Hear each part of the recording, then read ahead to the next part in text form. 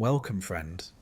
Settle in, breathe slow, and let the patter of rain and the hush of distant thunder soften the edges of your day.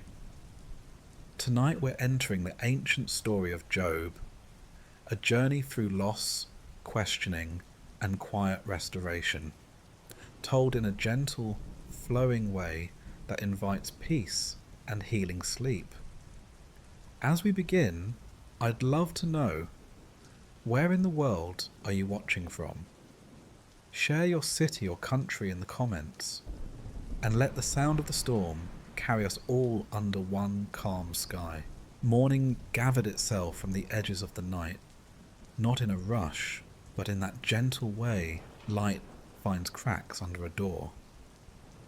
The fields woke first, tips of barley lifting their dewy heads, fig leaves unfurling the scent of green sugar, and then the stone paths warmed, and then the voices of birds stitched a thin, bright seam across the sky.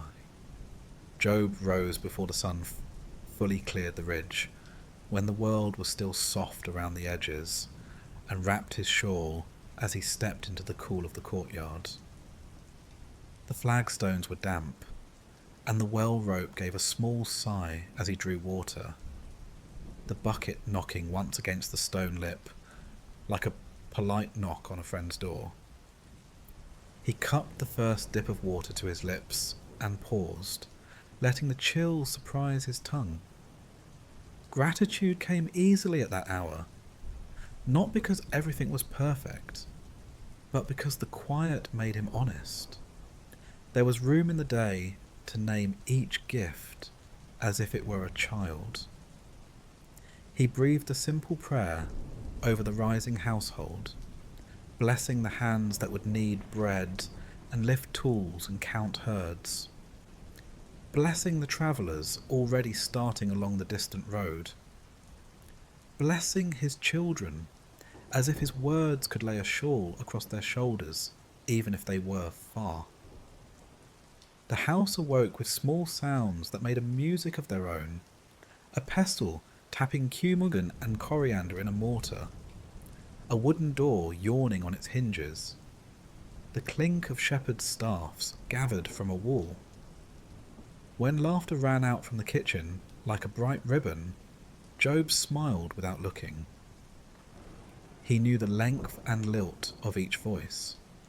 He knew which of his daughters sang while she worked and which hummed under her breath, and how his sons, when they argued, kept the kindness in their eyes, even as their words tripped over each other, like eager goats. He walked the boundary path, the one his feet knew better than thought. Every few paces he crouched to lift a stone, turning it in his hand to feel its warmth and weight, then set it back so the line stayed true. He greeted the day's first shepherds as they brought the flocks out, a nod to the older man with the limp that came from a winter fall years ago, a squeeze of the shoulder for the boy who still forgot to twist his rope the right way. The animals bleated as if they were greeting him by name, and perhaps they were. They had learned that the steady presence who passed among them meant they would be watered, that shade would be found when the sun grew fierce, that no need was beneath notice.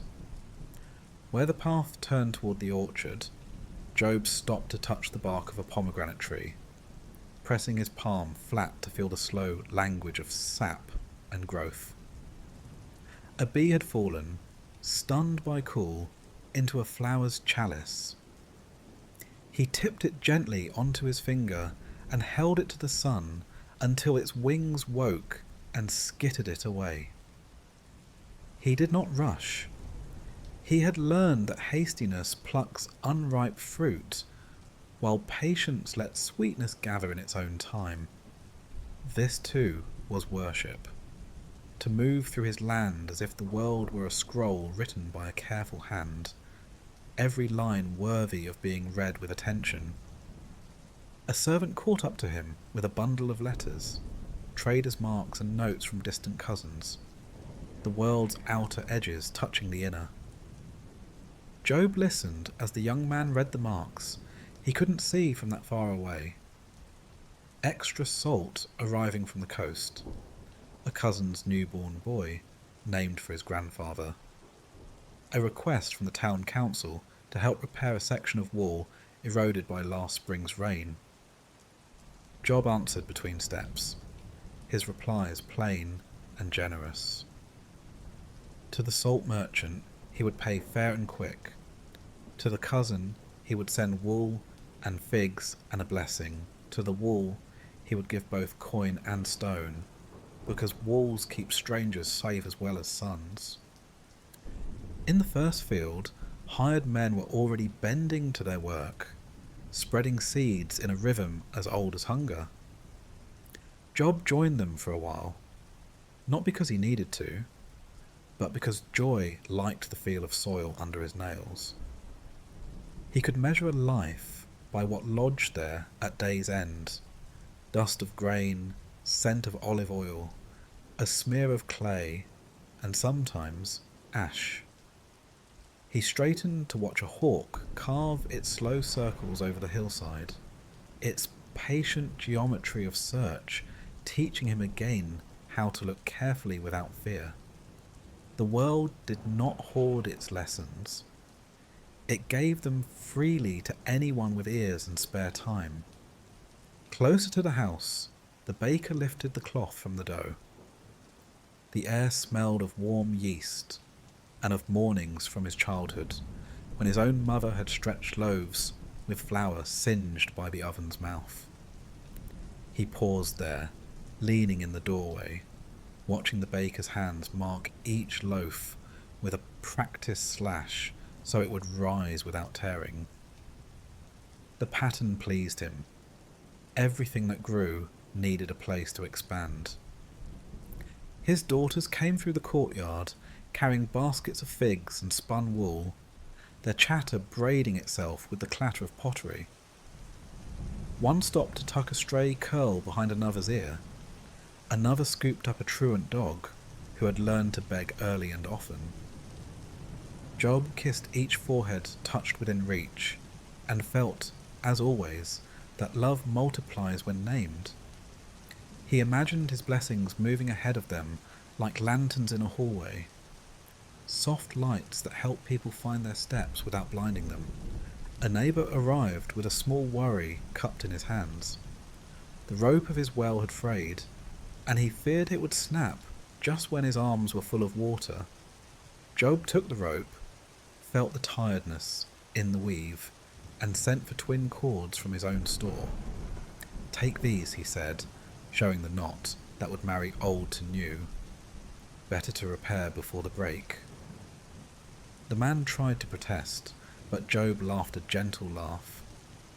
"When you have more, tie my rope the day I need it."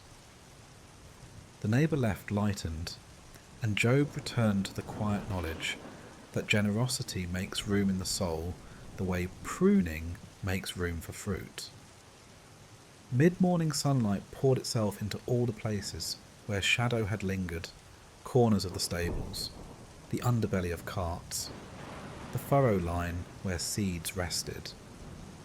Job's eldest son crossed the yard with a ledger and a grin. "We have more travellers than beds again," he said. "Shall I ask the cousins to lend mats?" Job nodded.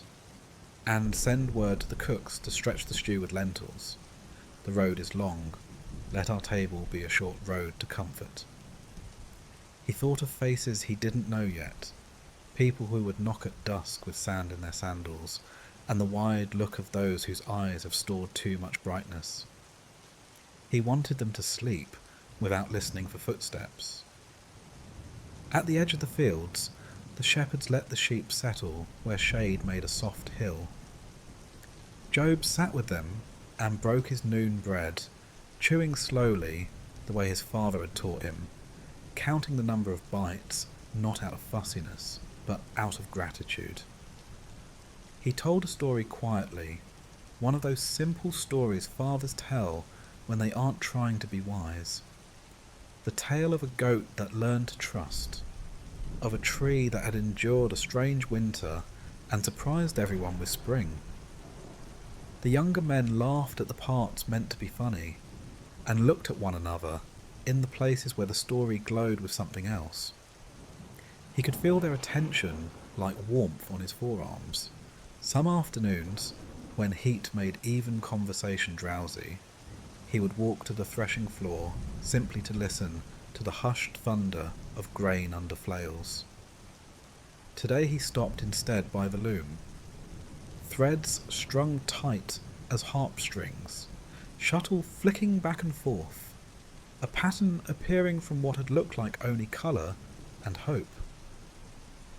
"If I pull this one wrong," the weaver said, half in jest, "I'll spend an hour finding it again." Job nodded, watching the shuttle vanish and return, vanish and return. The cloth remembered each pass. The mistakes could be undone, yes, but it was better to weave with attention the first time. He tucked that into his heart, the way a farmer tucks a weather sign into the corner of his mind. The day tilted into afternoon. The sun bent its light, rounding the hard edges of things. Children galloped in a game that involved a stick, 3 pebbles, and rules that seemed both complicated and constantly changing. A hen announced herself with great importance from near the kitchen door. Pack animals shook their harness bells like they were joining a festival band. Job found a moment under the big sycamore and let his eyes close. He did not sleep. He simply rested the way a field rests after harvest, taking in air the way soil takes in rain. A rider from the hills arrived with news about a distant market. The road beyond the valley had been cleared of a landslide. Trade would flow easier now. Jade thanked him, offered water, and asked after the man's mother by name. It mattered to him that people were more than the tidings they carried. He asked the rider to stay the night and sent him along with a sprig of mint to chew for the rest of the heat. Small comforts travel a long, long way. By the time the light began to lower itself toward the western stones, the family gathered in the courtyard. Someone tuned a lyre. Someone else found the rhythm on a drum no bigger than a plate. A song rose, not a performance, just a shared breath set to melody. Job watched his children in the amber wash of evening and felt that ache, the good kind, that comes when joy is so present you can't hold it all. He sent another quiet prayer, like a dove rising. Keep them. Teach me how to love them without trying to catch their shadows. Later, after lamps were lit and placed in niches carved smooth by use, he walked to the roof and stood where the air could move freely around him. Far off, a cloud was gathering itself from thin vapour and sheer intention. It wasn't ominous, just a smudge of charcoal on the horizon's gold leaf. He lifted his face to the hint of breeze it sent ahead of itself and welcomed it. Life had taught him that shade is a blessing in summer, that rain is a promise kept to the soil, that even storms carry meanings you can hear if you listen past the first wind. He descended and paused by the doorway to the sleeping rooms, listening to the hush that follows a full day. The last clink of a cup stacked to dry, the slosh of water settling in a jar, the tender murmur of a mother to a child, the scrape of a chair's leg pulled neatly into place. He touched the lintel with his palm, a gesture older than he was, and felt how the grain of the wood carried its own memory of sunlight and root. Before sleep, he sat with his ledgers and, more importantly, with his heart. He counted not coins but mercies, the way the young shepherd had finally tied a clean bowline knot. The moment the bee woke, the neighbour's relieved smile, the laughter that had orbited the courtyard like birds at dusk. He set down a line here and there to remind tomorrow of what today had given. If the world is a field, he reasoned, then gratitude is how you glean the edges, leaving enough for the poor and the birds, taking only what teaches you to be rich in the right way. When at last he lay down, the house rested with him, as if walls could exhale. Outside, the fig leaves whispered to one another in a language of small movements. The first cricket tuned itself. Somewhere a donkey muttered in its sleep, and then, embarrassed by its own noise, grew quiet. Job closed his eyes in a peace that was not naive. It was chosen. He let the day gather itself into a single, soft kernel and kept it in the storehouse of his spirit. And far beyond the fields, beyond the low hills and the hill beyond those hills, the small cloud continued to pull itself together, a thought in the mind of the sky. Job did not know it, could not see it from where he lay. And if he had, he would have greeted it with the same open hands he offered to everything. The night thickened to a tender dark, and the house slept, and the earth turned, and the stars sang their old song to anyone who remembered how to listen. Afternoon leaned into the valley like a tired traveller, and the light became the colour of warm honey. In that softened hour, the wind shifted, not sharply, but with a new intention that made leaves turn their pale undersides to see what was coming. It carried the smell of far dust and a taste like copper on the tongue, as if a story from another place was making its way across the low hills to the place where Job stood. He was walking the line of stones that marked the far field when he noticed it. Not the wind at first, but the quiet that followed the birds as they changed direction. Sparrows, which had been scribbling the air with their quick strokes, lifted and flowed together toward the river, their voices thinning until the orchard felt larger than it had a moment before. The shepherd dog raised its head and pricked its ears toward the eastern road, then settled again, uncertain. Job felt the change and did what he always did with change. He breathed, he touched the nearest olive tree, as if greeting a friend, and he kept walking. He had learned that the body knows the truth before the mind finds the words, and that the gentlest response to a shifting wind is to pay attention. A servant appeared on the rise, running with that careful urgency of one trained not to make a bad thing worse. Dust had pasted itself to his forehead and the corners of his eyes. He slowed when he came within speaking distance, trying not to empty his lungs on the first sentence. "My master," he said, voice thin from the run. The oxen were ploughing near the ravine, the donkeys feeding at their rope, when men from the south came down like thorn bushes rolled by a gust. They drove the oxen, they took the donkeys, they struck with iron. The men with me fell where they stood. I alone escaped to tell you. The words landed between them, solid, unavoidable. Job did not flinch away. He reached for the young man's shoulder with a hand steady enough to share steadiness. "Thank you for coming yourself," he said. "You are not to blame for the wind that chose this day." He guided him to a patch of shade and signalled for water, letting the servant's breathing settle, letting his own settle alongside it. The world around them continued as it does, neither cruel nor kind. The ants at the base of the olive trunk carrying their fragment sorrows and fragment joys without pause. Another figure broke the heat shimmer near the western path, this one older, gait uneven from an old injury. He walked as fast as a man can who will not outpace grief no matter how he hurries. His face told the news before his mouth could shape it. "Fire fell," he said, and the words sounded strange in the open air.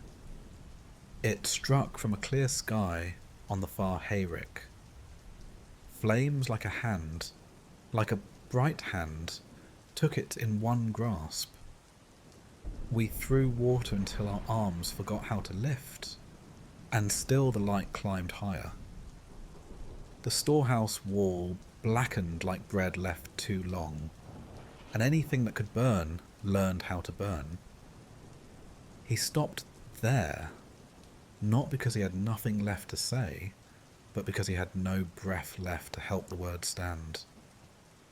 Job closed his eyes, and in the dark he saw the hayrick, as it had been at dawn, neat, patient, full of future bread.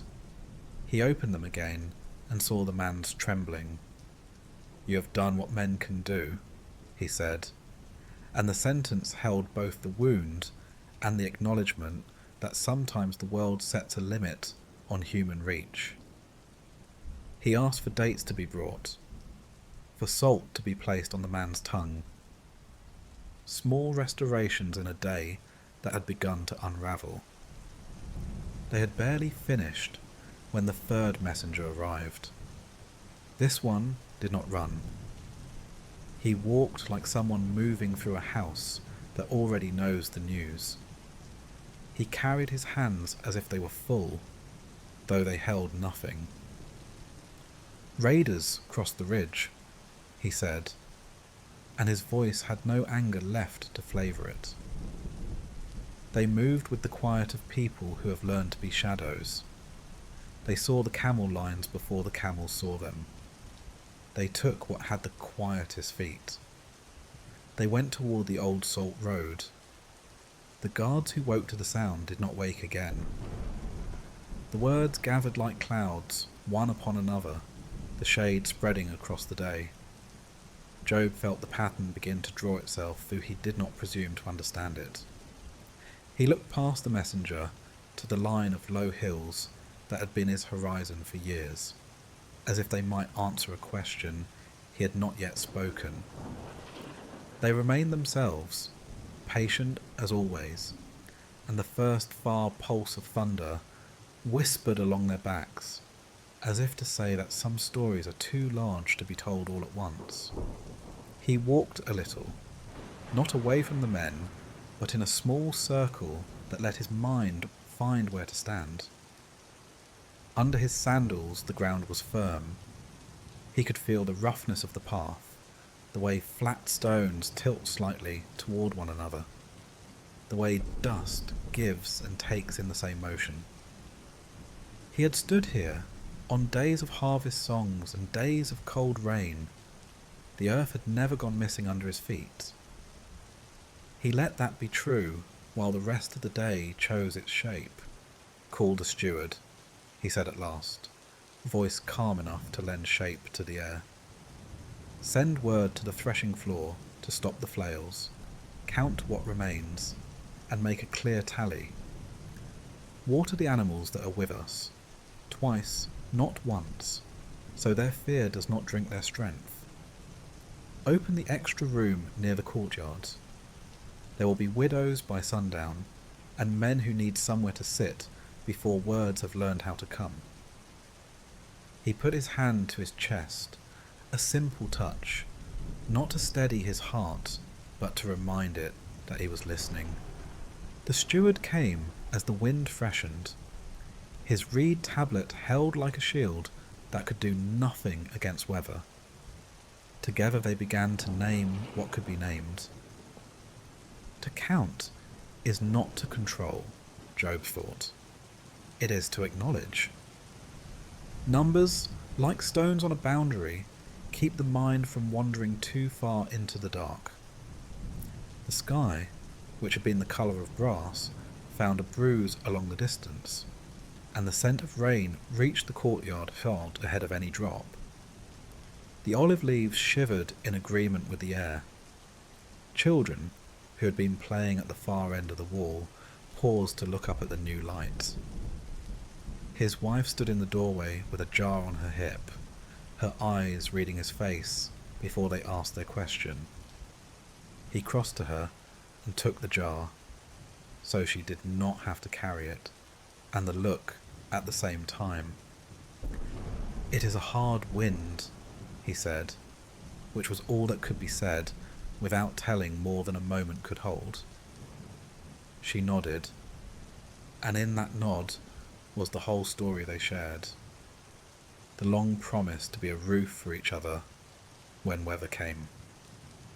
They stood together while the first thin rain stitched the dust to the ground. It did not bless or punish. It simply fell, the way rain does, finding every surface with the same faithful attention. Somewhere beyond the house, a pair of doves shook their feathers and made a sound like a sigh that belongs to no one and to everyone. More people arrived, not all with news, some simply because they felt the tug that draws the human heart toward other human hearts when heat breaks and weather decides to speak. A neighbour with a tool for mending straps, a cousin with a basket of bread too fresh to slice without tearing, two shepherd boys with faces full of apologies for losses that were not theirs to bear.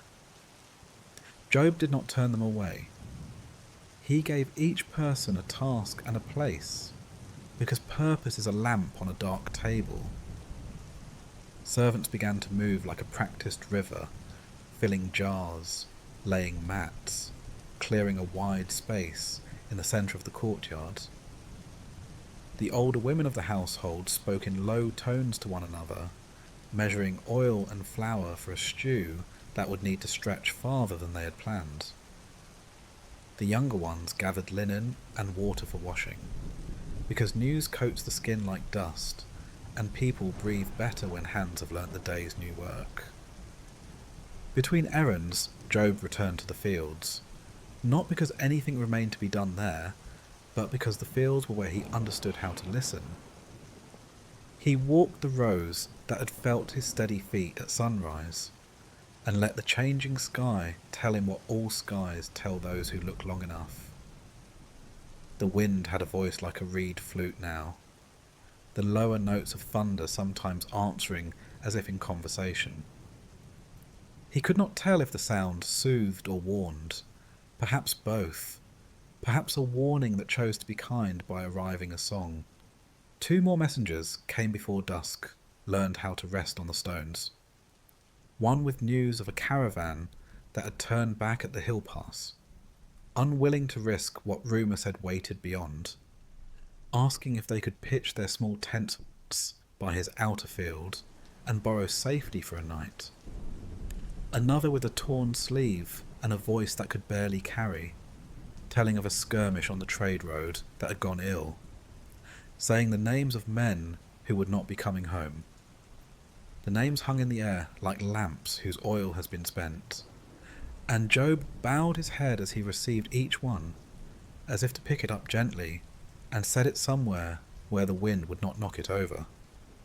He did not speak of blame. The day had already spoken enough of harm without him adding more. He did not call for vows that the world could not keep. He called for bread and lamps, for a space to sit, for listening.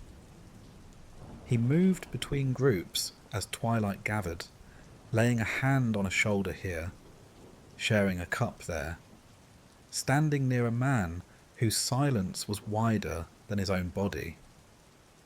Presence can be a kind of architecture, he thought, a shelter made from nothing the hand can hold. When the rain strengthened, the sound on the roof found its round, persistent rhythm, the one that makes even grief remember to breathe.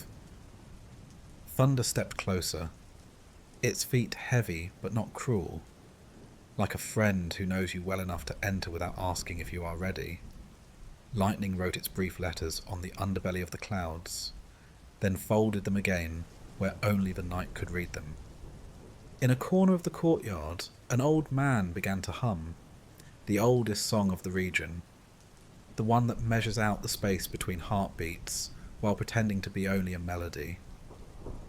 Others joined a little, not the way people sing at festivals, but the way a person reaches for another person's hand in the dark. Job did not try to lead them. He let the sound make its own path, like water choosing the line it will carve in the soft earth. He stood near the gate a while and watched the road. Nothing more approached for a time. The intervals between lightning lengthened, as if the sky were remembering how to be less dramatic. He breathed. The long breath that comes after the first wave has spent itself against the shore. Sorrow had arrived, that much was certain, but sorrow had not yet decided what it intended to be. He felt the old knowledge return to him, the one he had practiced on simpler days. Everything belongs to a larger circle than the eye can draw, and kindness is always in season.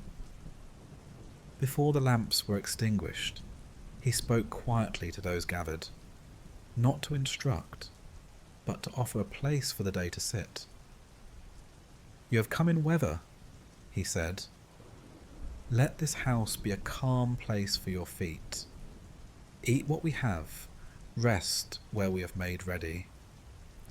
When morning comes, we will count again. We will look for what can be repaired. We will name what cannot. And we will walk alongside each other where the road dips." He did not ask anyone for courage. He simply lent his. Night settled its dark shawl over the fields. The rain softened to a hush that sounded like sleep remembering itself. The stones of the boundary line cooled and held their places, as stones do. Somewhere a lamb bleated once, then was comforted and quieted. Job stood at the doorway a little longer, feeling the threshold under his bare feet, the precise narrowness of that place between inside and out.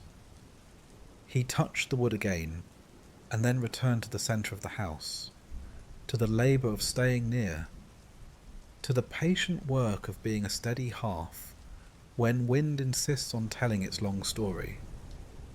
Night arrived as if someone had drawn a heavy curtain across the ridge and left a seam open for lightning to stitch and restitch.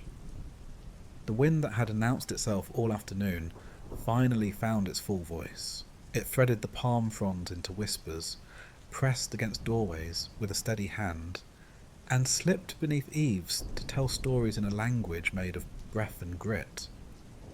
Lamps were lowered to keep their flames from arguing with the draught. Shutters were latched, but not tightly, so the house could breathe. Rain touched the first stones like a drummer testing a rhythm, then settled into a pulse that would hold for hours.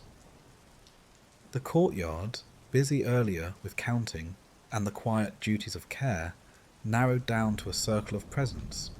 A few men near the gate, a cluster of women near the hearth, a child asleep under a shawl that smelled of cardamom and smoke. Job stood at the threshold where cool air met warm lamplight. He could feel the storm trying the edges of things, cloth, rope, patience, looking for loose knots. Thunder moved in measured strides from one horizon to the other, each footfall reminding the valleys that hills have long conversations with the sky.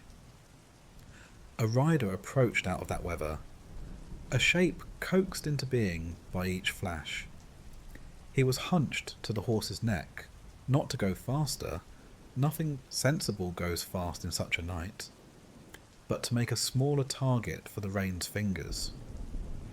When he reached the gate, he slid down more than dismounted, hands fumbling at the latch until another hand found it for him. Water ran from his cloak in thin streams that remembered the paths of his shoulders. He stood there without words for a breath, and then another. Lips parted as if the sentence had lodged somewhere behind his ribs. Job stepped forward and offered the simple things first. A cloth, a place to sit, a cup with heat held inside it. The man swallowed, blinked, swallowed again. His voice, when it came, had been washed of everything but fact. "Your eldest son held a feast," he said, eyes fixed on the cup he now gripped with both hands. The brothers and sisters were there. Laughter was at the windows. Even the neighbours said the sound made the street feel shorter. The wind turned as it has turned here. It found the house. It pressed on all four corners at once, as if it had learned how to be everywhere together. The walls bent. The roof forgot how to hold. I saw dust rise like a prayer that doesn't know what words to use. He stopped. The cup shook, and a line of tea found the lip and ran down his wrist like a small, determined river. No one moved to wipe it. Some things you let happen. "The pillars failed," he said, softer now, because the words after that could only be carried by softness. The house fell into itself the way a tired man sits down and doesn't rise. I called each name I knew. I called again. A few servants answered. Your children did not. We cleared what we could with the tools we had. The wind kept speaking. We kept working.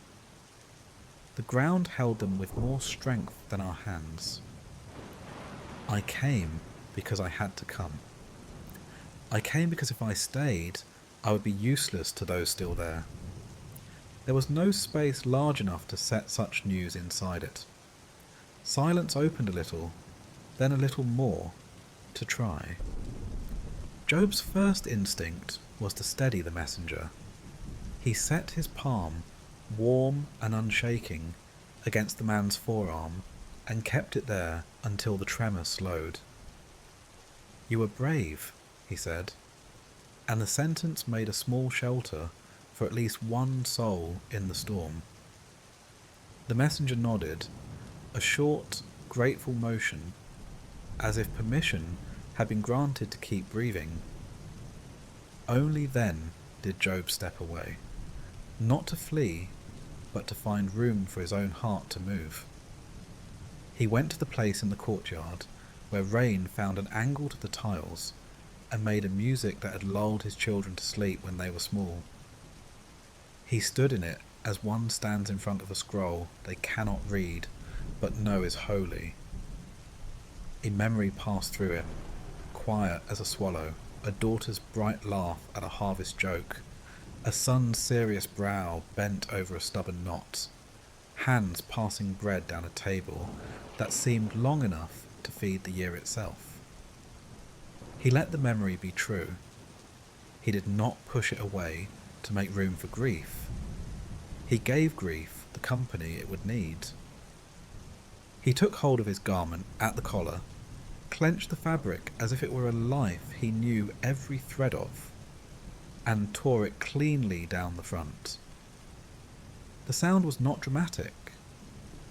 It was a simple sound, like cloth, admitting what the heart already knows. He knelt then, not because the earth demanded it, but because love often does. Rain tapped his shoulders where the roof gave an edge, and the clay beneath his knees was cool as a thought that can keep a man sane. Words did not come first.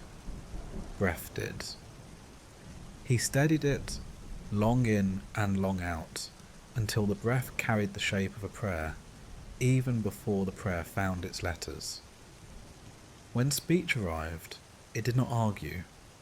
It confessed the smallness and the largeness of being human in a world that gives and takes with the same hands. I was born with empty palms, he said, almost to himself, almost to the one listening somewhere inside the thunder. I will leave with empty palms. Between those two emptinesses, everything has been gift. He did not accuse the darkness. He did not flatter it. He simply did not hide. A woman near the hearth began to weep in that held-in way that makes the body shiver without a sound. Another woman placed a hand on the first woman's back and let it rest there, heavy enough to be felt, light enough to be borne.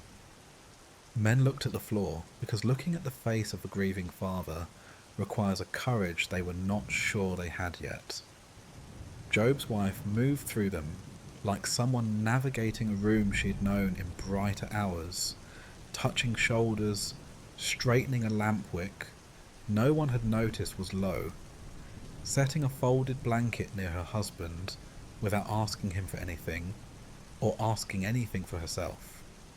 This was not the night for bargains with heaven or with one another. This was the night for vows that had already been made. Another roll of thunder passed over the roof, closer, then receding, like a giant breathing. Wind pushed the door against its latch and was sent away again, the house making its small stand against the elements. A boy in the corner woke, glanced around at faces darker than his dream, and then, feeling the difference in the air, tucked himself deeper into the shawl. The smell of rain-soaked dust rose, a scent that always seems to carry both ending and beginning in it. Job stayed on his knees long enough for the stone to remember the weight of him. He did not bargain for reversal. He asked if anything can be asked at such a time, for the courage to let reality be reality, without letting it erase what had been true the hour before. He placed in his mind each face he could, one by one, and blessed them in the only way he had left, by calling them beloved into a silence that would, this night at least, not answer back. Gradually, the courtyard began to breathe again. Someone fed the hearth. Someone ladled broth into cups that could be carried and not spilled. People who had come for news now stayed because leaving would feel like adding wind to wind. Job rose, not quickly, and accepted the blanket his wife had set within reach. He did not cover his head. He let the rain cool the fever he could feel trying to rise in his temples. He sat on the low step near the threshold, the old place where he had told stories on quiet evenings, and found that his voice still existed. He spoke not of explanations, but of tasks. At daybreak, he said, we will go. We will take tools. We will bring cloth. We will carry, and we will not hurry, because carrying is not work that responds to haste. Send word to those who know the strongest knots. We will need them for lifting beams. Send for the gentle-handed midwives. They know how to move around brokenness without making it worse. We will keep a tally, not because numbers heal, but because clarity keeps panic from borrowing tomorrow's strength. The men nodded. The women nodded. Even those who had nothing to do with knots or midwifery nodded, because a sentence that proposes steady work is a lamp in a wind. A thought visited him then, uninvited but not unwelcome. How many times he had stood in that very doorway and watched his children leave in pairs and trios, sandals loud with plans, voices bright with invitations to one another's tables. He let the ache that followed take its full shape. It moved through him, like the slow-bellied part of a river, the one that carries what it must without apology. His hands lay open on his knees, the way his hands lay open at worship. Nothing in them, everything in them. A gust found the lamps again and made their flames bow in the same direction. The shadows on the wall took that cue and leaned too, as if they were reeds following a current. Job's eyes traced the familiar lines, the niche where a toy had once been hidden, the crack in the plaster that made a map of a journey no one had taken, the smudge near the arch where a child's hand had learned the height of responsibility by touching and touching again. The house knew its people. The house would go on knowing them, even if it had to do so tonight by memory alone. Outside, the rain began to ease. It changed from a drumming to a whisper, from insistence to presence. The thunder moved farther along the ridge, heading for some other valley that would hear it differently. The wind, emptying itself of its earlier purpose, became a tired friend sitting down. In that softer weather, the courtyard allowed a little music. Not the bright sort, not the festival tunes with their quick claps and well-timed shouts, but a plain melody hummed under the breath. It cut to the names that had been spoken and the ones that could not yet be said aloud. It made a place for lament to stand without falling. Near midnight, a messenger from the site returned, soaked, as all messengers were tonight, and careful with the space he would step into. He brought the details no one wants, and everyone eventually needs. What had been recovered? What still lay where it fell? Which beams could be shifted in the morning with ropes and poles? Which would require a lever built from the trunk of a felled tree? He spoke slowly, giving each fact its own sentence, the way a man sets jars on a shelf so they don't knock against one another. Job thanked him, and in the thanks was a blessing that included the man's ache. "Eat," he said, and meant it, and the man ate. Then Job stood once more and turned toward the open side of the courtyard, where the night was visible as a deepening blue rather than a black. He lifted his hands, not high. There was no heroism in the gesture, but far enough that the rain still caught his fingertips. He spoke once, quietly, to the one who had fashioned both storm and the breath by which men survive storms. "Hold them," he said. "Hold us." That was all. He did not decorate it. He did not specify how. He did not promise anything on condition of anything. He left the sentence where it belonged, in the air, between earth that had learned how to receive what falls and heaven that had always known how to listen. The house settled by increments, the way a crowd settles after news, the way the body settles when tears are gone for the moment and will return later when they are needed again. People found places to lean, to sleep, to keep watch. The lamps drew themselves small and steady. The rain, feeling it had said what it came to say, became merely rain, good for fields, good for roofs, good for cooling stones that had kept the day's heat longer than anyone expected. Job remained awake, not as refusal, but as offering. He kept the vigil the night required. He measured time by thunder moving away, by the spaces between lightning's last few words, by the rhythm of his own breathing, learning a new pace. He did not look for morning, but morning found him anyway. The way morning finds anyone who stays in one place long enough with open hands. And when the first thin, grey, loosened night's knot from the farthest hill, he rose, he tied his sandals, and he prepared to walk into the wreckage, carrying what the dark had not managed to take. A heart gentle enough to hold names, a will disciplined enough to lift what could be lifted, and a trust that, though unsteady, still preferred light. Morning did not break so much as loosen itself from the night, a knot untying in slow pulls. A thin grey rested on the edges of the roofs. The first birds tested their voices, then decided to keep mostly quiet, as if sound itself should tread softly. Smoke rose from a handful of chimneys in threads so fine you could miss them if you blinked. The rain had become a mist that did not fall so much as linger, clinging to the fig leaves like breath on a mirror.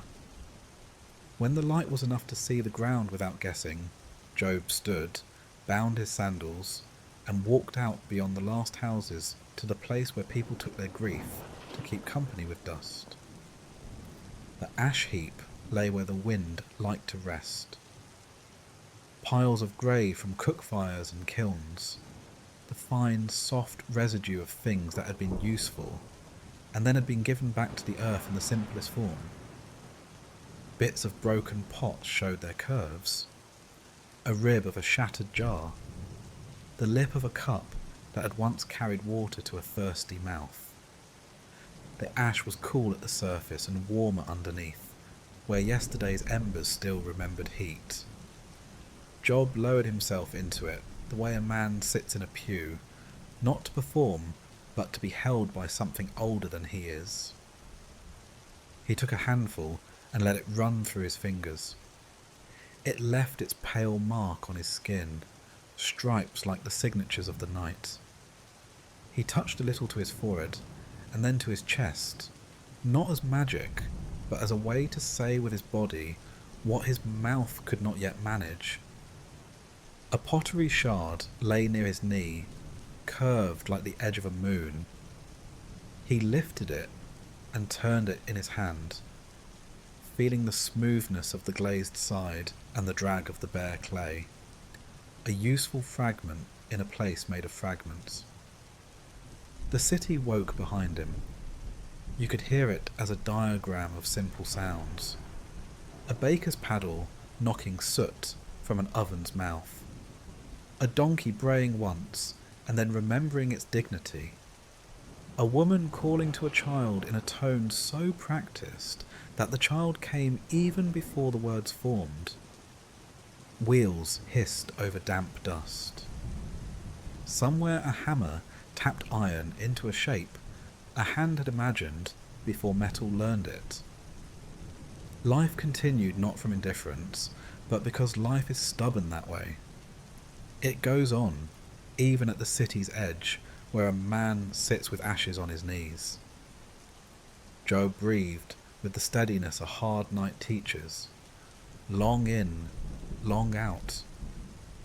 He let his eyes settle on one fixed point, a dark stone at the far side of the mound, and allowed everything else to move as it pleased.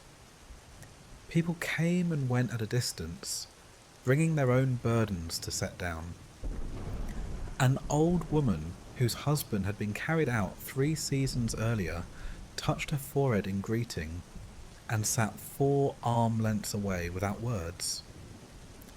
A young boy wandered too close, curious, and then was gently steered back by a grandfather who knew the difference between curiosity and intrusion.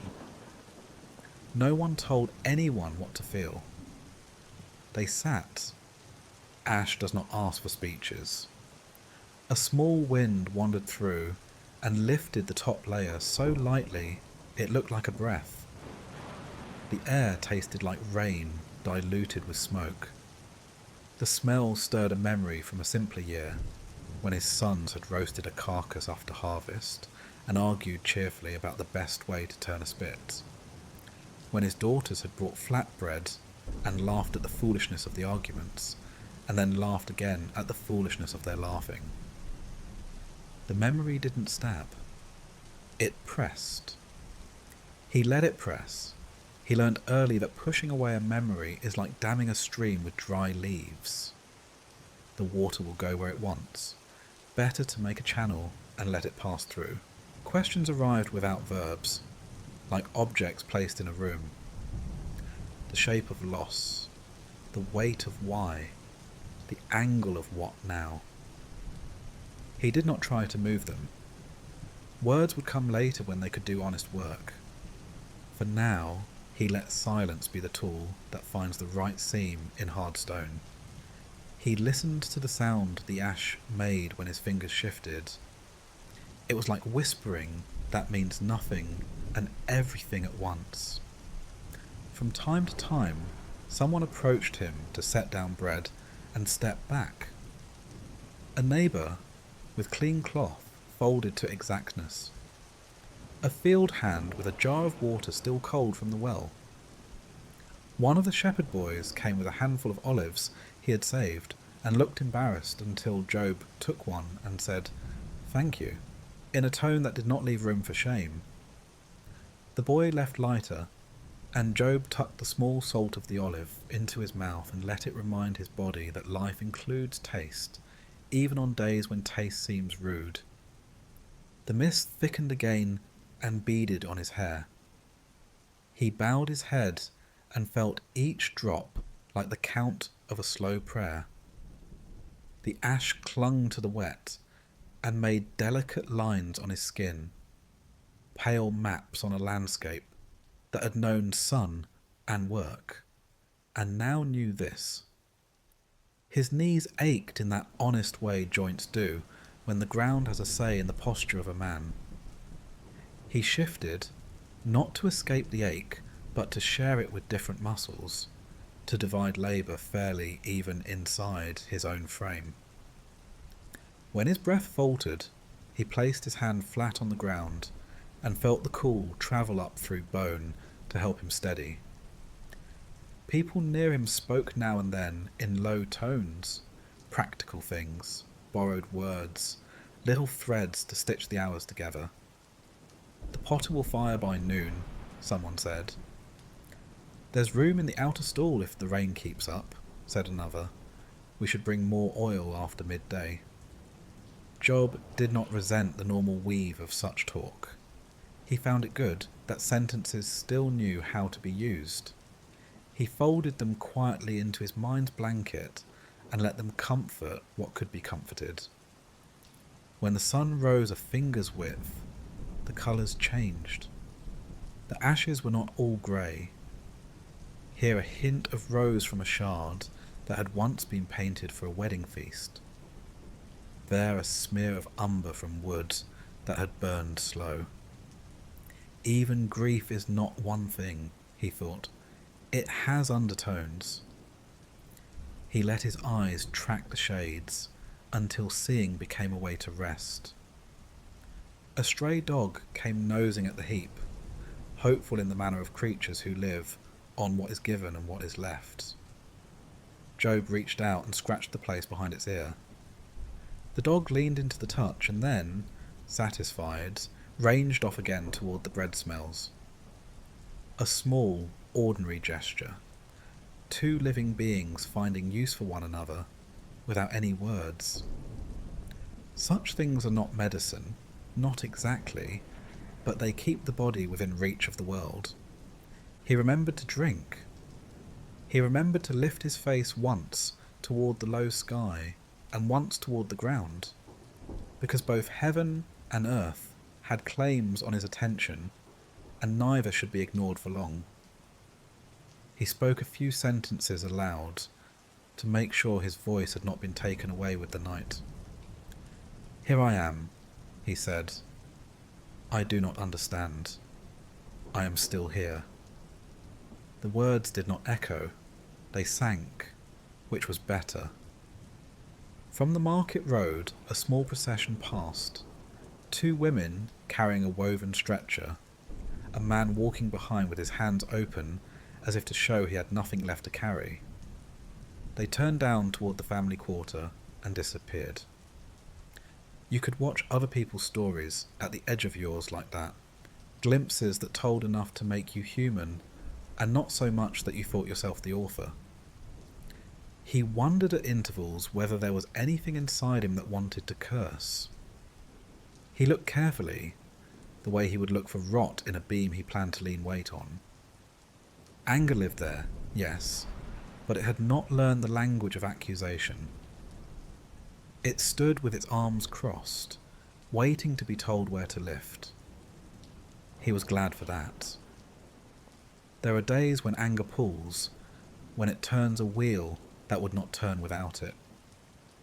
There are other days when anger is better fed and asked to keep quiet. Today it could stand by. Mid-morning, the wind found its direction and shook the last drops from the palm fronds. The clouds loosened. The sky above the ash heap became lighter, the colour of water in a bowl of clay. Voices reached him from farther away now, faint laughter, bargaining, a call to a friend across the street. The city was making its ordinary promises to itself, and none of those promises required that his grief be smaller.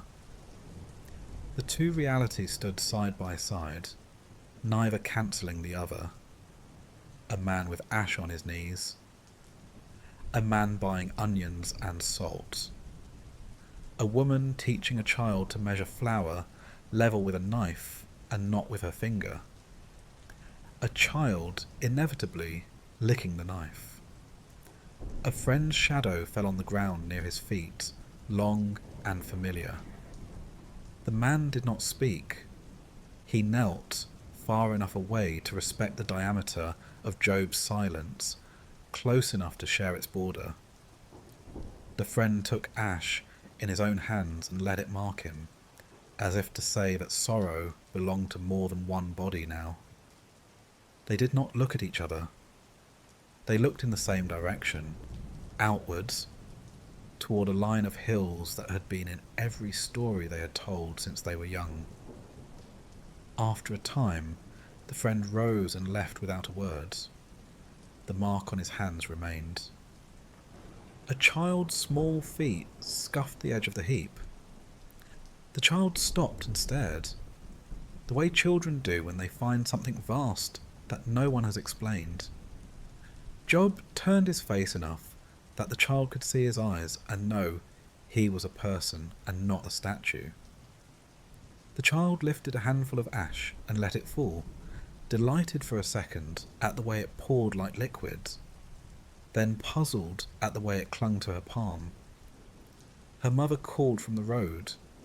The child hurried away, holding her hand out from her side, as if carrying something precious. The sun climbed higher, and the coolness left the surface of the ash. Heat rose in small shivers you could see if you did not look directly. Job shifted again, careful with the old ache in his side, where he had once pulled a muscle hefting a sack he should have asked help with. Pain has memory. It remembered and said its piece and settled again. He pressed his palm into the ash and found the warmth underneath that had not spent itself. He thought of embers in a hearth banked for the night, so the morning would not have to start from scratch. Grief too can be banked, he realised. Not to be denied, but to be tended so it will not scorch everything it touches.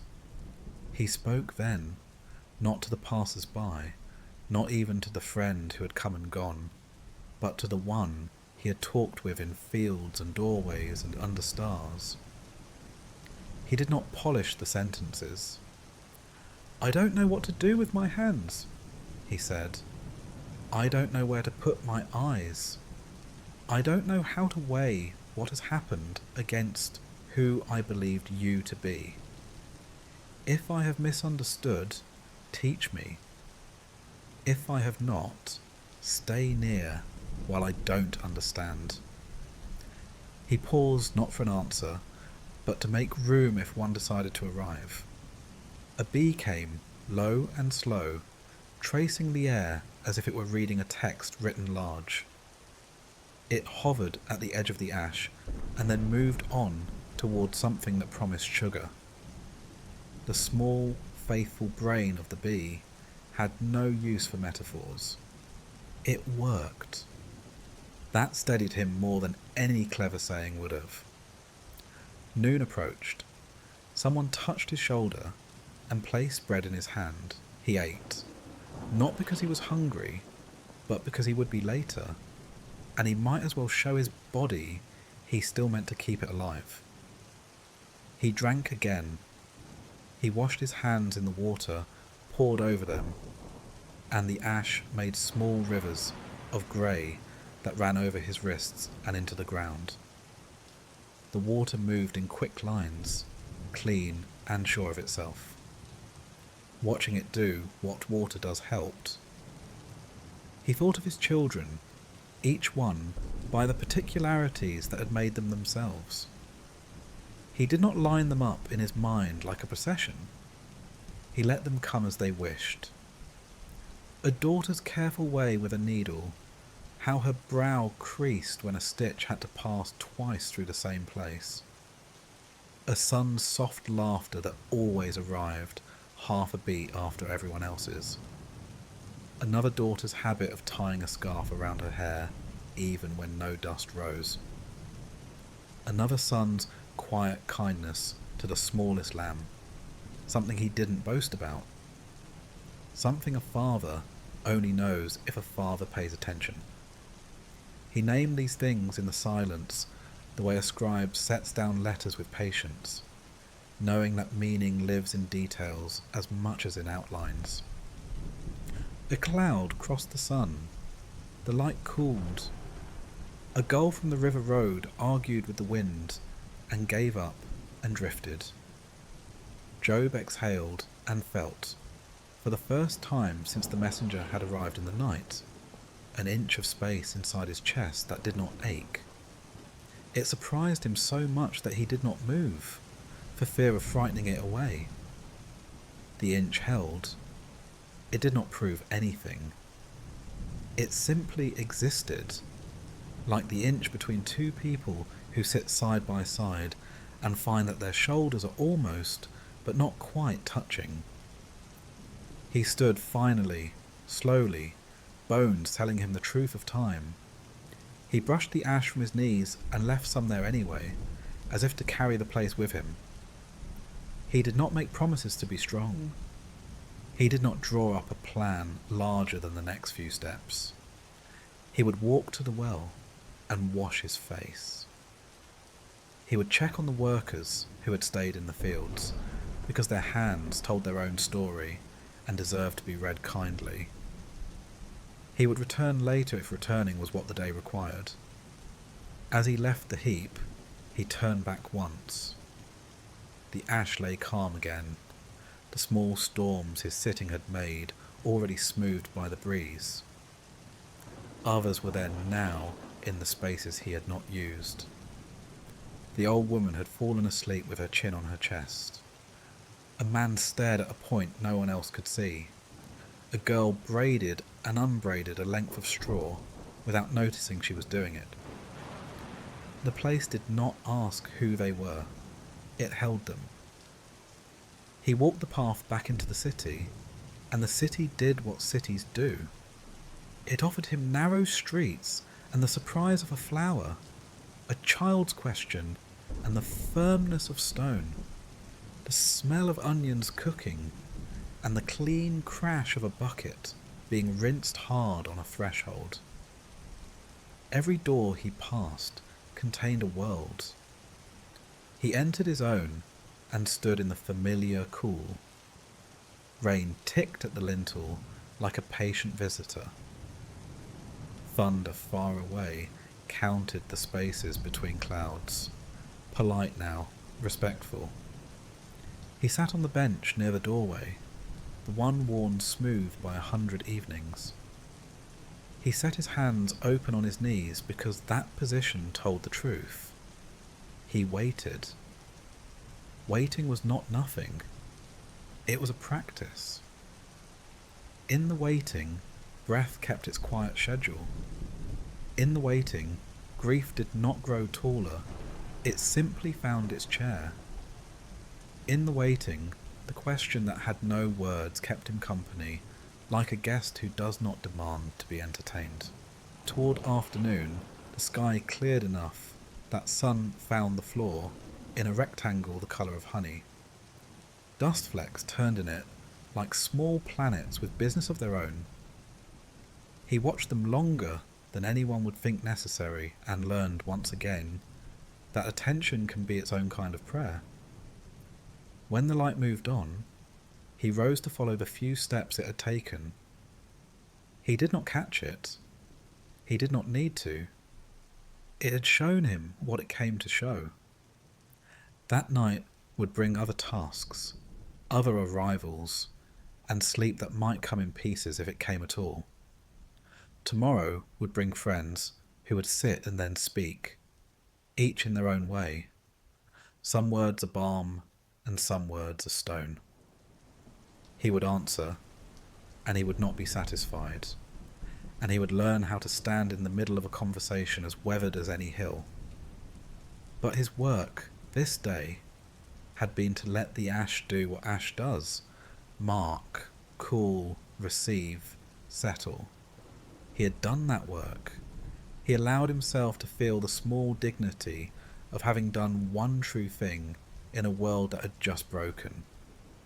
And when the rain returned at dusk, light and even, he let it write its small music on the roof while he lay down and, for a little while, slept. Evening settled like a shawl over the town, edges darkening first, then the middle, until the streets held more quiet than sound. The rain kept to its soft talk, the kind that does not interrupt, but makes company. In that softened hour, the first friend came along the outer road, his step careful on the slick stones. He saw Job before he spoke, and speaking lost its urgency. He put down the leather bag he had carried for a day and a half, went to his knees in the damp dust, and tore the seam of his cloak at the collar so it opened like a wound. Ash rose in a small sigh when he sat beside Job, close enough to share the same weather, far enough not to crowd a broken heart. He said nothing. His breath took the shape of prayer without words. The second friend arrived not long after, his beard beaded with rain, his hands marked by the rope that had pulled him up the last hard slope.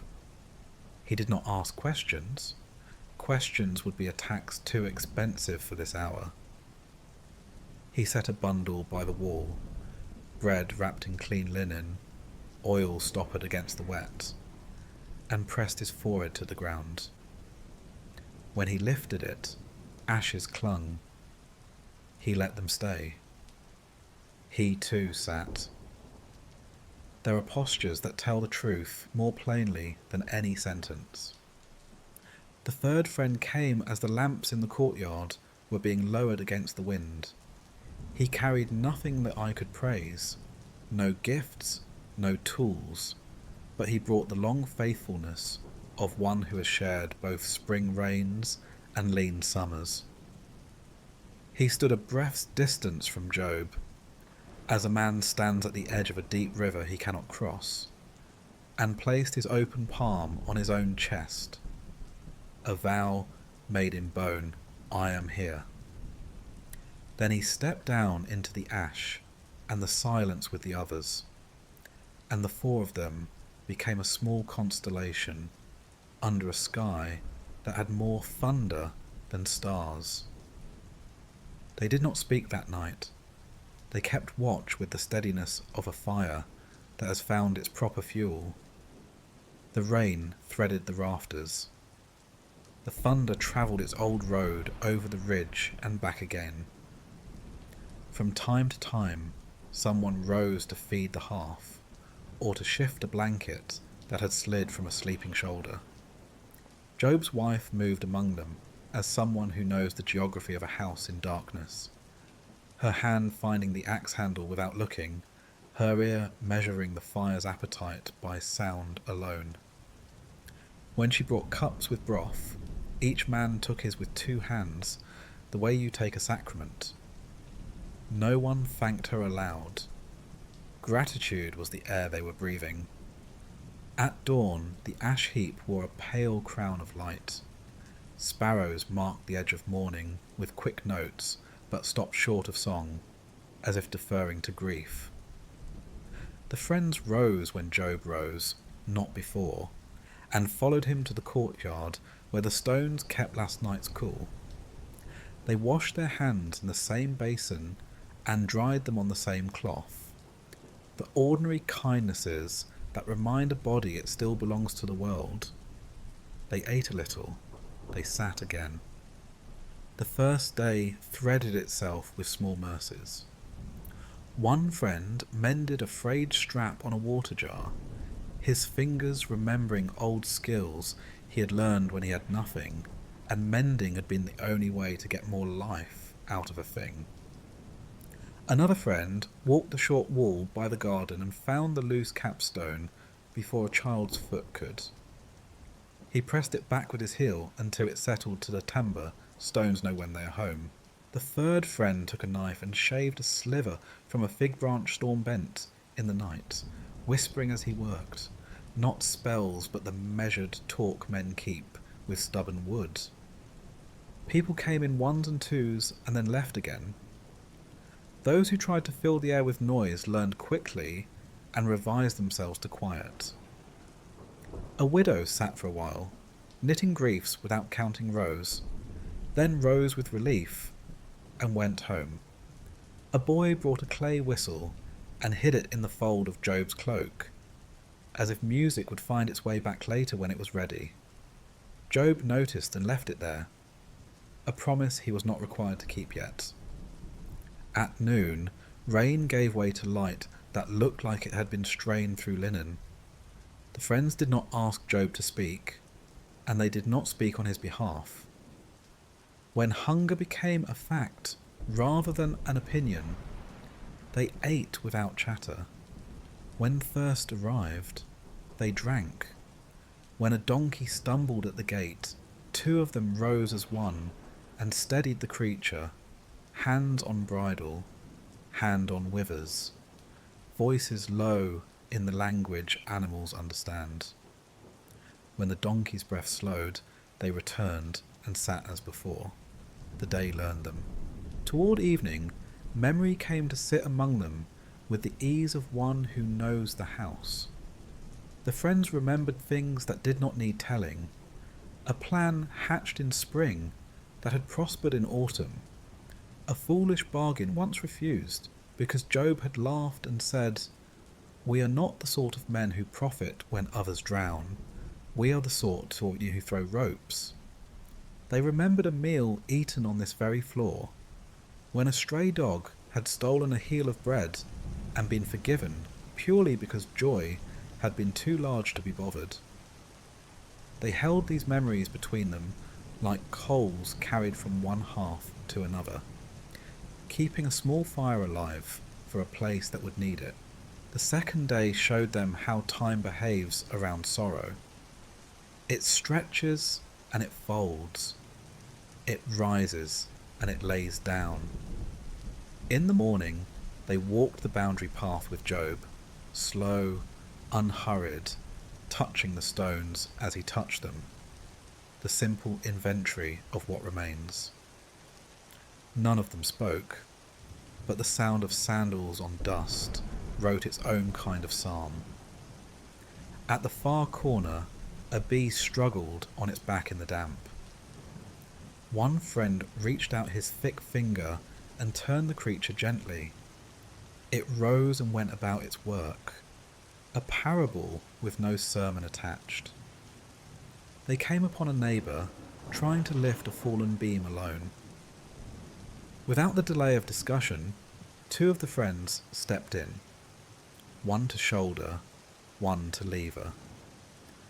Job's hand found the least obvious place, the one that, when supported, makes everything else lighter. The beam rose, slid into its notch, found that please sound timber makes when it meets its purpose again. The neighbour began to thank them with too many words. They gave him a single nod and moved on. Goodness had no appetite for applause this week. By afternoon, the wind carried the smell of oil and flour from the kitchen. The friends took turns at the quern without being asked. The stone sang its rough song as it turned. Grain fell into the bowl like small gold rain. One friend's hands usually known for argument, found their patience in rhythm. Another, who seldom cooked, learned the discipline of stirring without scraping the bottom too hard. The third salted the stew by sight, then by taste, then by that third sense only years can teach. At dusk, a few relatives arrived with stories unbalanced on their tongues like jars on their heads. The friends did not police the door. They made room for the newcomers on the mats, and when the words stumbled, they laid them gently on the floor rather than letting them drop and shatter. Later, after the visitors left, they swept those words out with the ashes, not from contempt but because rooms require clearing to remain habitable. The third day brought firmer light and a sky brushed clean in one corner, as if some invisible hand had tested whether it was time yet to set fair weather. Job went to the ash heap again in the early hour, and they went with him. He sat, and they sat. A stray cat discovered the warm side of a broken jar and settled with the proprietary sigh cats give to any place they have decided to own. The old woman from 2 days before returned, and one friend moved a half-hand's width to make a space that told her she was seen. They did not administer comfort, they made room for it. When a wheelwright cried out at the market road, having pinched his thumb in the hub's iron rim, one friend rose and went to bind it with clean linen and cool water, then returned without recounting his good deed. When a child wandered too close to the ash, another friend guided her back to the street and taught her, in a single sentence, the difference between sacred and play. When the noon sun pressed down, the third friend shifted an awning 2 finger widths and turned a day from hard to bearable. None of this healed grief. All of it kept the world livable, while grief did its long work. That night, the thunder stayed far off, walking another valley, but the rain returned in a light veil, and they listened to it as men listen to a story they have heard since childhood and somehow never outgrow. One friend, whose voice usually rang like bronze, hummed a tune so soft a moth would not have been disturbed by it. Another mended his sandal by firelight and thought of his father's hands doing the same. The third traced with his fingertip the old burn on the hearthstone where, years ago, soup had boiled over and the children had howled with delight at the noise. Job watched the flame lean and right itself, and for the first time in many hours he felt that small, solid thing inside a chest that is not yet hope, but lives near it. The fourth day asked nothing new of them, which was a mercy. They kept the same station, adding only the refinements that love learns when it has time. They discovered where the floor creaked and stepped elsewhere when a child slept. They learned which cup Job preferred by the way his fingers settled around it without thought. They moved lamps to place light on work and shadow on rest. Their speech, when it came, had the texture of linen well washed, simple, durable, without shine. A small laughter visited them uninvited when a donkey at the gate attempted to scratch its ear with a foot and, failing extravagantly, looked insulted by its own body. The laughter came like a bird landing, light, uncertain it had permission. They let it perch. No one apologized. Even grief remembered it had once known how to breathe through laughter, and breathing is the only rule that cannot be broken. On the 5th day, work from beyond the house called to each man by name, a contract that could be signed, a field that needed hands, a dispute in a marketplace that would go badly if the calm one did not attend. each measured duty against this circle of ashen silence. Each declined the summons without self-importance. The world can wait for the right kind of loyalty. They sent messages with boys whose legs were made for errands. They reserved their presence for what needed it most. A friend who had become a weathered tree in a storm, and the small birds that shelter in such trees. A traveller from far country paused in the lane, drawn by the look of the house, the lamps, the ordered mats, the feeling that even sorrow had been cared for, like a guest. He asked in a dialect none of them had heard in years whether there was bread for the road. One friend understood enough to answer with his hands, with a smile that could be understood from any shore. Bread changed hands. The traveller bowed. A blessing leapt the gap between languages without losing a single grain. The sixth day bent toward evening with a gold that was almost bold. The friends walked with Job at the edge of the fields, not to inspect, not to plan, only to place their feet where his feet went. They stopped at the tree that had been struck years before and had, against all guess, leafed out again from one stubborn root. No one pointed at it. No one drew out its lesson like a coin to be weighed. The tree knew what it knew. They moved on. As they turned for home, a girl ran past with a basket of pomegranates and dropped one. It burst at their feet, seeds scattering like small rubies, and that had never imagined the open air. The juice made their sandals sticky. One friend laughed and crouched to help gather the runaway jewels.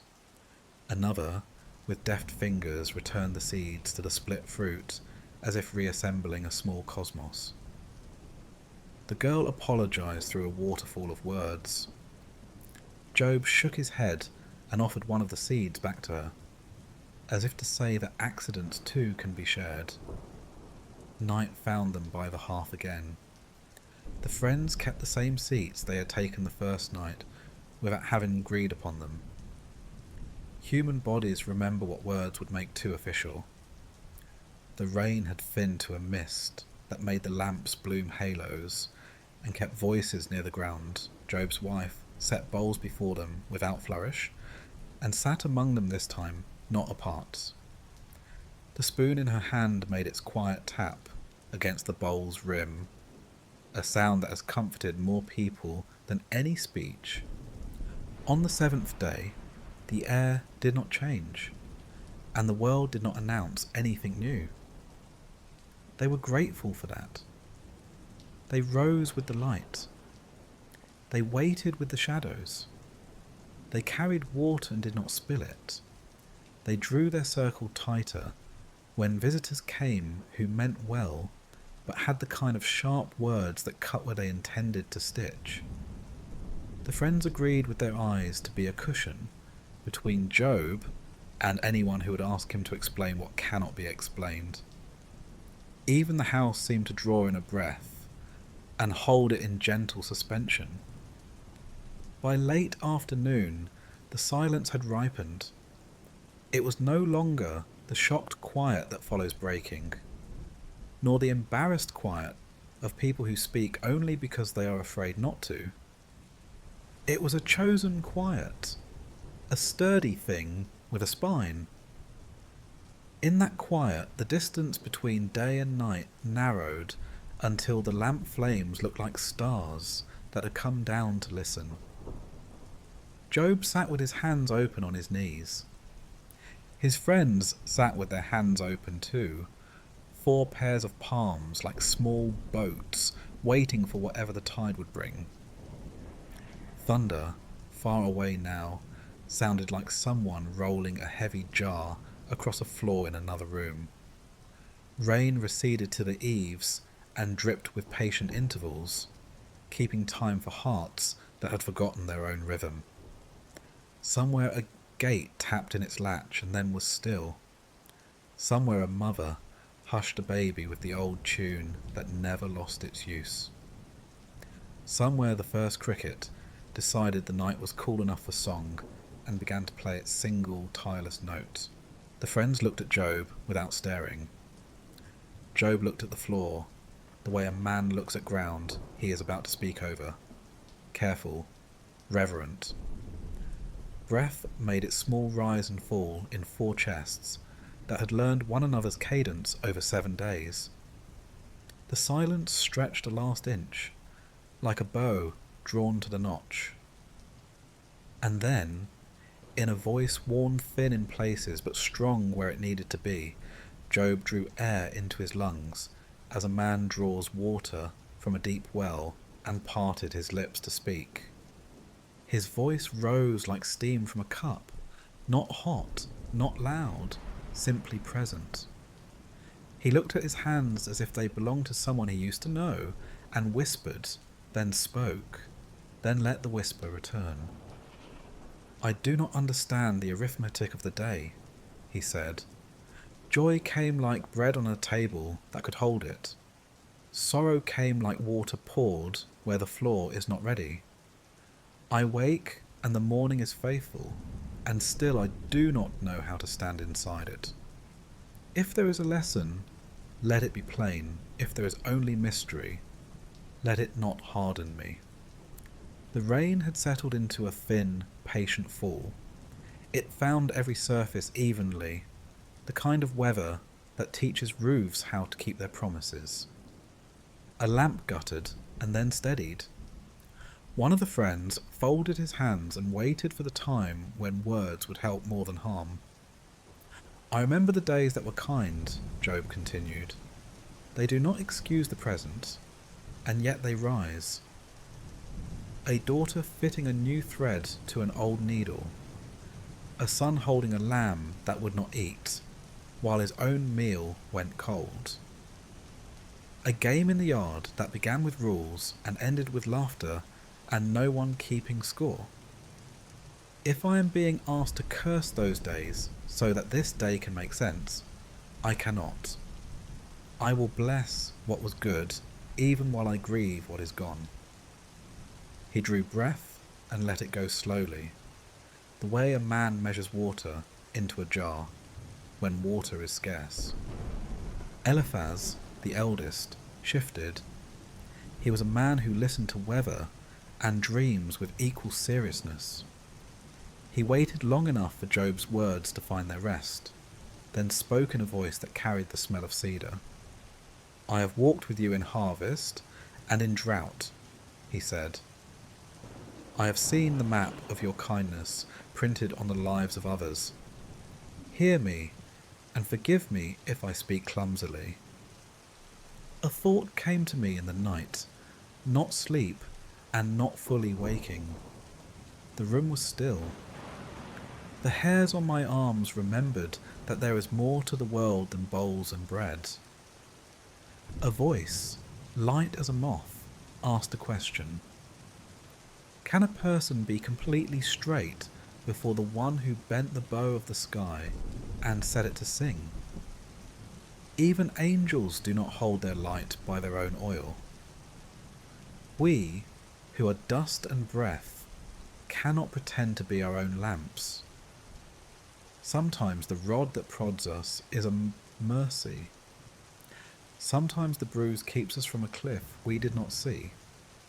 He looked at Job as he finished, not to test whether the words had landed, but to keep company with whatever they had stirred. Rain tapped at the eaves. The scent of damp earth rose and made the courtyard smell like a garden waiting for seed. Job answered with care, as if removing a splinter near a vein. "You have spoken things that can be true," he said. "I will not argue the sky.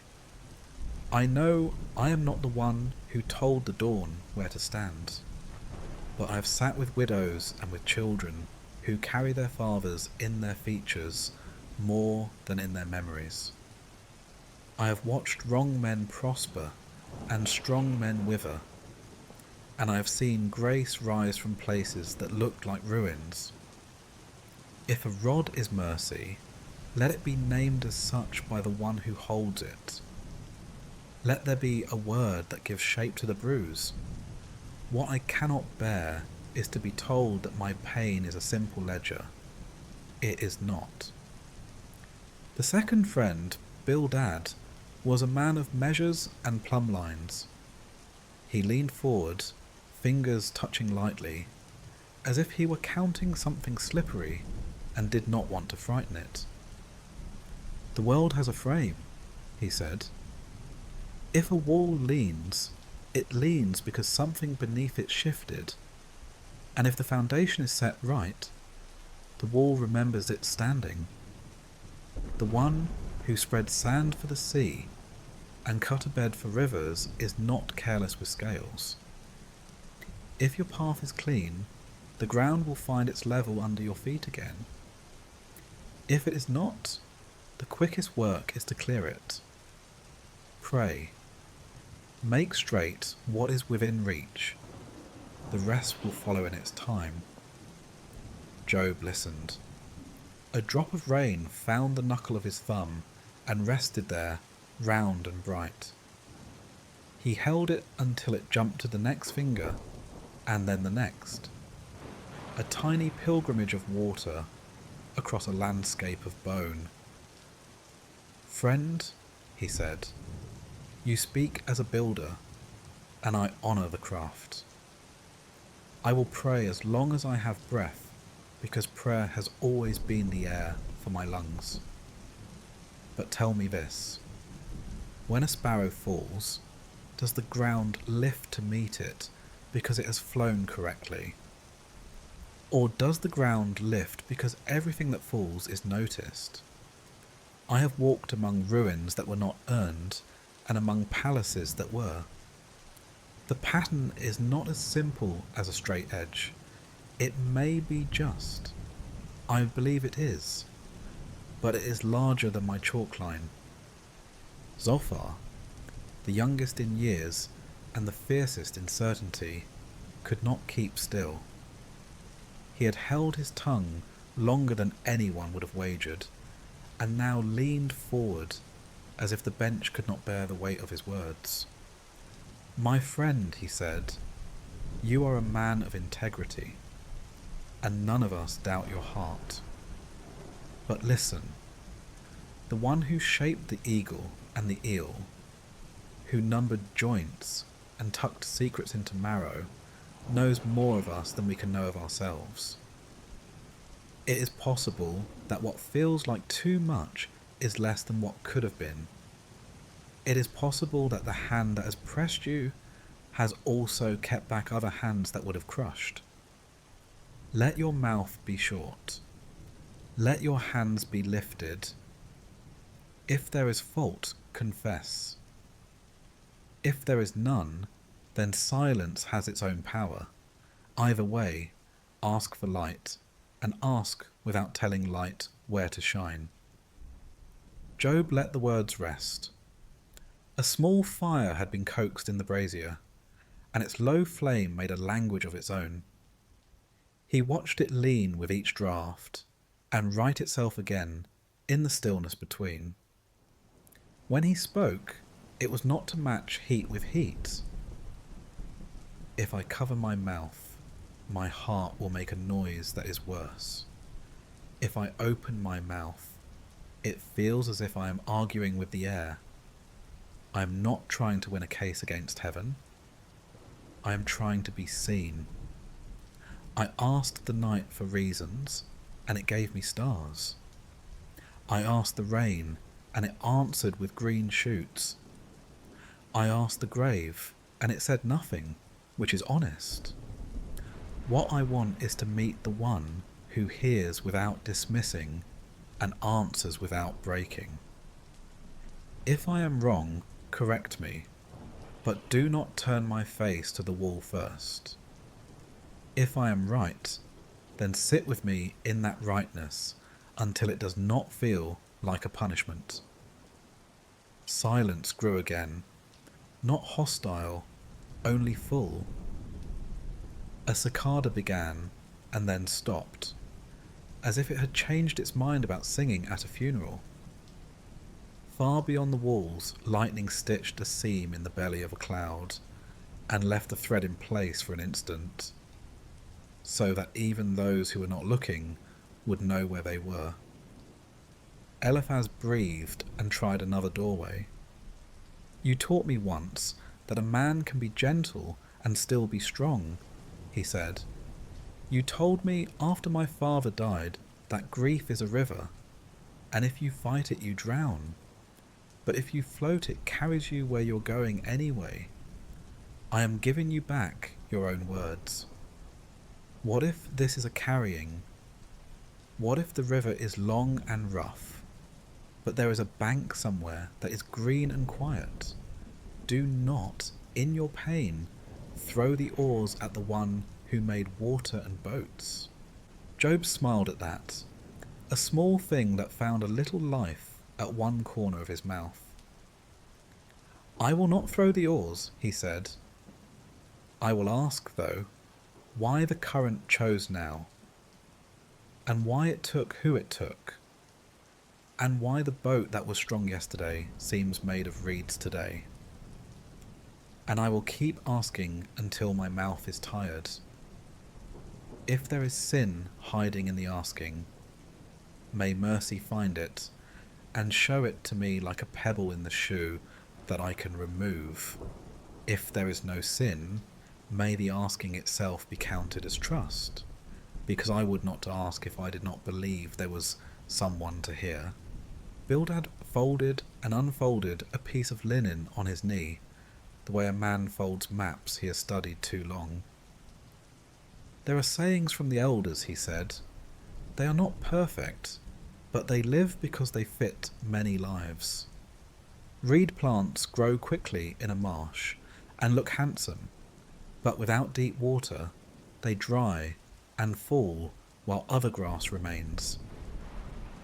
The wicked are like that. They flourish by the river. They did not dig. Then the river withdraws and their roots are shallow. You are not a reed, Job. I have watched your roots run under the wall, and under the path, and under the neighbour's yard. Yet the elders say what they say for a reason. Search yourself. If some root has sought water in the wrong place, better to know it now." Job pressed his palm to the floor, then lifted it and looked at the ash that marked it. His handprint on the stone looked like a cave drawing from a people who had wanted to remember their own existence. "I have searched," he said. "I will search again. I will wake in the night and roll the scroll of my days and ask where I have failed kindness, because kindness is the only law I have loved without effort. But hear this also. If the world is a single scale, then it is easy to say, slide the weights until balance returns. If the world is a body, then pain in one place does not always mean sickness there. Sometimes the leg hurts because the back is twisted. Sometimes the heart aches because memory refuses to go mute. Do not force me into a diagram that ignores the blood and breath of what is truly happening." Zophar rubbed his forehead as if some stubborn thought refused to be smoothed. "It is not diagram or scale," he said. "It is fear. The fear that gnaws me is this. If we let your questions stand as they are, open and sharp, what keeps the rest of us from being cut? If we say you did nothing to deserve this, what happens to the comfort we have kept in our pockets that says good men are safe? I do not know how to be brave without that comfort. Teach me a different bravery." The confession undid something in the room. It was as if a knot tied too tightly in the corner of a net had finally been loosened, and the whole weave breathed. The rain, which had been steady, thinned for a time, then returned with a softer voice. Job looked at the young man with a tenderness that had nothing to do with winning any point. "Here is a bravery," he said, "to love the one who gives even when the giving stops, to bless without a bargain, to take the map we have used all our lives and fold it and put it away, and then to step into the land with only the sun for direction and the wind for speed. It is not safer, it is truer. If you walk with me there, I will be less afraid." They sat with that for a while. The brazier ticked as a small coal settled. Somewhere in the house, a child turned over in sleep and sighed the way only children can. Thunder spoke from a long way off, like an old friend calling your name from the other end of a field. Eliphaz began again, cautiously now, the edges of his certainty wrapped in cloth. "If the Holy One answered you," he said, "what would you ask first? Not the long list, just the first question." Job did not need to think. The first question had been waiting since the night he lost the house. "Where are you?" he said. Not in theory, not in past blessing, not in the fame of thunder or the cleverness of lightning. Where are you in the moment I lift a beam with a name carved into it and have to set it down without that name alive to hear me? Where are you when the pot I used to pour milk into small cups sits clean and unused? When the chair that once rocked squeaks because no one rides it? Where are you inside the smallest detail, because that is where I am bleeding? No one answered. It was not because the question had won. It was because the question had changed the air. They could feel it, the way fishermen feel a tide turn before any water moves under the boat. Bildad broke the quiet like a man easing into a cold river. "If you ask, he will answer," he said, and stopped before adding words that would make the promise sound cheap. "I do not know when, I do not know how. I know only that if the one who made the ear gave it to us, he did not forget his own." Zophar looked young again, which was not an insult. He looked like someone who has his whole life to relearn what he thought he knew and to keep what is worth keeping. "If he answers," he said, "let me be there. If he speaks to you in wind, then call me.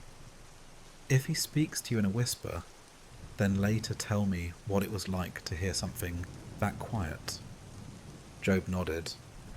"If there is a word, none of you will be left out of it," he said.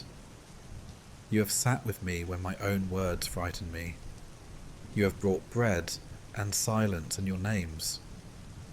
If a word comes, it will be bread too, and we will break it together." The night deepened until lamps seemed to float in it like small moons.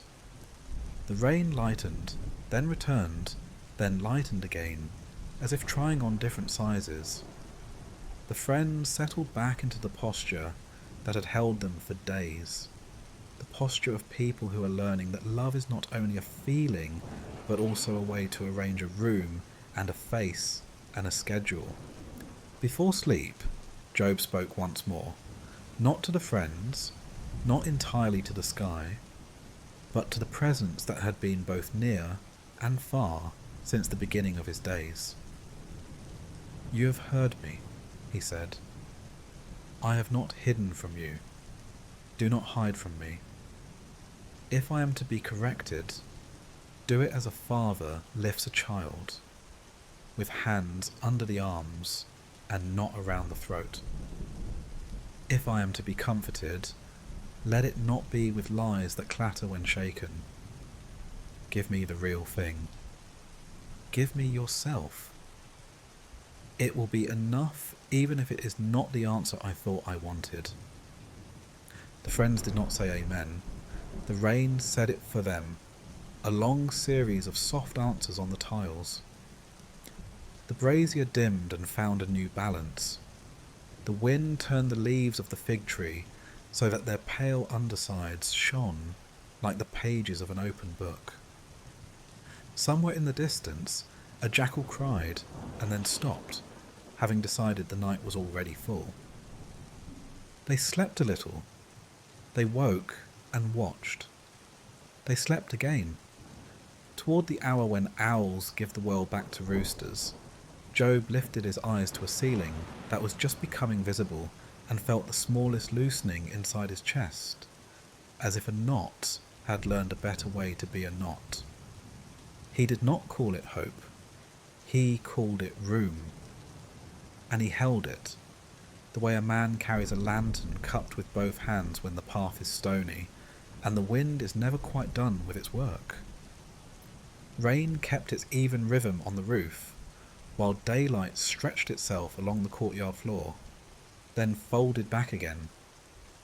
Words began to gather like water in a channel. No one announced the dispute, yet it arrived. There is a way voices lean when truth feels both near and slippery, and that lean drew the four men toward the same circle of floor they had worn smooth over days. Eliphaz spoke first because time had given him that habit. He set his hands on his knees and looked at them as if wisdom lived in the lines of his palms. He began slowly. His sentences shaped the way a craftsman shapes cedar, shaving a small curl at a time. He talked about the old paths that feet have worn since fathers taught sons to plant barley at the right moon. He remembered moments when he had seen wrong punished and right rewarded, not as a trumpet blast, but as a steady balance set by a patient judge. He told a dream that had brushed his face in the night like the wing of a careful bird. In that dream, a question had come without a shape. Can clay instruct the potter? Can a cup fill itself? He did not accuse. He placed the dream between them like a bowl of fruit and waited to see who would eat. Job listened without moving more than a breath required. He let the images sit on the floor. When he answered, he did not strike at his friend. He reached toward the point where the words had tried to take root. If clay speaks, he said, it speaks by being clay. I have tried to be what I am. If I am cracked, let the potter tell me where. He lifted his hand and then let it fall back to his knee. But do not say the world is a perfect shop with perfect shelves, he added. I have seen a good bowl thrown from the table by a careless elbow and a flawed cup used every day for years because it fit a hand that loved it. The room grew quiet enough to hear rain invent small rivers along the eaves. Bildad took the thread gently and did not pull it too hard. He had always loved order, not as a cage, but as a trellis. He spoke of foundations and corners set square, of walls that lean because stones are not taught where to stand. His words reminded everyone in the room of the comfort that comes when a plumb line drops true. The one who set the sea in its bed is not careless, he said. If the bed is made straight, the river will not flood the village. Pray, rebuild, rake the ground for hidden roots that take water that belongs to wheat. He looked at Job with the gaze of a man who wants very much to hand his friend something that will hold. Job turned the idea in his hands like a carpenter testing a handle. I love a straight beam as much as any builder, he said. I have set stones with a level. Yet there is a tree beyond the far field that cracked under lightning and still puts out leaves. Do not tell that tree it was wicked, because lightning found it. And do not tell the dead dry stump beside it that it was righteous because fire passed it by. The wind shifted, and the lamp flame leaned and then stood upright again. Zoffa could not wait, not because he lacked respect, but because his heart ran quick. He had sharp words ready, and he felt them as responsibility rather than as weapons. He spoke of justice as a fire that refines metal, and of piety as a rope that pulls a man out of a flood. He was honest about his fear. If good men can suffer like this, what keeps the rest of us from slipping? If we loosen the knot that ties right to reward, what keeps the whole bundle from falling apart? He did not ask this to trap anyone. He asked because it caught at his throat and would not let go. Job heard the fear and did not despise it. I held the same rope, he said. I still hold it, though my hands are burned. I am not cutting ropes. I am pointing to water that rises in places it did not rise yesterday. He gestured toward the threshold, where the floor remembers every foot that crosses it. I want a word from the one who knows the depth of this river, he said. Tell me the current. Tell me the rocks. Do not tell me to pretend the water is shallow when my body knows otherwise. Their voices rose and fell for hours, never shouting, rarely resting. The brazier exhaled soft heat. The room filled with the kind of intensity that is not heat or light, but the space between them. When Job finished one thought, he often sat back and closed his eyes, not to escape, but to see more clearly. He would name a kindness from yesterday, as if laying a stone to mark a ford. Then he would name a cruelty that had no visible cause. He kept returning to the small details, because that was where pain lived now. The chair that rocked and now sits still. The cup that waits for a hand that will not return. The sandals hung near the door that will crack from idleness if no one wears them. Eliphaz circled back with images of the innocent man he had seen rescued at the last moment, carried clear of trouble by what could only be called mercy. He reminded them of a time when they had all stood together at a burial, and the widow had later known a day of laughter that did not dishonour her tears. He told these as proof that the pattern holds. Job agreed that such mercies exist. He simply refused to let them carry the weight of the entire world. A pattern is not a chain, he said. A pattern is useful until a thread breaks. Then you need the weaver, not a proverb. Bildad drew the conversation toward the ancestors. He quoted lines that old men had spoken with the authority of 100-year memories. He spoke of reeds that flourish in a swamp because they do not need soil, then fall when heat arrives and the water drops. He said the wicked are like that. They flourish without root. Job did not argue against the image. He only added another. I have seen a reed that sheltered small fish when the river ran angry, he said. I have seen grass scorched because a true fire was needed to clear a sickness that had crept into the field. We have pictures, friend. We need a voice. Zophar lifted his hands toward the sky that could not be seen through the roof. Perhaps you are already receiving a restraint that you do not count, he said. Perhaps what has fallen is less than what was coming. Perhaps the hand that pressed also held back. Job nodded without taking comfort. That might be true, he said, but if a father restrains a blow, he tells the child what danger was averted. He does not leave the child to imagine that all pain is a favour.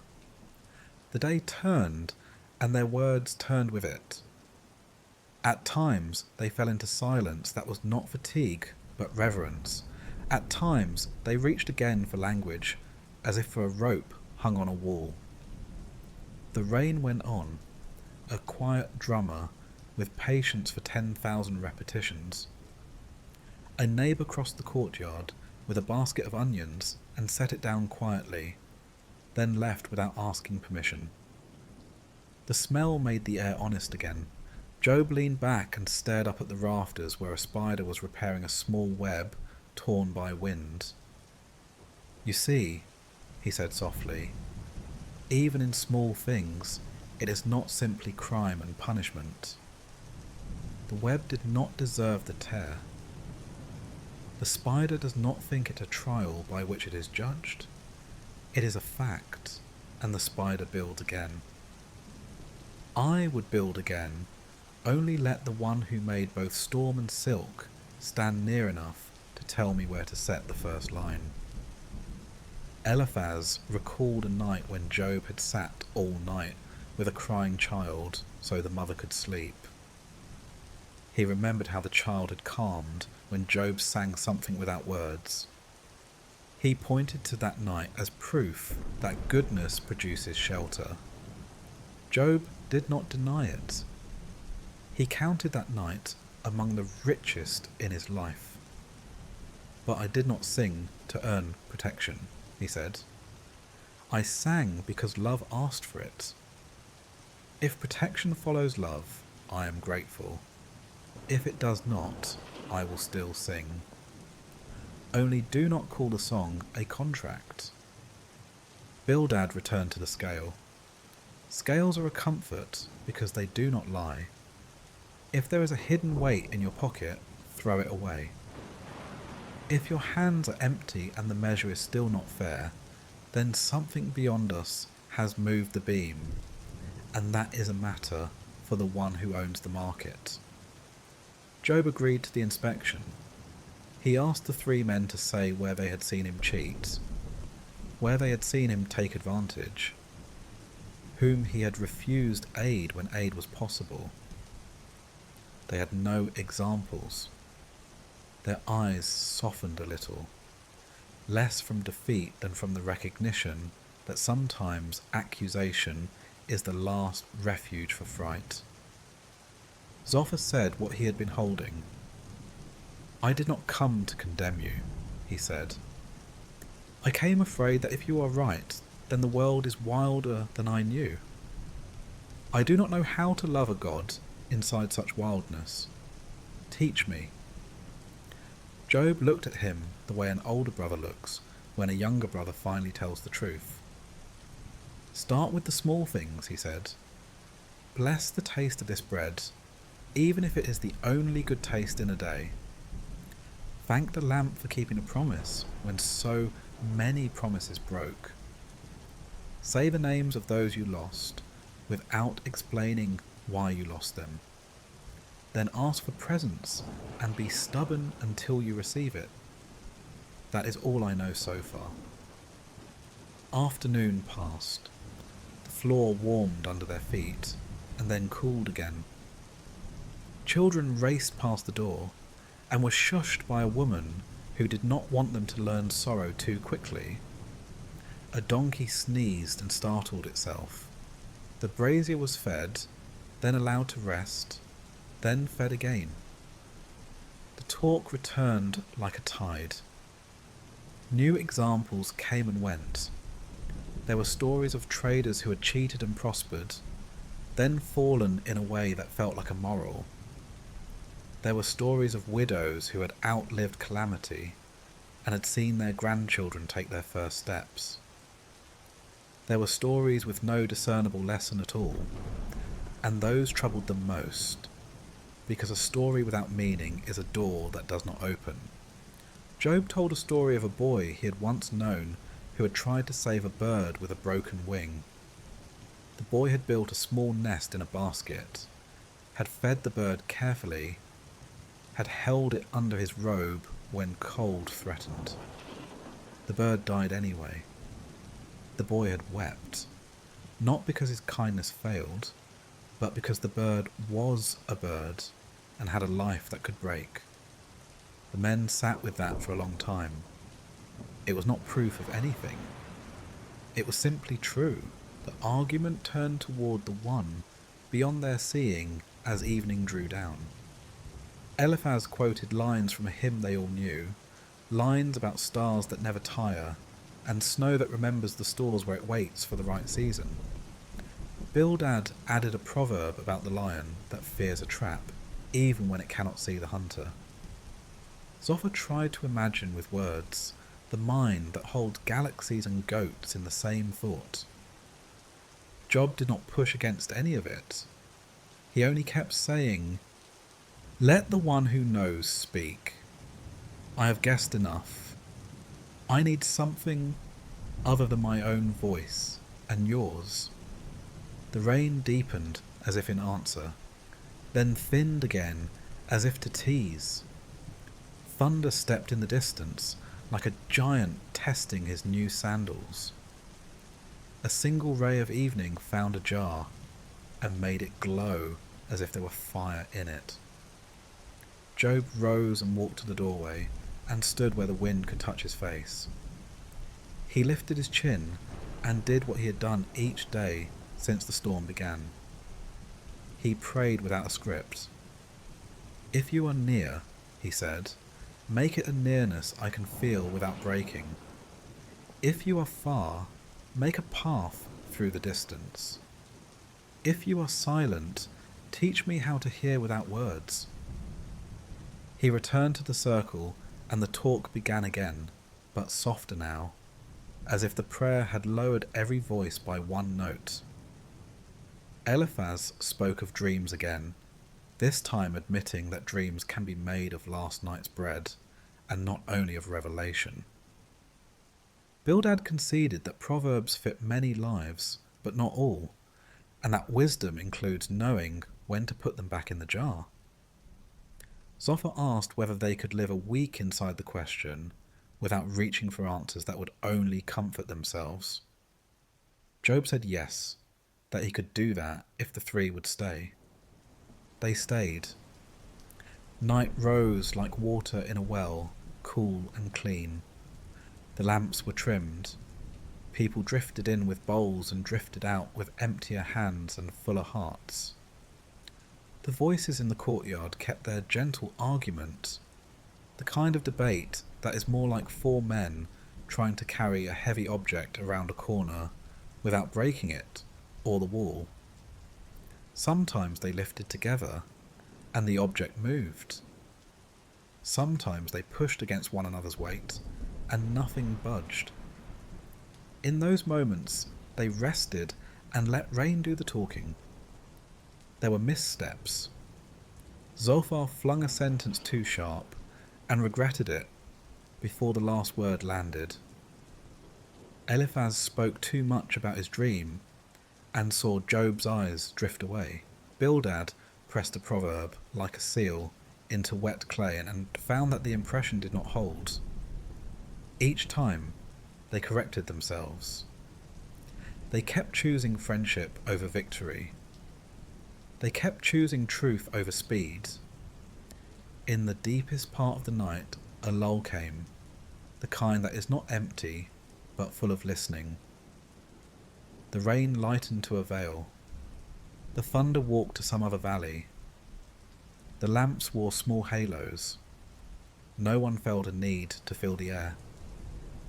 A cat leaped to a warm stone and settled with the certainty of a creature that knows how to live in the present. The men sat with their hands open and their shoulders dropped. The argument had not resolved. It had not found a formula that would let them sleep without questions. Yet a gentleness settled that had not belonged to any of them earlier. It was as if the house itself had taken a deep breath and shared it.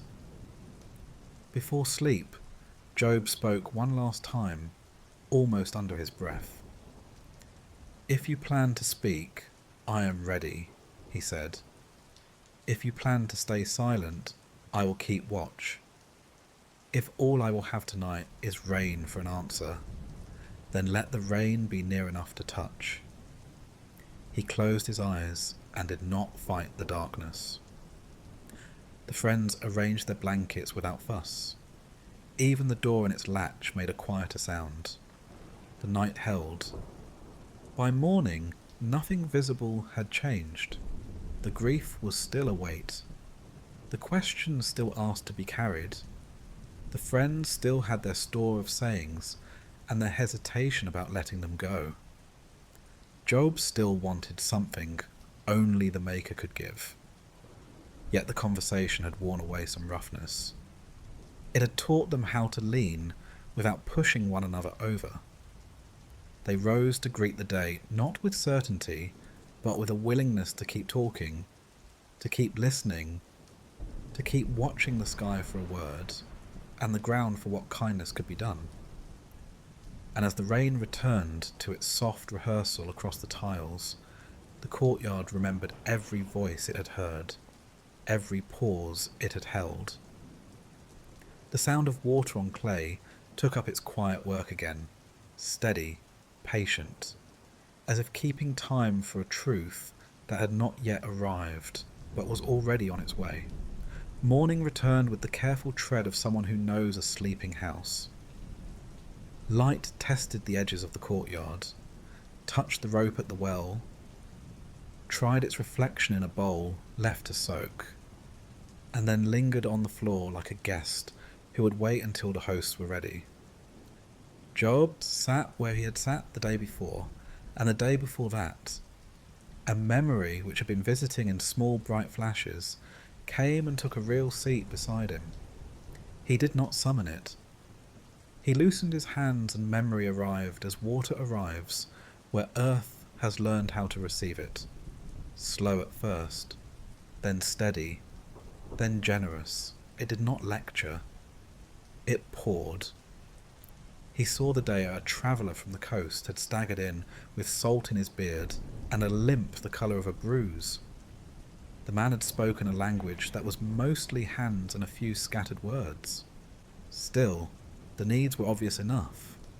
A heel of bread, cool water, a place to rest that did not ask questions. Job had led him to the shade or sheed and set a bowl before him and asked nothing except whether more would be welcome. When the man had woken at dusk, he had drawn, with a stick in dust, a crooked map of gratitude. Job could still picture the curve of it, a road that wasn't a road, and an arrow pointing to a heart, and then to the sky.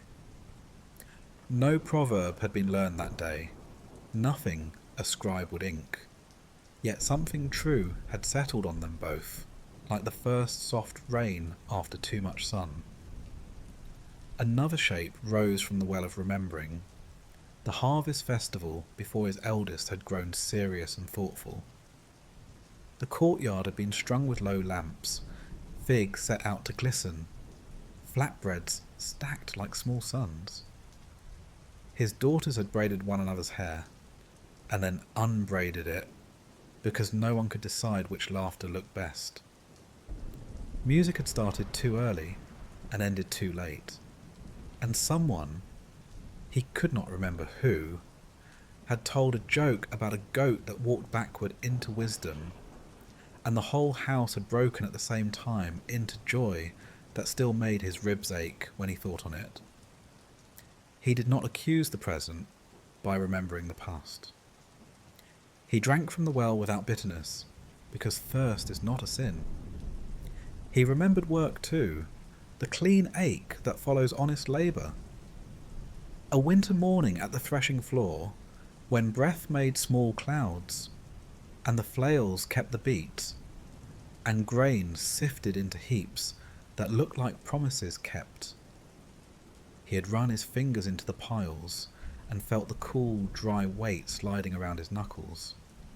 Each kernel a story of sunlight turned edible. The men had sung a low song to keep time.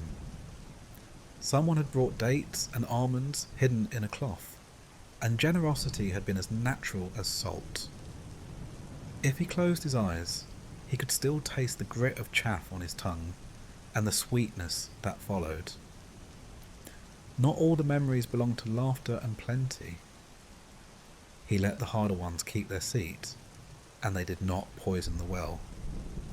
He saw a night when a neighbour's house had burned, not for judgment, only because roof beams sometimes forget their age and sparks sometimes learn how to fly. They had arrived with buckets and shouted without anger and formed a line that did not care who owned what. The fire had been gluttonous, stubborn, then suddenly tired. In the smouldering quiet, the neighbour had stood in shock, empty-handed.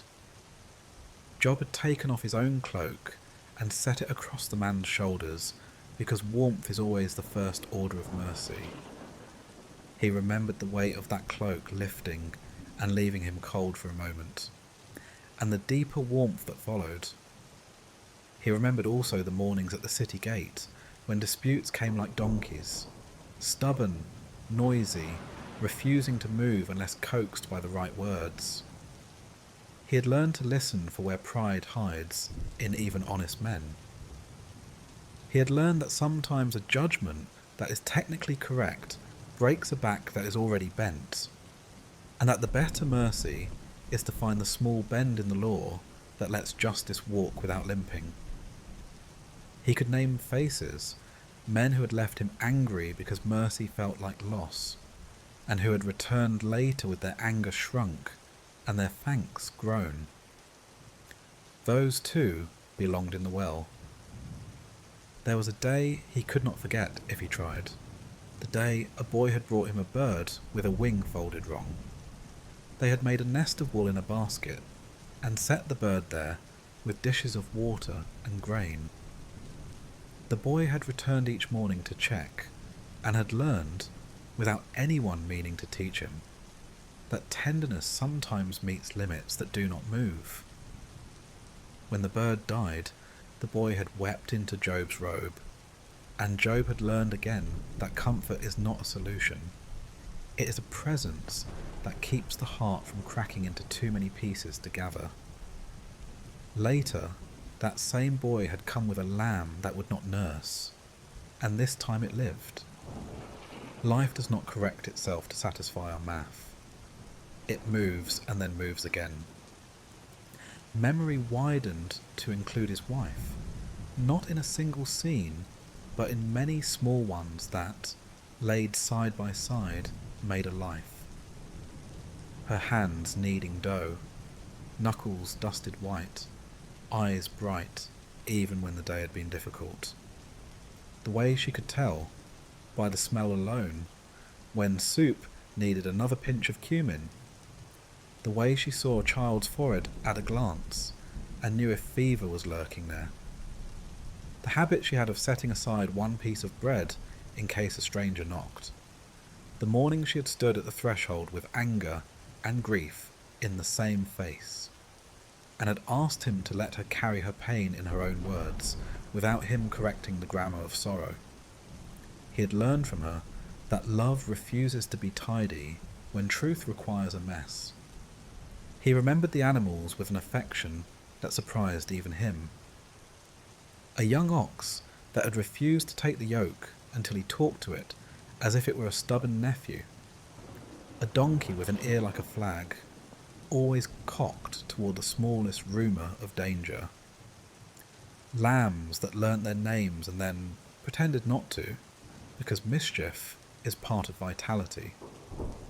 He had once rescued a goat from a wall it had tried to climb by the very narrowest path.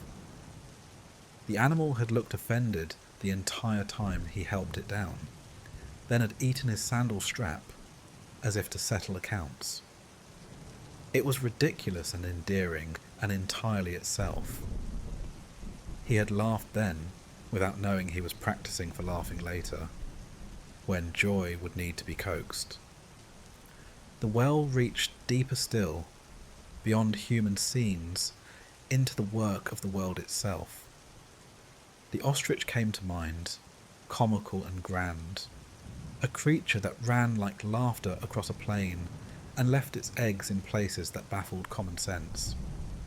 He had watched one once, neck bobbing, tail tossing, impossible to dislike. He had asked himself then what sort of mind makes such a bird, and also the hawk, whose flight is royal and purposeful. who rides thermals like a king in a chariot of invisible horses. He remembered watching the hawk's shadow slide across stones and sheep alike, and thought how shadows belong to no one and to everyone. He thought of the horse that snorts at battle with joy, because its sinews remember what they were built to do. He had never loved war, and he did not change his mind now. Yet he could admire a creature's wholeness, its clarity of purpose, its unashamed strength. He remembered the raven that had perched on the wall one lean winter, and had looked him in the eye as if to say, "We both have a hunger. What will you do with yours?" He had thrown the bird a crust for honesty, and it had flown away with a caw that sounded like rude gratitude, and perhaps that is the only true kind. The sea lived in his memories as a rumour more than a friend. He had been only as far as the salt road, never to the great water itself, but he had held in his hands the fish that prove it exists, their eyes bright and foolish, their scales a language he could not read. He had tasted salt carried inside a trader's cloak. He had believed in the sea not because he had seen it, but because its effects had entered his house and his mouth.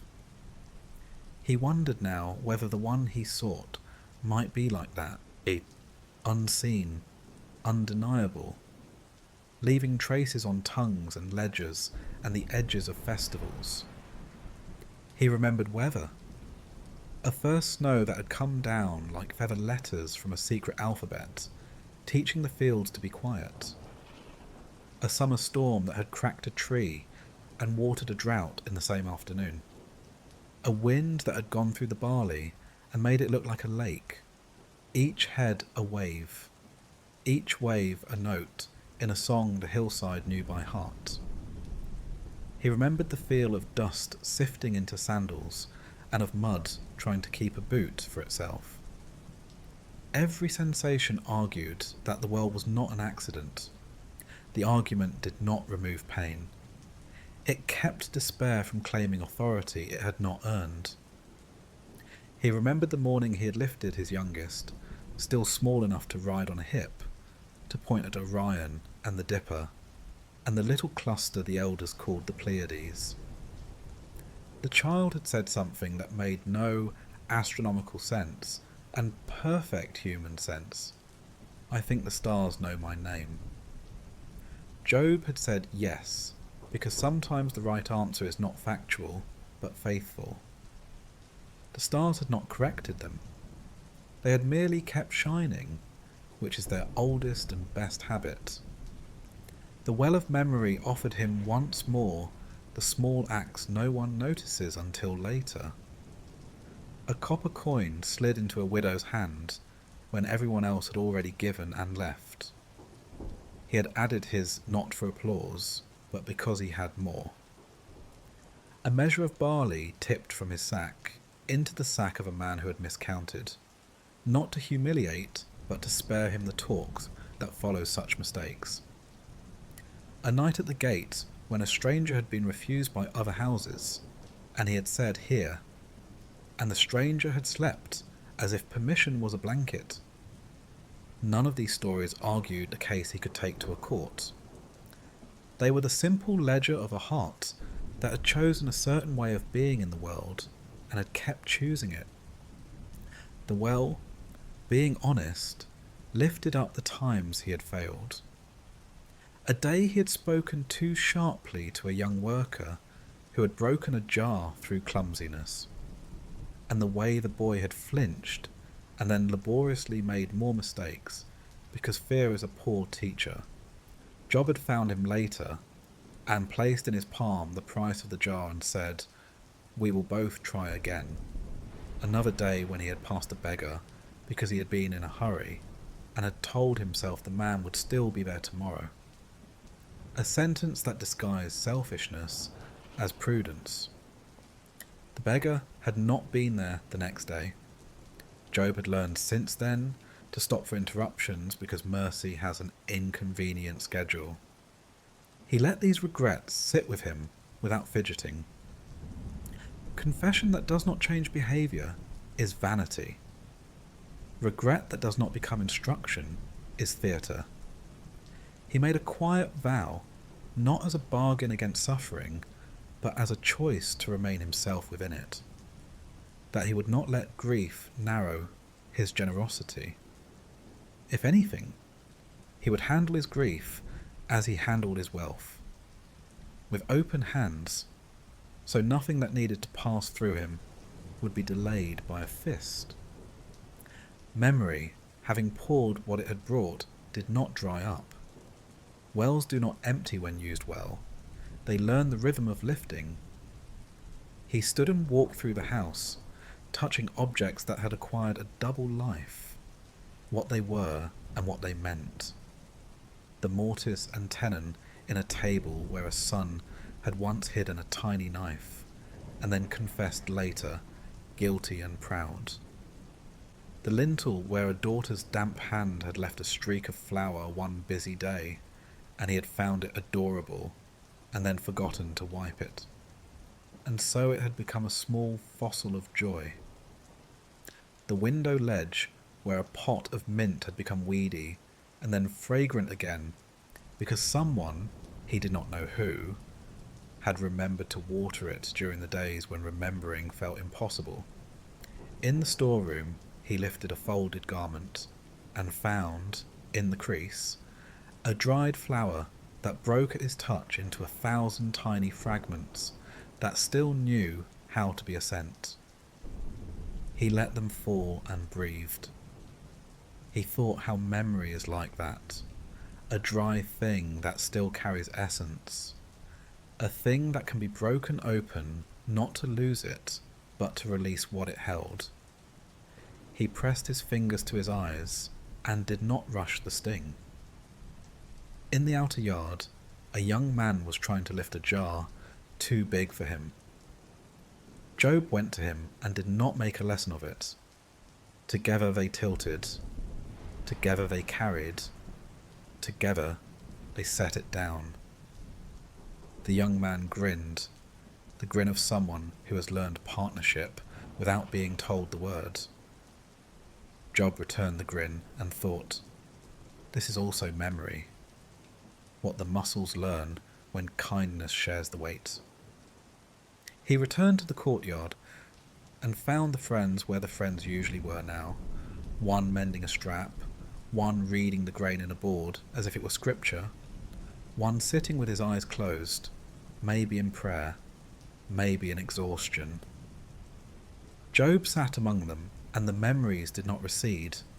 They arranged themselves as backgrounds, as a landscape does when the traveller enters a village. He told the three men one story, the boy and the bird, and not the 100 others. He watched the story pass across their faces and saw that it had done a small job. It had loosened Zophar's jaw, softened Bildad's posture, and given Eliphaz's silence a place to rest. You cannot convince a man into gentleness, he thought. You can only invite him with a picture that his heart recognizes as his own. The afternoon leaned, shadows found their familiar chairs. The rain took a rest, and then, as if it had remembered a promise, came back in a hush that made every sound in the house belong to a single family. Job breathed and found that the well of memory had offered him not merely water, but a map made of streams. It did not tell him where the river went, but it told him where it had been, and that was something. It told him who he had been, which was more. He rose and went to the door, and looked out at the path he had walked 10,000 times. He said aloud, not for the first time, I am still this man. The rain did not disagree.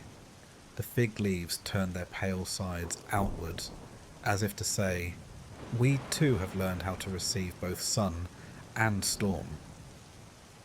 He placed his hand on the lintel, where hands had been placed so often that the wood had the feel of a friend. He thought of the one who made ostrich and hawk, snow and stallion, raven and the road, the one who made scent hide in dried petals and stars hide names in light. If such a mind looks on me, he thought more, I am not invisible. If such a mind speaks, even in the language of weather and memory, I will hear. He went back to the circle and took his seat. He did not announce a conclusion. He shared dates from a dish someone had set nearby and handed them around with the small smile of a man who remembers generosity even when appetite is selective. The friends ate. The conversation, when it came, did not rush. They spoke as men speak when they have been invited to the deep part of a well and do not want to muddy it by careless feet.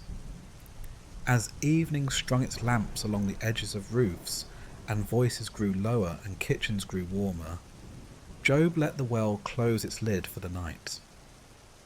He did not fear that the water would recede. Wells are loyal to those who draw without greed. He rested his hands palm up on his knees. He listened to rain sketch its old, faithful letters on the tiles. He accepted that memory had not solved anything, and yet had kept him from being solved by grief into something less than himself. He accepted that this too was blessing, to be allowed to remember without drowning. When sleep came, it came in flights, like birds returning at intervals to a familiar ledge. Between those landings he lay awake and watched the dim rafters and the faint movement of shadows when the lamps shifted. He whispered the names of those he loved, not as a roll call to count what was missing, but as a litany that said, "These are mine and I am theirs, still," in a grammar that sorrow cannot decline. He felt the presence of the friends within arm's reach, their breathing a chorus that kept the dark from being solitary. Outside, the world kept its weather. Inside, he kept his. Memory had filled his cup without spilling. He closed his eyes on that taste, and did not refuse rest when rest found him. Dawn found him already sitting upright, the blanket folded beside him in a square, so deliberate it might have been a seal on a document. The rain had softened to a fine script on the tiles, each drop a letter that vanished even as it was written. Job placed a flat stone on the floor in front of him, and, with the care of a scribe, set on it the few things a man can call his own in a season like this: a reed, a shard of pottery, a small weight of bronze that had once been used to prove a measure true. He was making a court, not of stone and judges, but of listening. He had told his friends the night before, "I want to speak, not to win, but to be heard." Now he made a place where his words could sit without slipping away. He drew the shard through the thin dust, sketching a square, then a circle around the square, and finally a line that opened the circle to the doorway and to the sky. "Let there be room," he said, almost under his breath, "for what I know and what I do not know, to enter without tripping over each other."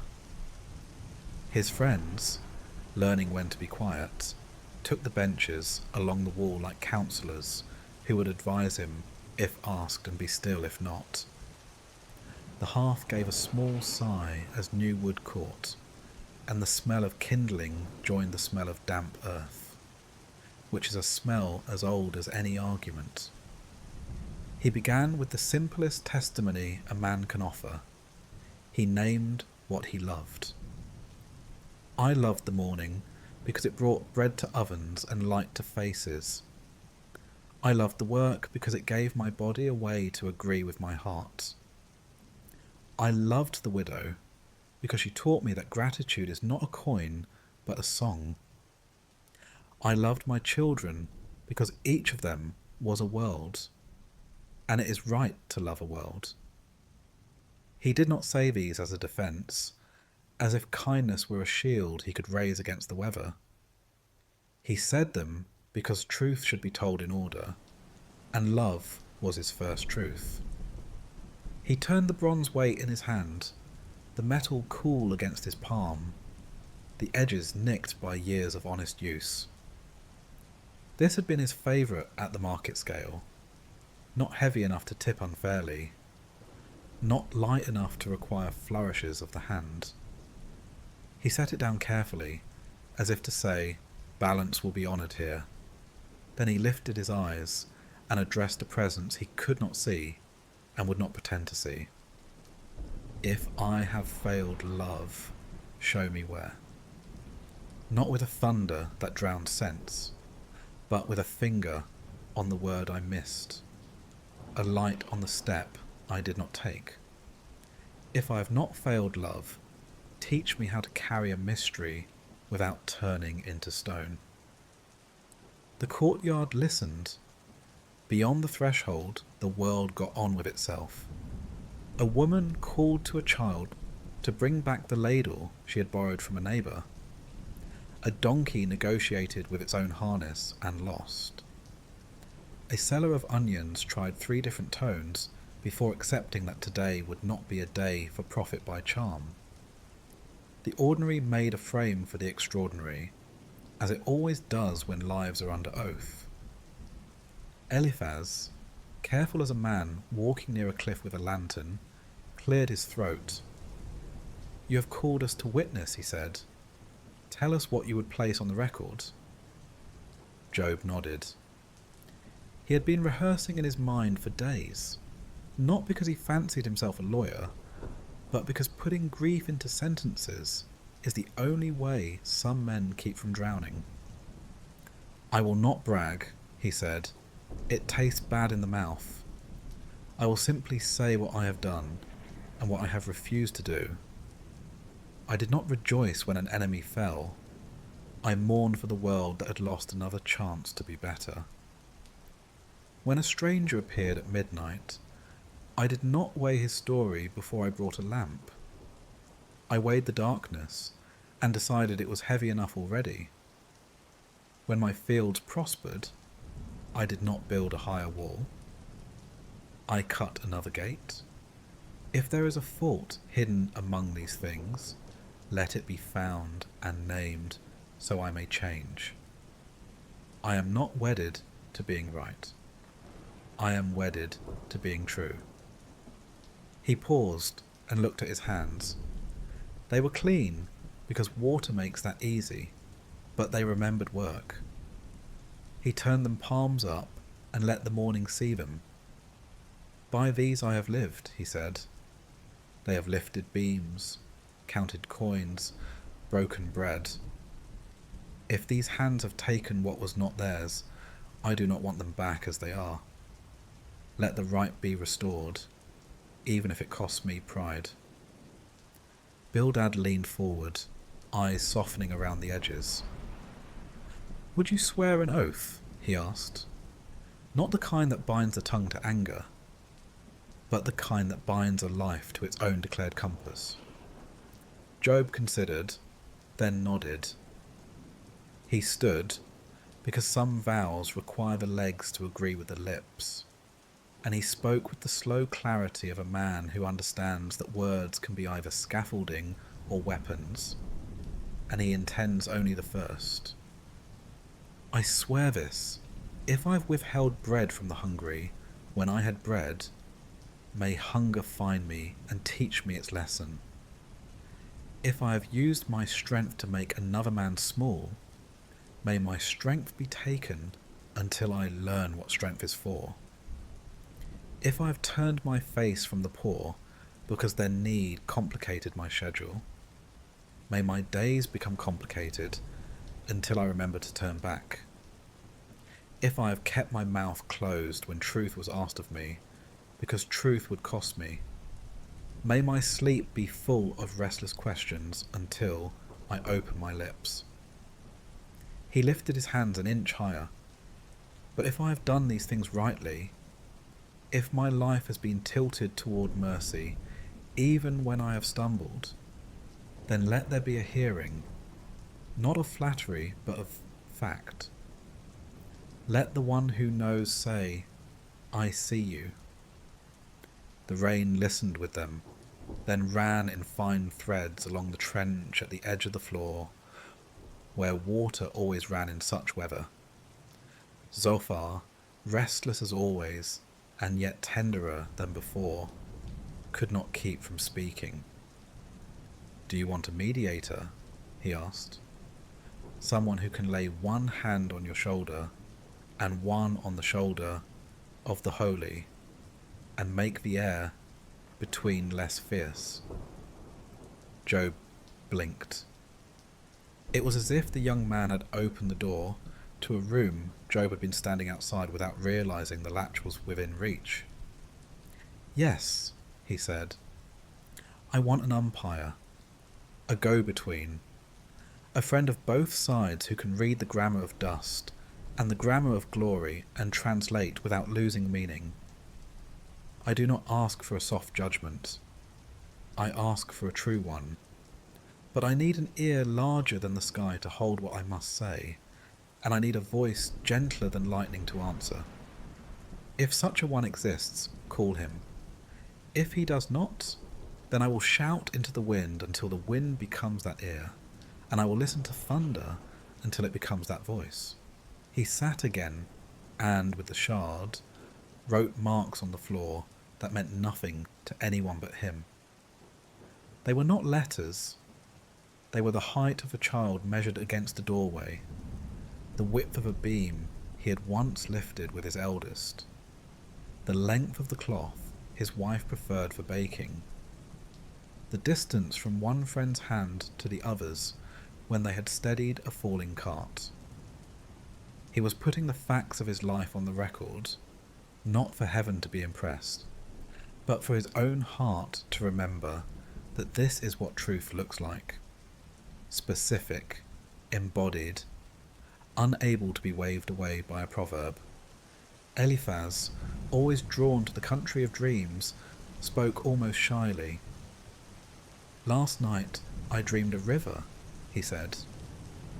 It ran backward for a time, then forward again, and in the backward flow it returned to the mouths of those who thirsted what they had lost.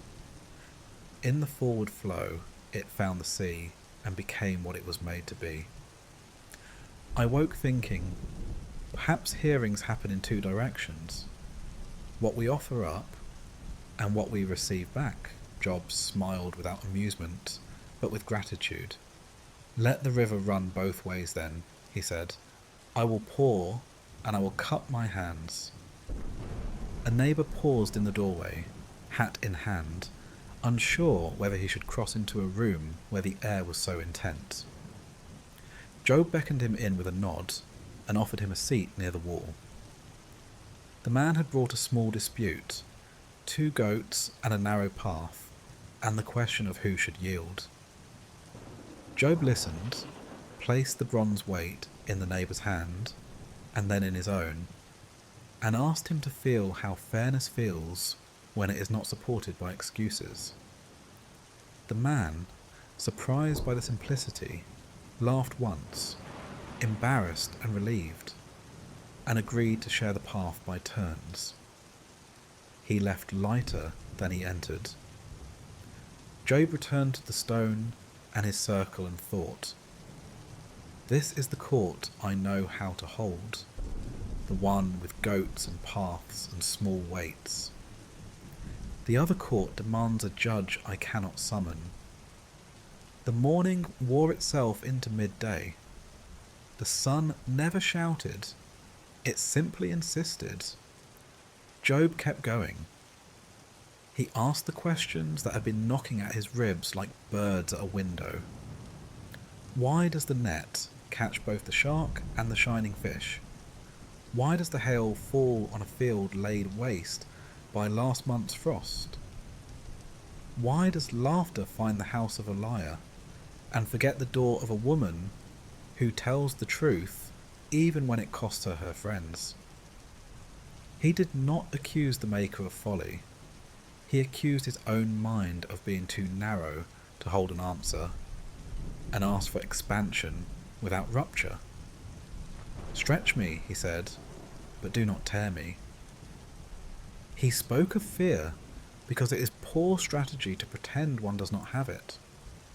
"I fear that I will become a bitter man whom no one trusts to hold a child. I fear that I will train my mouth to say small clever things instead of large true things, because small things are safer. I fear that my losses will make me stingy with my remaining loves. If these are sins budding under leaves, pinch them now. Take my sharpness and turn it into discernment. Take my sorrow and turn it into a well-being for others. If that is too much to ask, then at least keep me from turning into a proverb in someone else's mouth." His friends watched him tire and kept their silence intact. Bildad, unable to keep his hands still, whittled nothing into nothing with a small knife, shaving wood into ribbons that fell like questions that had been softened by time. Zophar traced the grain lines in the bench, discovering that wood remembers storms differently from stone. Eliphaz watched a shaft of light move across the floor and measured, with the patience of age, the distance the earth travels while a man tries to make himself understood. When the air cooled toward evening, Job pulled the blanket across his lap and spoke softer, as if not to wake something sleeping. He imagined a parchment, thick and clean, his words cut into it with iron and filled with ink that would not wash away. If only, he thought, my plea could be inscribed somewhere winter cannot smudge. He imagined, too, a witness who would rise and say on his behalf what he could not say with proper shape. "I know this man. He has built gates, not walls. He has broken bread, not spirits. He has not called himself the centre of a sky that has no centre." Such a witness would not be hired. Such a witness would come because truth attracts loyalty the way a warm fire attracts cold hands. The thought steadied him. He looked at his friends and saw, with a quiet that humbled him, that they were already that kind of witness, imperfect and present, able to say what they had seen with their own eyes and unwilling to decorate it. It is a thing to have 3 men who will sit with you while you demand a hearing from the holy. It is another thing to have them admit their own fears without using yours to comfort themselves. He let gratitude into the court and set it on the stone with the bronze weight. Darkness climbed the walls like a careful vine. The lamps took up their posts. The rain resumed the gentle tapping by which it tells households to lower voices and raise blankets. Job gathered the objects from the stone, the reed, the shard, the weight, and laid them aside. The court, such as it was, had adjourned for the day. The questions had not been solved. The silence had not been broken by an answer that would make poets and merchants glad. Yet something had shifted, and he could feel it the way a man feels a boat's keel find deeper water. Before sleep, he prayed again, but now his sentences had the temper of a sword that has been heated and cooled and heated again. No glare left, only edge. "If you rebuke me," he said, "let the wound be clean, and let the hand that makes it stay to bind it. If you defend me, let me not become proud, but teach me to spend the defence on others who have no speech. If you remain silent, then give me the patience to keep carving truth into the day until truth learns my name and answers me." He lifted his eyes to the beam, blackened by old smoke, and almost smiled. "And if you intend to speak in a storm, as you are said to do, I will open my doors and let the house learn your voice." He lay down and turned once, then stilled. Outside, a fox crossed the far end of the field with the light-footed dignity of creatures that have no use for human debates. The sky loosened a little, and one star found a gap in the clouds. The lamps burned to coals. In the circle he had drawn on the floor, a few grains of sand remained as evidence that something had been decided, even if no one could put it into words yet. He would wait to draw the circle again if needed. He would call the court to order and let love testify first and last. He would keep the space open between what he knew and what he did not know, in case the one he sought chose that space for a doorway. And as sleep took him in small steady tides, the rain said what it had been saying since the first garden and the first wilderness. "I am a language too, learn me." He did not know yet what each syllable meant. He knew only that he was being addressed, and that being addressed is the beginning of every true answer. The young man had been watering the room for days, filling the spaces between words, reflecting the faces that bent over their questions, carrying nothing of his own toward the centre. He fetched wood when wood ran low, drew water without being asked, moved a lamp the distance of a hand to spare a tired eye. When laughter came, he held it gently. When sorrow descended, he did not flinch.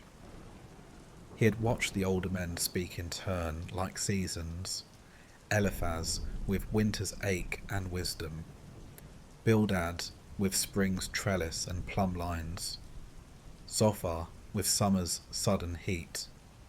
He had watched Job weather them all, holding on to his honesty the way a man holds the rope of a bell in a storm, pulled, strained, still ringing. The young man kept his own counsel, which is another way of saying he listened. That morning, when the rain chose mist over drumming and the courtyard wore its quiet like a shawl, he asked with his eyes if he might speak. He did not rise at once. He waited to be waved forward, as one does at a fire that is not his to tend. Job nodded, not because he needed more words, but because sometimes fresh air is a mercy even in a house that has learned to breathe. "I am younger," the young man began, "and I have sat with my hand on my mouth while the older voices did their work. I thought age would speak, and I would collect the wisdom like grain. Much has been gathered. But I have watched the pile, and I have seen chaff in it too.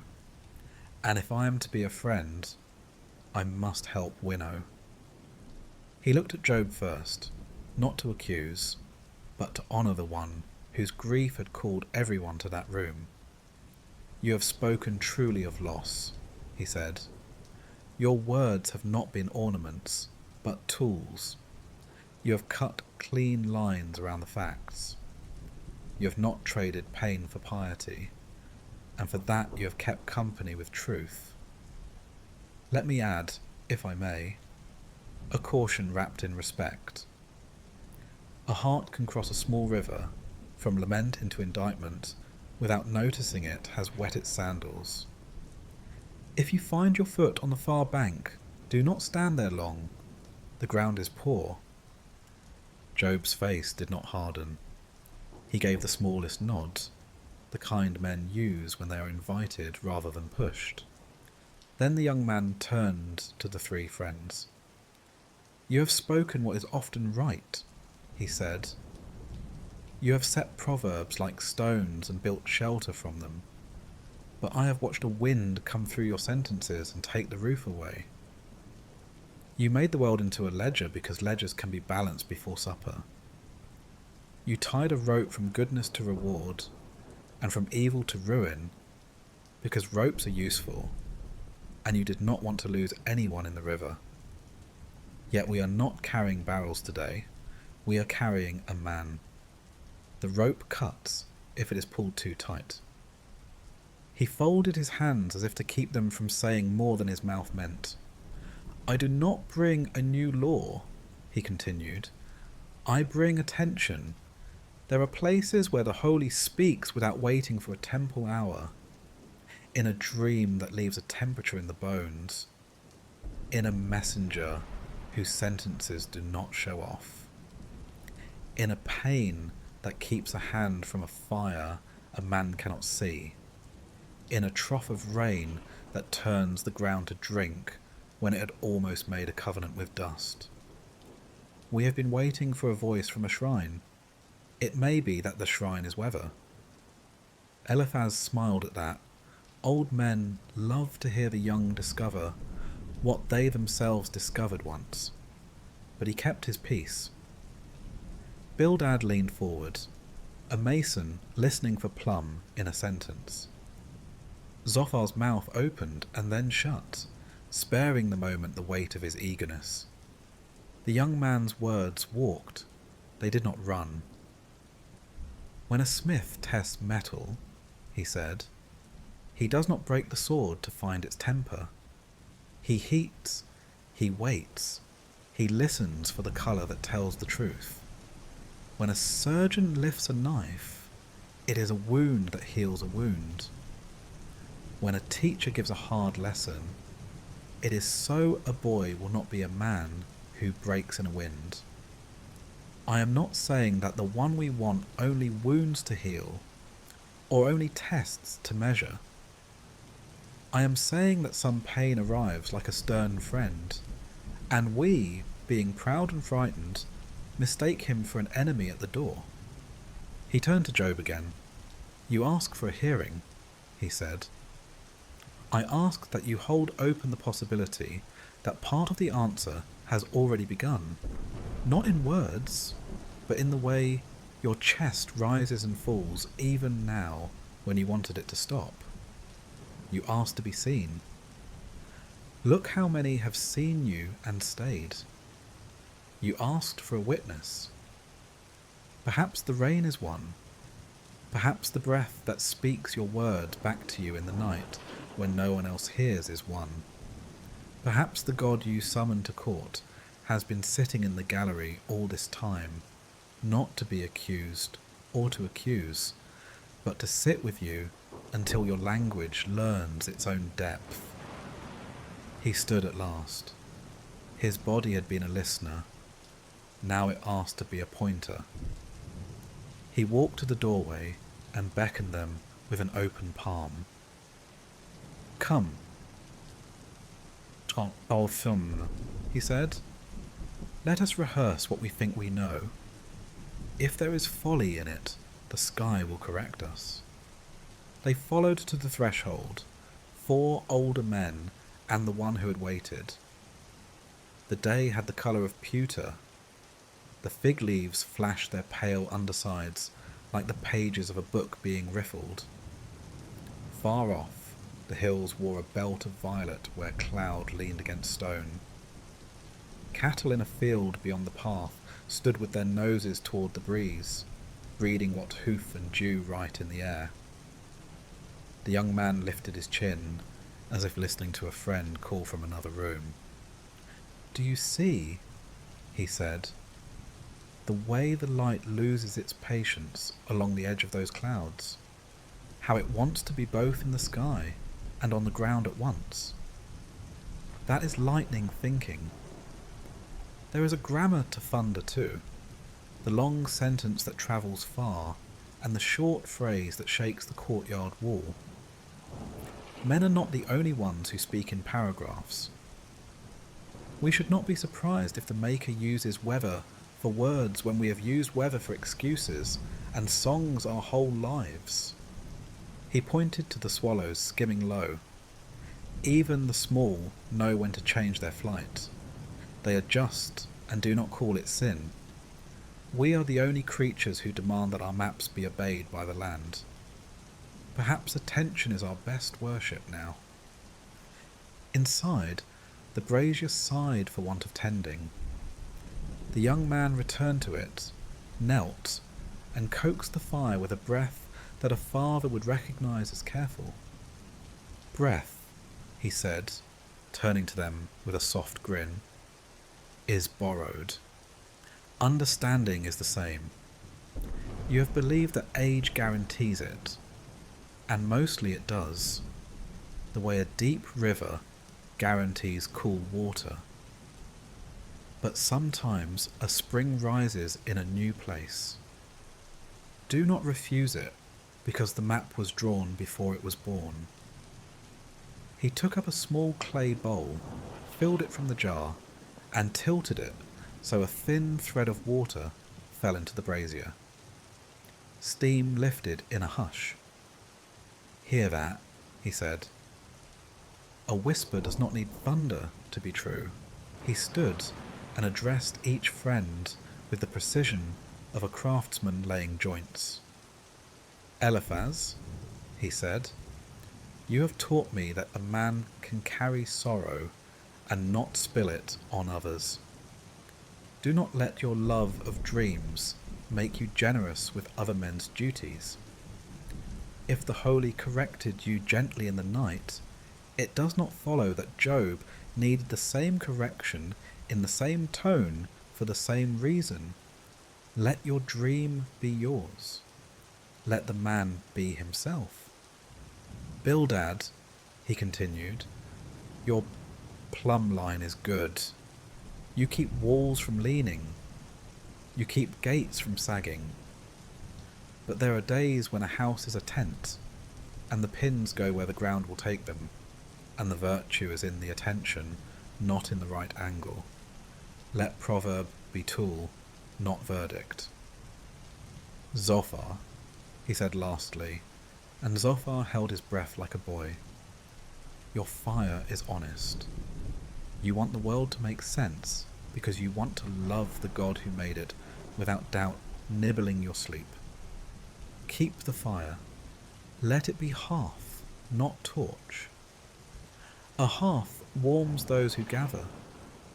A torch searches and too easily singes eyebrows on the way." He turned back to Job. "And you," he said, "keep asking. There is a way to ask that is honor, and you have learned that way by scars. Learn also the asking that expects to be surprised. You have wanted answers. Perhaps what is coming is better named presence. If you are answered with a 'Where were you?' do not hear mockery, hear invitation. Every child who is carried in strong arms is, in a sense, asked that question. 'Where were you when we built this? Now let me show you.' The wind tested the door and then stood politely outside.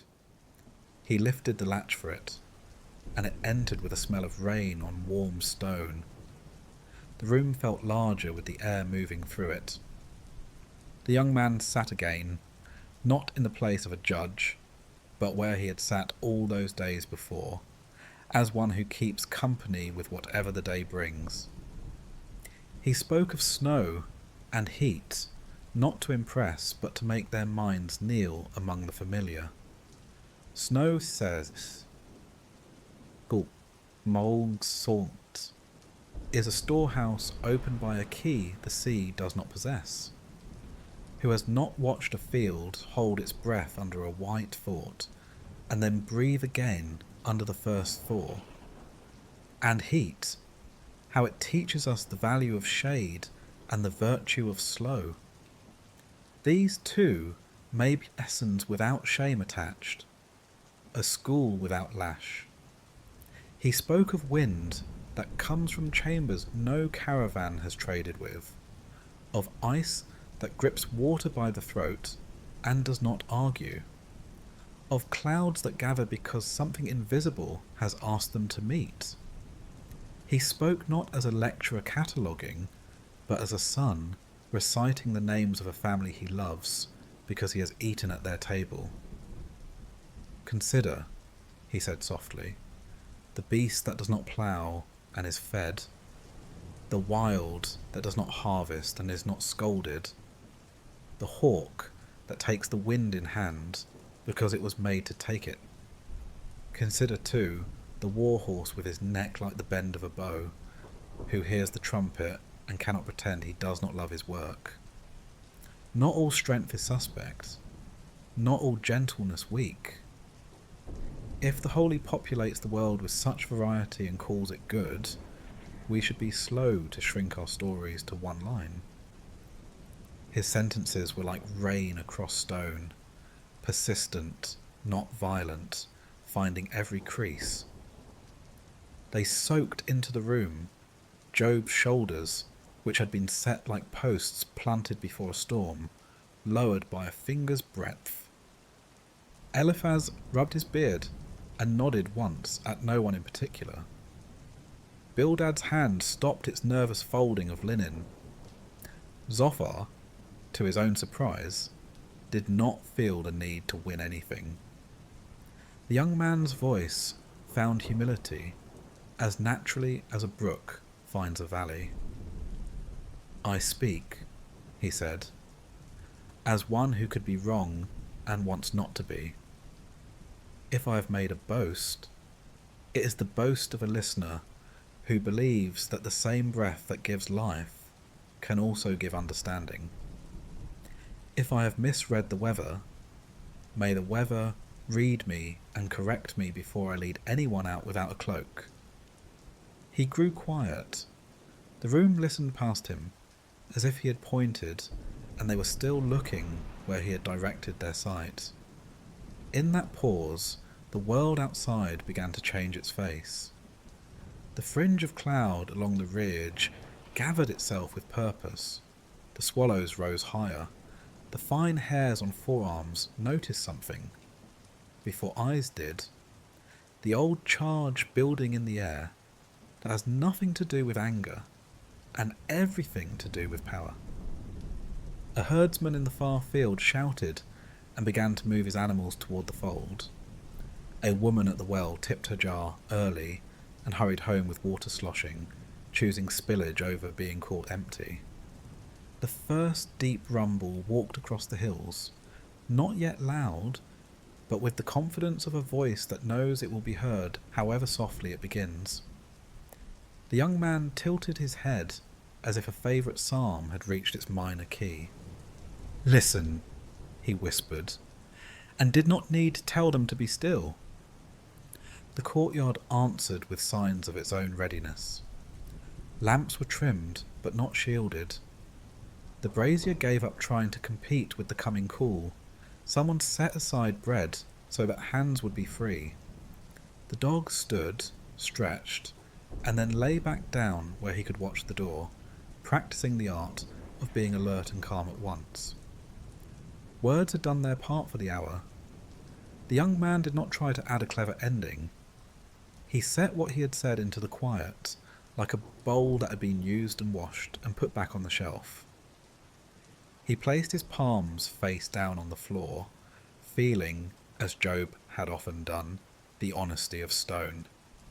Then he turned them up again. He looked at Job with open hands as if to say, I have given, and I am ready to receive. Rain struck once, hard enough to prove a point, then withdrew to consider its approach. The air had that metallic taste that makes the tongue doubt itself. The fig leaves turned all at once, pale and expectant. Somewhere far beyond the ridge, the long seam of light stitched itself to the dark cloth of cloud and pulled, a tailor's move on the sky. The young man spoke one more sentence, not to anyone in the room, but to the presence that had been implied all morning. If you are coming, he said, as simply as naming a guest. We are here. They did not know how near the voice already was. The house did what houses do when they expect company. It quieted the small, unnecessary noises and arranged its breath. Even grief sat straighter, as if to make space. The wind gathered itself along the edges of the world, and then came forward with an old authority. And the room, which had grown large with listening, had room enough for that too.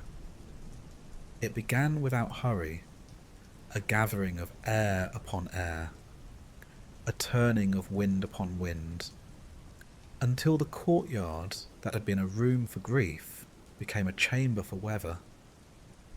Dust lifted, and then lay down, as if told to be still. The fig leaves turned their pale faces upward. The lamps leaned and then steadied, obedient to a presence that did not need to raise its voice to be obeyed.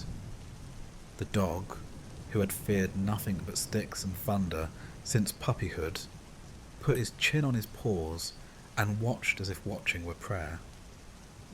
The wind found a centre above the open stones and wrote a circle that held without walls.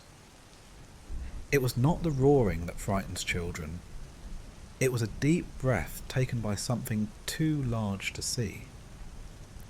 From that breath came a voice, older than the hills and younger than the rain.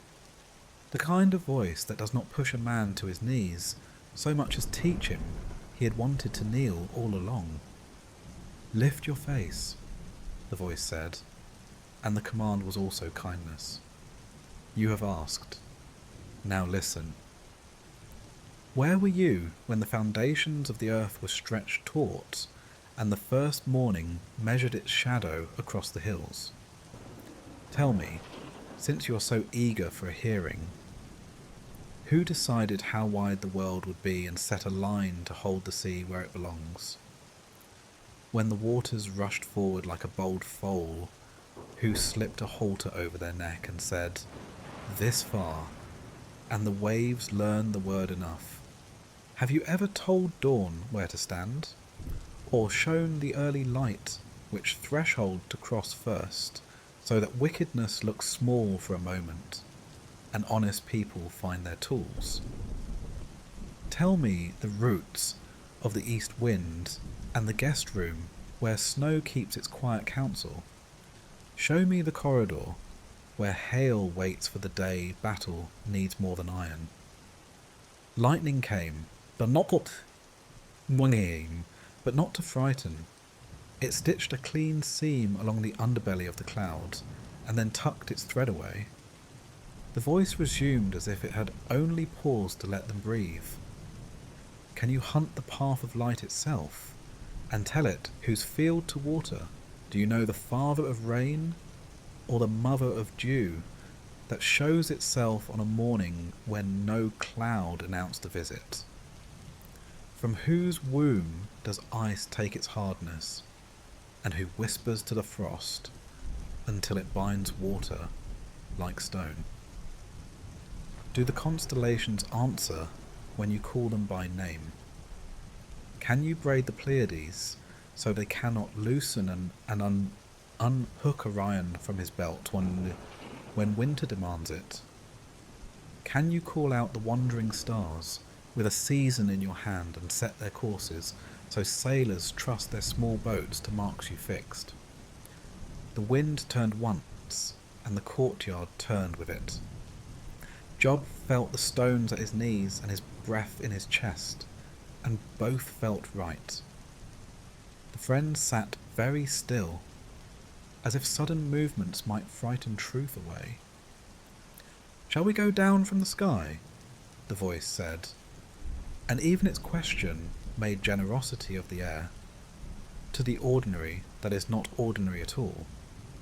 When a lion lies with ribs touching skin and cubs wait, who sets a hare on a course that ends in a mouth, but not before it has run as if running were a song, who hears the ravens when their young stand on a wall and complain to the empty air until the empty air becomes provision.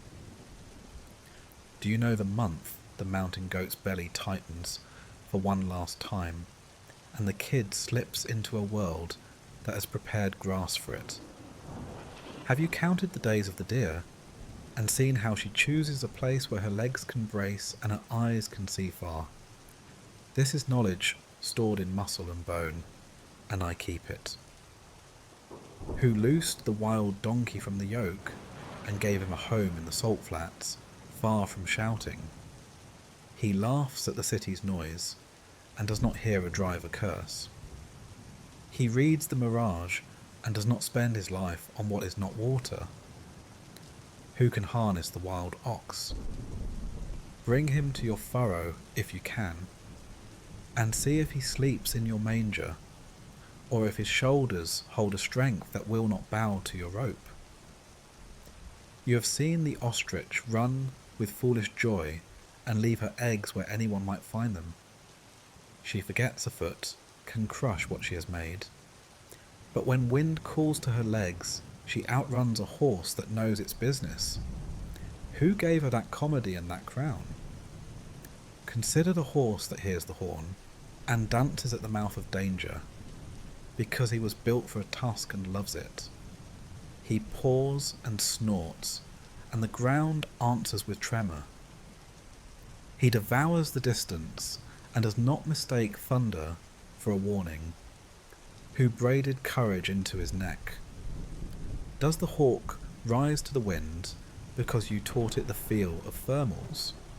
Or does it simply do what it is by a law older than your oldest proverb?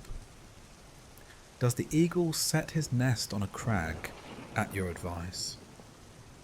He sees his food from a great way off, and his chicks learn the cliff the way your children learnt the sound of your steps. The voice did not accuse. It unveiled. Every question was a door, and behind each door there was a room Job had lived in all his life and never noticed was a sanctuary. He could feel his questions still nearby, not silenced, but set within a building larger than their weight. "Shall we speak of the great ones?" the voice asked, and the fig leaves trembled as if they too had been named. "Look at Behemoth. I made him as I made you. Grass pleases him, and so does the river. His frame is a lesson in patience and power. His bones carry the memory of mountains. He rests among reeds and lotuses shade him. Yet when the river swells, he does not panic. Can you pull him by the eyes with a hook, or teach him to fetch for your children? Strength like this, quiet and unembarrassed, is mine to give." "And Leviathan," the voice said, and the dog lifted his head and then settled again, as if even the name were a tide. "Can you reel him in with a cord, or press his tongue with a bit? Will he beg you for mercy or barter for release? Lay your hand on him and you will not forget the encounter. His armour is a parable hammered into plates. Light dances from his scales as from a field at noon. When he breathes, the sea remembers it has depths. Make a treaty with him if you believe you can, and see who keeps it." The wind swelled and then, as if it had carried its point, rested on its own purpose. The rain paused, gathering itself somewhere above, then returned in a slow, even fall that turned dust to dark clay.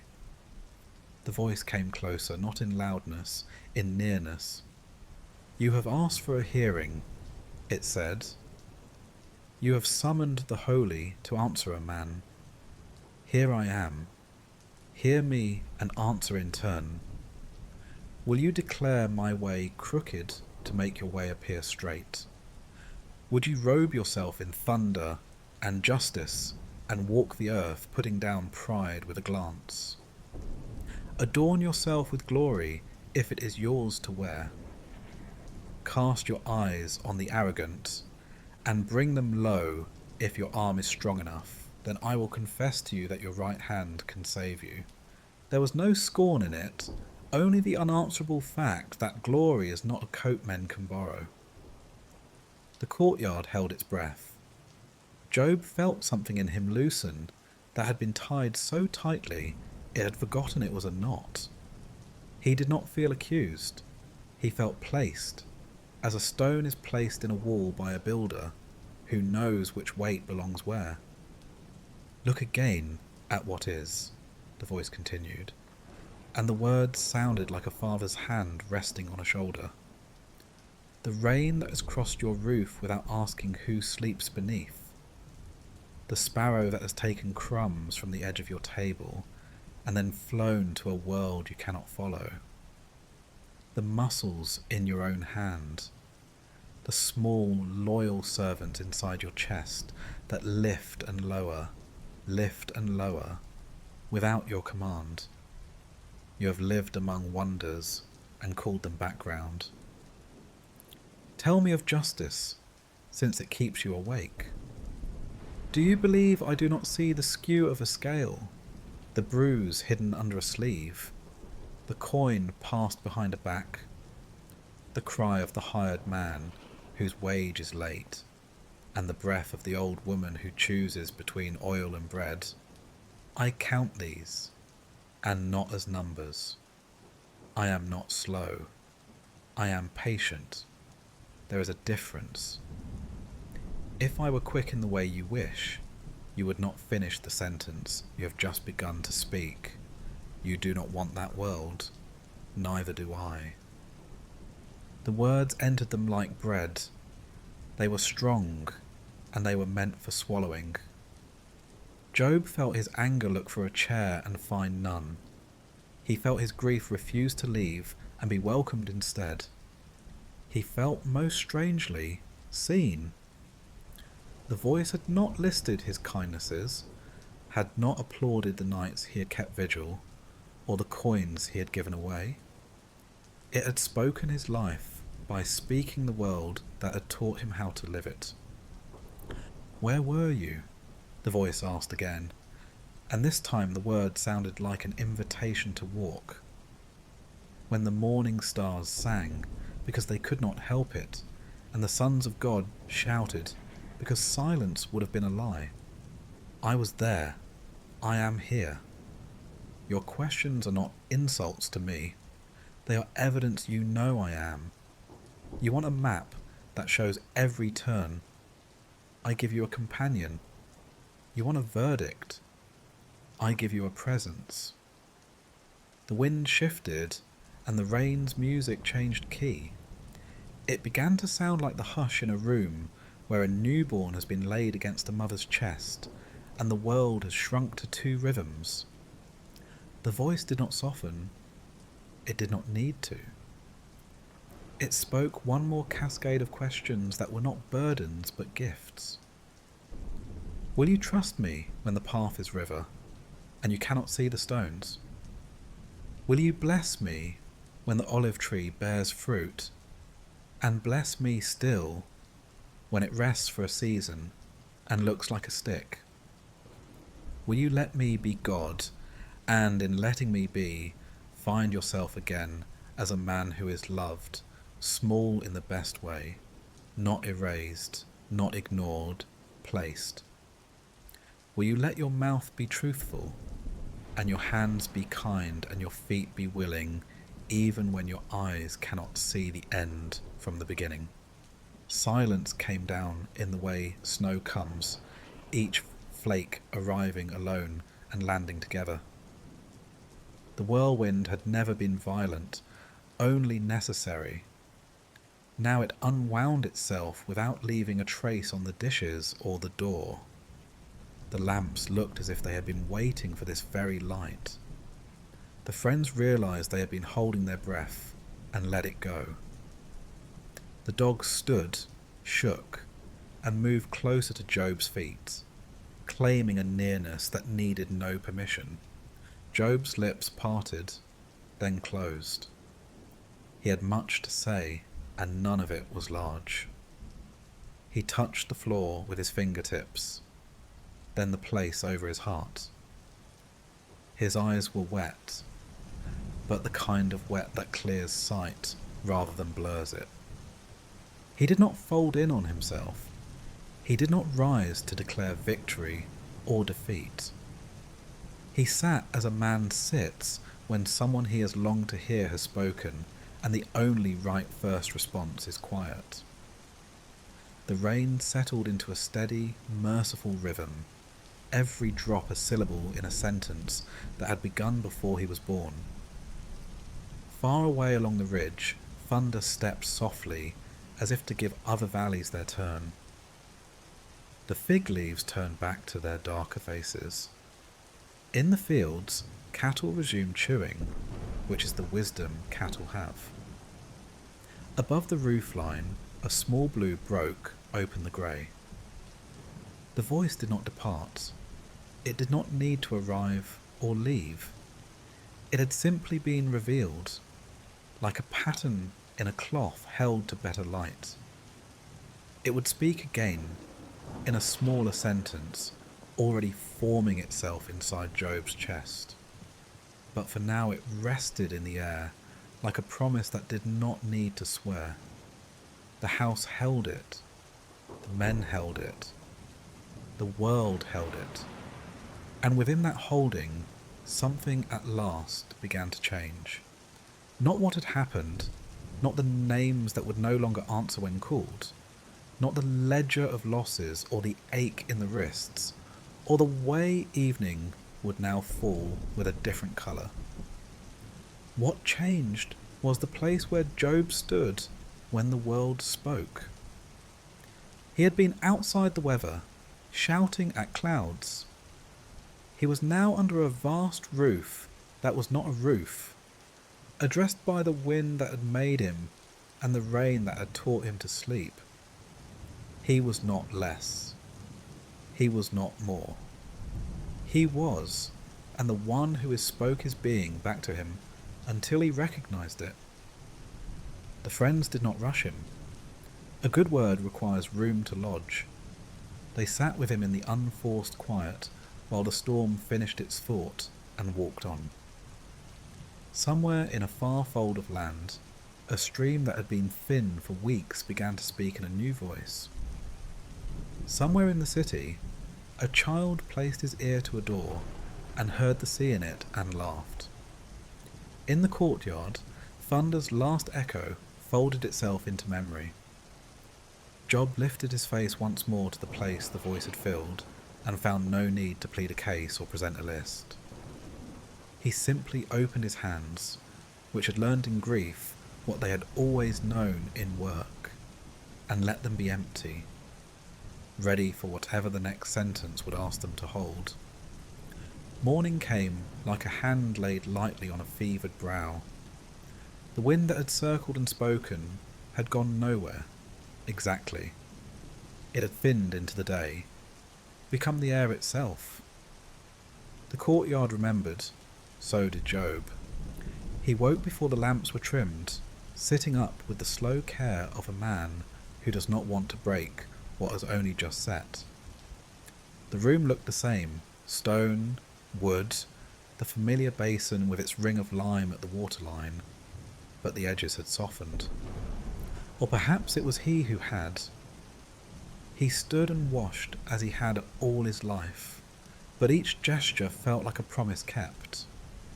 Water onto palms, palms to face, the cool shock that tells the body it is still invited. He cupped his hands a second time and let the water run over his head, not as ritual, not even as resolve, only as a simple acknowledgement that something in him had turned, like a door on well-oiled hinges finding its true swing. He did not say much. The words that had once crowded his mouth now stayed near his ribs. Where breath can hold them without bruising them, I spoke of things too wonderful for me, he whispered, and his voice carried no shame, only relief. The peculiar relief of a man who has put down a weight he did not know he was carrying. He found his wife in the alcove where the morning light came first. She sat with her hands around a cup for the warmth, not drinking, only feeling the heat seep into old aches. Grief had carved fine lines at the corners of her mouth that had not been there last harvest. She looked up and did not pretend surprise.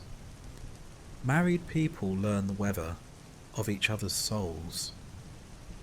She knew at once that the storm had not crushed him. It had hollowed out a place where something clean could sit. He went to his knees before her, not as a gesture anyone had taught him, but because his body knew better than his tongue how to say the words he must say. I have been hard at the edges, Hyo. The edges, he told her. I wanted to manage what cannot be managed, to mend the world with explanations.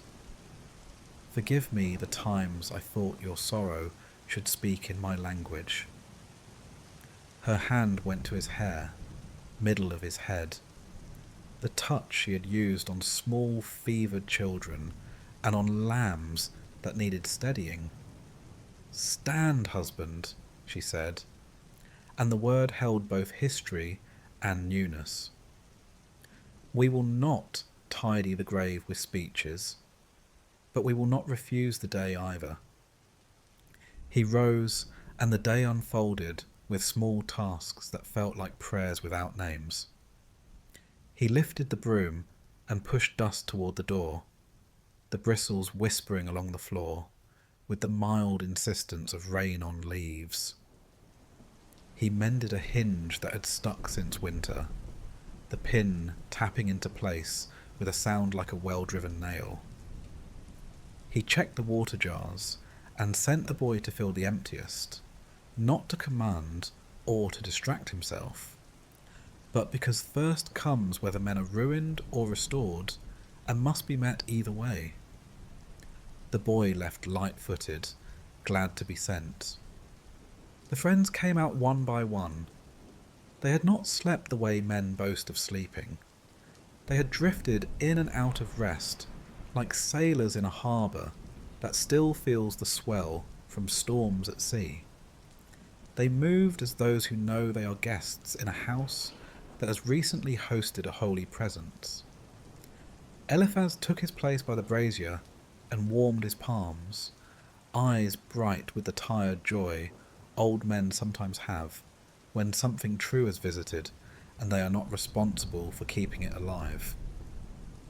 Bildad checked the plumb of the awning pole without fuss, satisfied when the line hung straight. Zophar, who had carried words like arrows all his life, found his quiver quiet and did not resent it. He set bread on the low table, and before breaking it, looked at Job as if to ask permission to begin the ordinary again. Job nodded, and the bread broke with the sound of a small door opening.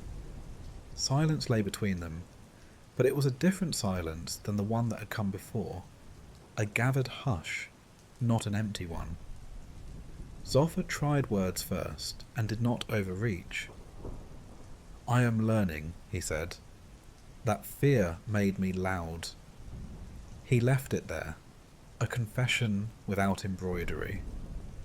Bildad set a proverb on the table, and then, with a half smile at himself, pulled it back. Later, he said. Eliphaz chuckled once, that soft release of a man who recognizes his own former insistence and forgives it. Dreams, he murmured, are true in part, so are proverbs, but today we will allow the grain to be ground before we call the bread blessed. They ate. The stew had more lentils than meat, and tasted exactly like what it was, sustenance. Job chewed slowly, the way a man does who refuses to hurry anything that might teach him. He found himself listening for the voice, not with desperation, but with trust, the way a child in a busy room keeps an ear for his mother's step, and does not panic when it is not heard at once. When the listening yielded only the sounds of the house, the soft clatter of cups, the sigh of the wind across the mouth of the jar, He let that be the answer for the moment. Presence had done its work. He could live from it. He went outside to the boundary stones and walked the line he had walked on strong days and on days that felt like drowning. The stones were still where he and his father had placed them years ago, one by one, backs bent, hands dirty, hearts glad. He rested his palm on each, blessing them as if they were old friends who had waited at their posts. At a break in the wall he had long meant to repair, he stopped, squatted, and set 2 stones where one should have been. The gap closed with the satisfaction of a word finding its right place in a sentence. He spoke aloud to the air as he rose, not to announce a vow, but to mark a new habit. I will repair what is mine to repair. I will not try to rewire the sky. He found the ash heap by the city's edge, as he knew he would. Some places become landmarks in a soul. He sat where he had sat before, only a little farther down the slope, not out of superstition, but because he understood the modesty of grief, how it dislikes being stared at. The ash lifted under his hand and settled again, no longer an accusation, now a language. He spoke into it the simple words he had avoided in his cleverness. I am small, you are not. Stay. The wind answered by moving the fine grey a finger's width. That was enough. On his way home, he passed the gate where men came with disputes and left with fewer. 2 farmers stood there, faces hot, each convinced the other had cut a furrow too close. Job did not bring thunder. He brought a string. He held one end, put the other in a boy's hand, and stretched it across the edge of the argument. Stand, he told the boy, and do not move. You are the horizon. They measured. The line told its indifferent truth. The men's faces cooled. One nodded, the other nodded back. Job smiled at the boy and said, Good horizons are soft-spoken. Remember, the lad stood taller, horizon for another heartbeat before returning to being a boy. By midday, the rain had thinned to a memory, and sunlight came in patches like generous coins tossed onto the ground by a wealthy sky. Job took a cup to the threshold and sat on the step. From there, he could see the path where neighbours' sandals had worn the dust into a silvered strip. He watched people cross it without cataloguing their luck or lack. A woman with a bundle small enough to be a baby and large enough to be bread. A man with a limp he had learned to walk around, as men walk around stubborn stones in a field. A child carrying a pomegranate like a secret. All of them alive. That was the miracle, alive enough to gather, to lose, to laugh, to argue, to be forgiven. He let the sight settle him. The young man who had spoken the day before came and took the step below him, as a student might. But the posture held no hierarchy, only kinship. They sat without fidgeting. After a time the young man said, When the wind spoke, I thought of the day my father showed me how to take a flaming ember from one hearth to start the next fire without losing it. He said, Cup your hands just so, and walk without hurry. That is what your face looks like. Job considered and nodded. The ember is not mine. Mine, he said, but I will not drop it. The friends returned to their tasks, which is to say they returned to being themselves, strung on a new thread. Eliphaz, who had once loved to collect dreams like rare shells, collected water for widows instead, and found the sound of a brimming jar as beautiful as any vision. Bildad, whose hands adored right angles, rebuilt a neighbour's goat pen with a corner deliberately eased by a finger's width. because the ground there insisted on imperfection, and acceptance turned out to be stronger than force. Zophar, who had chased explanations as if they were the last goats in a field, threw his energy into carrying jars, beams, news, and learned a new dignity in lifting what belonged to someone else's day. Job walked to the place where the wrecked house had fallen. He stood at the perimeter and did not flinch. He let his eyes move across the scatter of stone and splinter and shadow. He spoke their names under his breath, one by one, the way a man fingers beads on a cord, not to count, but to call to mind. He did not demand that the ground give them back. He asked instead for the ground to teach him how to walk on it without stumbling over ghosts. The workers there, who had waited for his arrival with the respectful awkwardness men have in the presence of private grief, looked to him for instruction. He pointed where support should go, and where the soil should be tamped, and where mercy must be shown to a beam too cracked to be saved. "Let it be firewood," he said of that beam. "Even ruin can warm someone." The men nodded. The work took up its steady music. Rope creak, hammer tap, breath.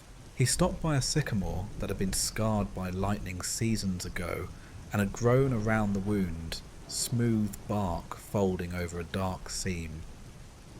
He put his palm there and felt the tree's cool patience. "Teach me your slowness." "Slowness," he said to it, and to the one who had made both wound and growth possible.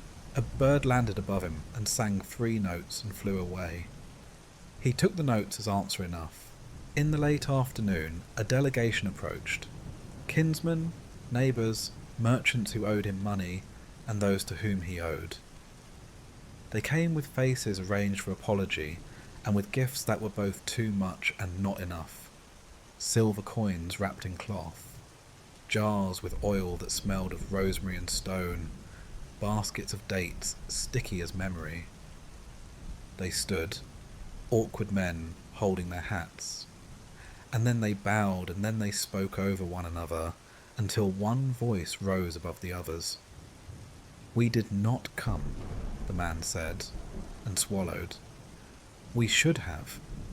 We delayed because sorrow frightens cowards. Forgive us." Job looked at each face, until each man felt seen, and then said, yes, not to punish them by withholding, not to make himself a saint, but because the yes was already in him, and refusing it would be a lie. The house received the gifts, as a river receives small tributaries. Without boasting, grateful, they sat and ate, and the talk found a new tone, tentative at first, then honest. Men confessed to the ways they had hidden behind their work, when they should have stood in doorways with their friends. Women spoke about making soup for other houses, and then eating with their coats still on, because shame is a poor hostess. Someone laughed in a way that was half sob and half startled joy, and no one shushed it.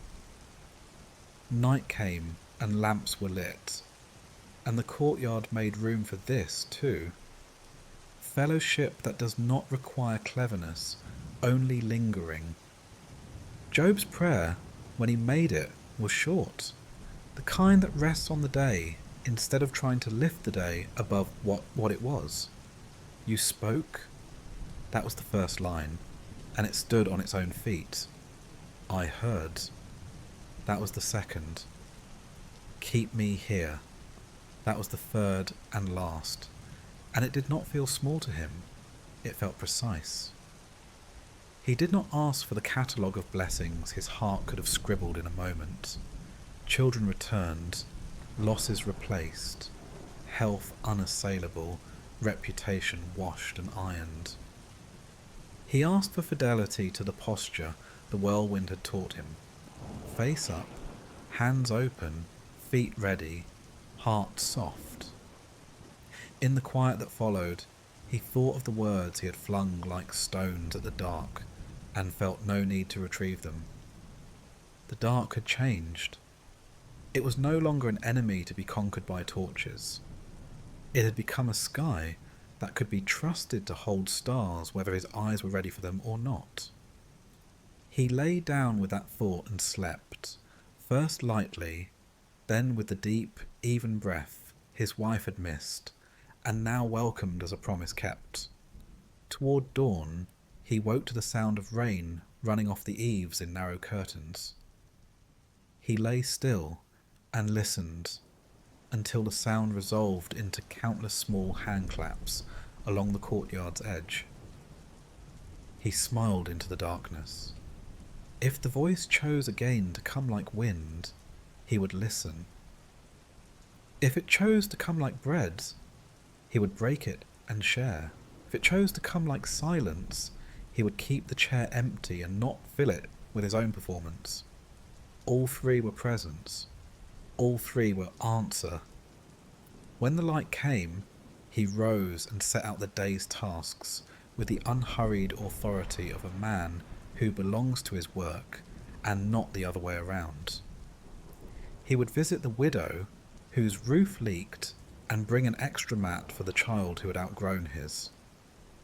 He would write a message for the caravan master whose line had suffered loss and send it with a man whose feet were fast. He would check the corner of the field where the soil stayed stubbornly hard and ask the old farmer with the soft voice how he would woo it.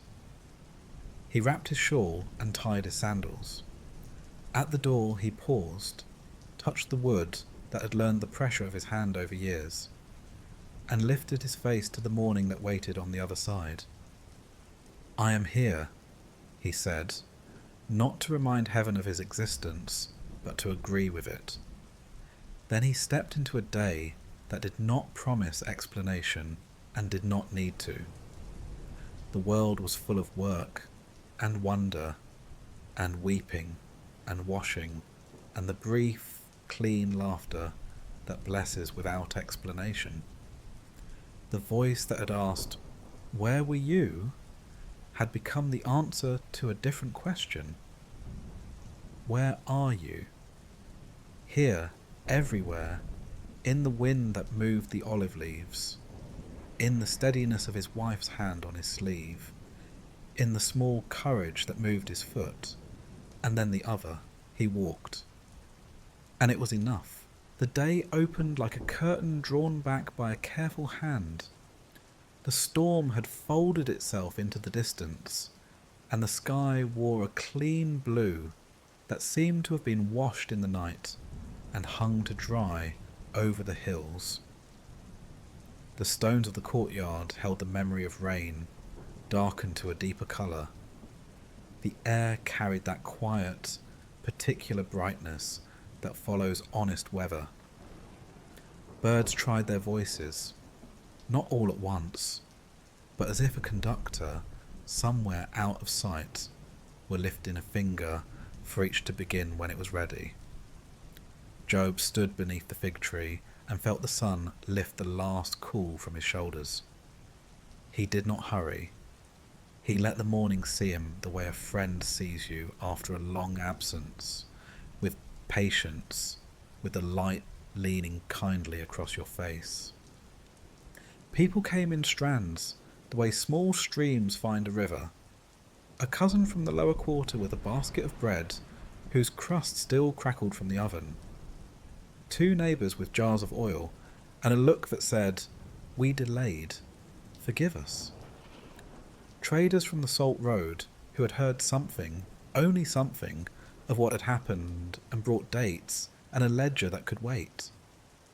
A widow with her little boy. She had no gift but carried herself like an offering, which is the most expensive gift of all. They stood awkwardly at first, hats in hands, apologies in their mouths like pebbles. Job did not make them swallow the stones. He set out bowls and called for water and made the simplest ceremony of welcome, hands held, eyes met, silence not rushed. A man whose tongue had too often run ahead of his wisdom finally found words shaped to fit a mouth. I spoke as if pain were a problem to be solved, he said. He said, "It isn't. It's a person to be sat beside. I did neither. I am sorry." Job nodded and put his palm to the man's shoulder, not to bless exactly, but to agree with the truth he had just told. Another brought a handful of coins wrapped in cloth, part of a debt long disputed. Job took the cloth, weighed it lightly in his palm, and then pressed it back. "Keep the coins," he said. "Bring a beam tomorrow. We are building." He meant it. The rebuilding had begun while the sky still held its grey. Now it quickened. Ropes were hauled from hooks and tested with a tug that sounded like old music. Mallets found their rhythm. Poles learned where to stand. The ground, tamped and true, accepted weight like a promise. Job walked among the workers, not as a foreman to be obeyed, but as a memory that steadied hands. He touched beams with his knuckles and listened. Good wood answers. He sent the strong to the hardest tasks, and the tender to work that required gentleness. Sorting the salvage, washing the linens, finding the photographs of memory that grief hides in pockets. Buttons, a child's carved horse. A shawl that still kept a familiar fragrance. All of it mattered. The day could carry both hammer and keepsake. Word travelled farther than the town. A caravan that had turned back months ago came this time through the pass, their camels like brown punctuation marks siding the hills. They stopped at Job's outer field and asked for the favour of shade and water. He gave both and added a blessing for the miles yet in their sandals. One of the merchants, careful with speech, careful with scales, set aside a pouch of saffron, costly, unnecessary, extravagant. Job accepted it with the amused smile of a man who knows extravagance is sometimes the only language that fits gratitude. Children discovered that laughter could come back shyly and still be welcome. They played at the edge of the work, inventing a game with a loop of rope and 3 flat stones that stood in for cities they would visit someday. They shouted the way children shout when they are practicing joy. No one hushed them. Not even the men who had lost the most. The sound reached the far wall and returned changed, as if the masonry itself had learned to hold happiness and give it back warmer. The friends stayed. They had no script for this part, which made them better.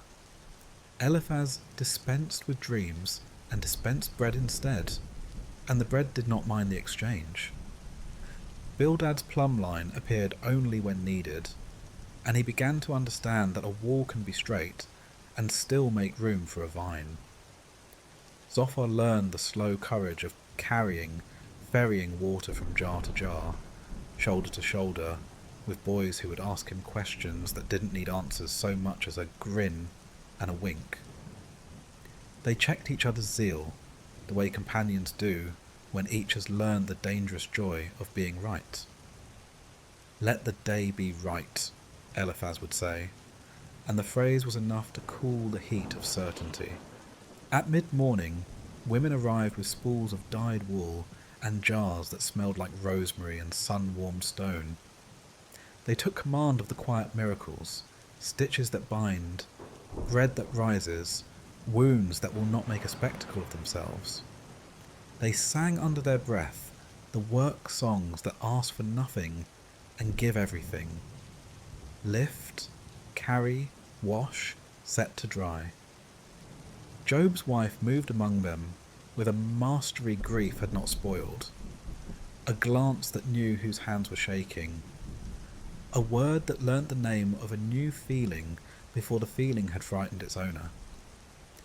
She and Job found, in the press and flow of the day, the time to rest a hand in the hollow of the other's back for the length of one breath. Married comfort, small and sufficient. News of loss can make people hide.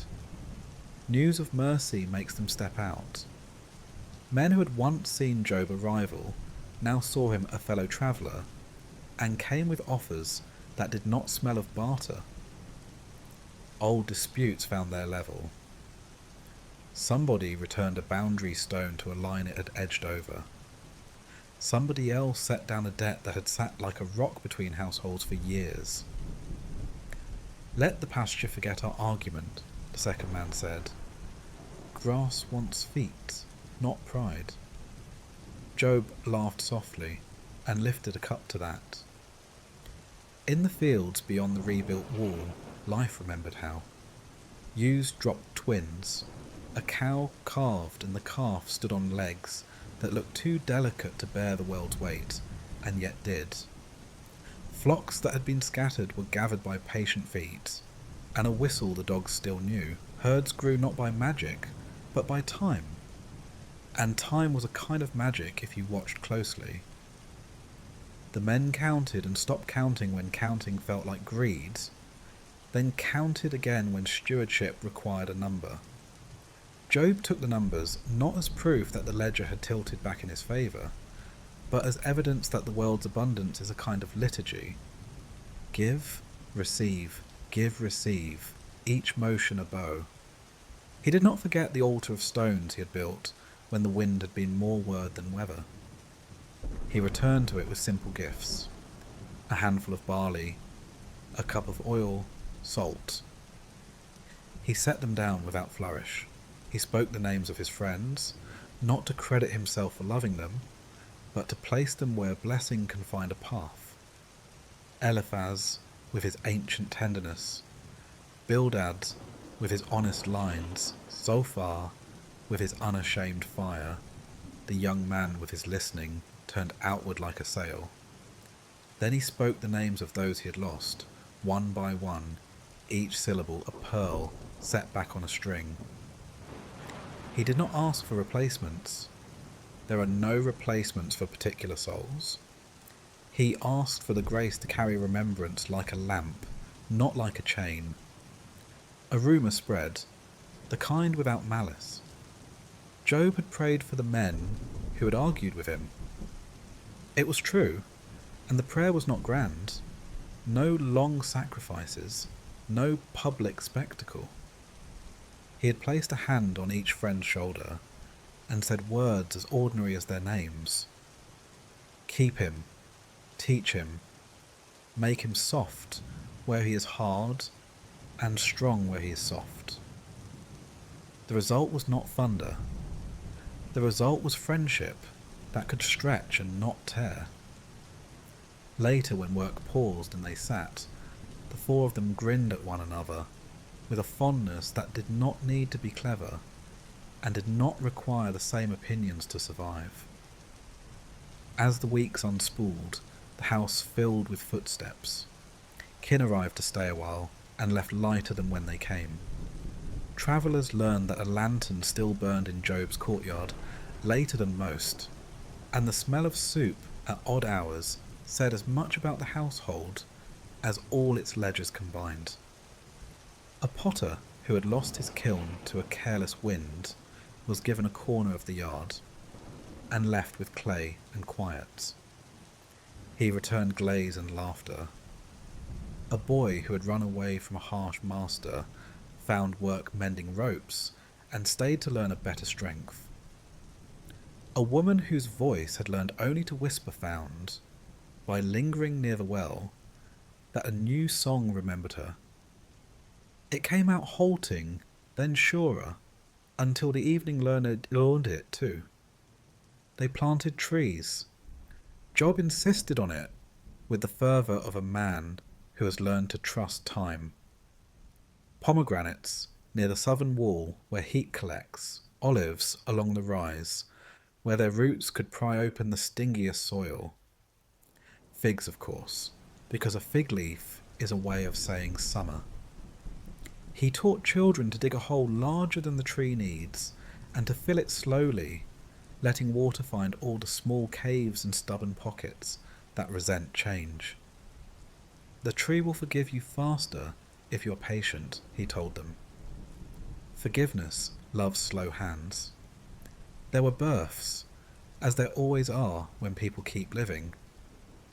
New lambs first, then eyes in baskets and doorways glancing at the world with the shock we call wonder. The house heard the thin, insistent cries of infants, the thick laughter of grandmothers who had practiced the art of being surprised for decades. There were daughters with voices like mourning doves and the minds of architects, and sons who learned that the best way to be men is to listen as long as their father had learned to. Job named them with care and let their names fit their futures rather than his past. He watched his daughters stand in the door of the storeroom and say, "The spices should be there, not here," and laughed, then moved them, then pretended to have thought of it himself, and was caught. He watched his sons walk the boundary and stop, uncoached, to help a neighbour whose stone had slipped. The habit had become theirs without his telling them to pick it up. He changed small customs. Where once guests waited to be invited, he posted a boy at the gate with a single instruction: "If you see anyone hesitate, wave them in." Where once gifts were weighed and recorded in a ledger with neat columns, he asked for a basket to be set near the door where people could leave what they brought and take what they needed without their names being spoken aloud. The household learned a new arithmetic, less accounting, more accounting for. When the rains returned, and they always return, the thunder came from far away, like an old friend visiting but choosing, this time, to sleep in another house so as not to overwhelm. Lightning was a seamstress working along a very distant hem. The roof, rebuilt to better standards by humble builders, held. The sound on the tiles wrote a lullaby. Job sat by the door and counted the time between flash and roll without superstition, only curiosity, the way a child counts the steps to see if they are the same as yesterday. Sometimes they were, sometimes not. The variation comforted him more than sameness would have. Apologies kept arriving, and he kept receiving them, not as a judge, but as a man who had learned to be unoffendable, because offence had no chair left in him. On a morning of particular brightness, a group of men came whom no one expected. Herdsmen from across the boundary, who had once run his camels north, and called it the fortunes of war. They brought leather and milk, and a carefully spoken offering. Nothing heroic, just honest. Job's men bristled. Job did not. He listened, offered water, and sent them away with more than they had brought. "We will not be written by that chapter forever," he said after they left. "Let our grandchildren inherit a better story." The work slowed as the house learned its new lines. In the evening, music returned as if it had been waiting just beyond the threshold for permission. A lyre tasted its own strings and found them in tune. A drum smaller than a plate kept time like a heart that had gone through a long run, and now, finally, was home. No one sang loudly. They sang the way people sing when they are grateful not to have to pretend. Between songs they told stories that did not jostle to be the cleverest. They told about a goat that outsmarted a fence, about the first time a boy learnt the smell of rain, about the way a certain old man always chose the smallest portion and thought no one noticed, everyone noticed. One evening, after the last bowl had been washed, and the last visitor had found a mat, and the last child had given up pretending not to be tired, Job walked the courtyard alone. The lamps in the niches threw their warm, patient light. The tree he had touched at the hour of the voices speaking lifted its leaves in the kind of breeze that carries secrets from one garden to another. He stood and counted his breaths until counting seemed silly, then laughed and let the breaths count themselves. He spoke quietly, not to begin a new argument, and not to rehearse an old one. Restoration, he said aloud, tasting the word for the first time without flinching. It is not an exchange, it is an art. He considered how some losses had remained precisely that, losses, and would remain, how some emptiness had become space that other gifts could inhabit without pretending to be replacements. He returned to the bench, sat, and let that thought find its chair. In the far stalls, a calf bellowed, because being alive had startled it. A mother hushed it, with the only lullaby cattle know. The sky, beautifully undecided, held 3 stars, and a thin shawl of cloud. A cricket scraped its simple bow across a single string and discovered that the single string was enough. The friends were sleeping, or not sleeping, in the familiar postures of men who are content to be available. The young man who had spoken well and then learned to be silent well slept on his side, hand tucked under his cheek like a child. Job lifted his hand, as if to test the night for the presence it had once roared, and found that presence intact, not as thunder this time, but as something like the weight of a shawl, gentle and real. You are. He Iswad, which was the shortest of his many prayers, and perhaps the truest. He did not ask for tomorrow. Tomorrow would arrive the way mornings do, with the smell of bread and the thud of a bucket, and the first argument between brothers about who could run faster to the gate.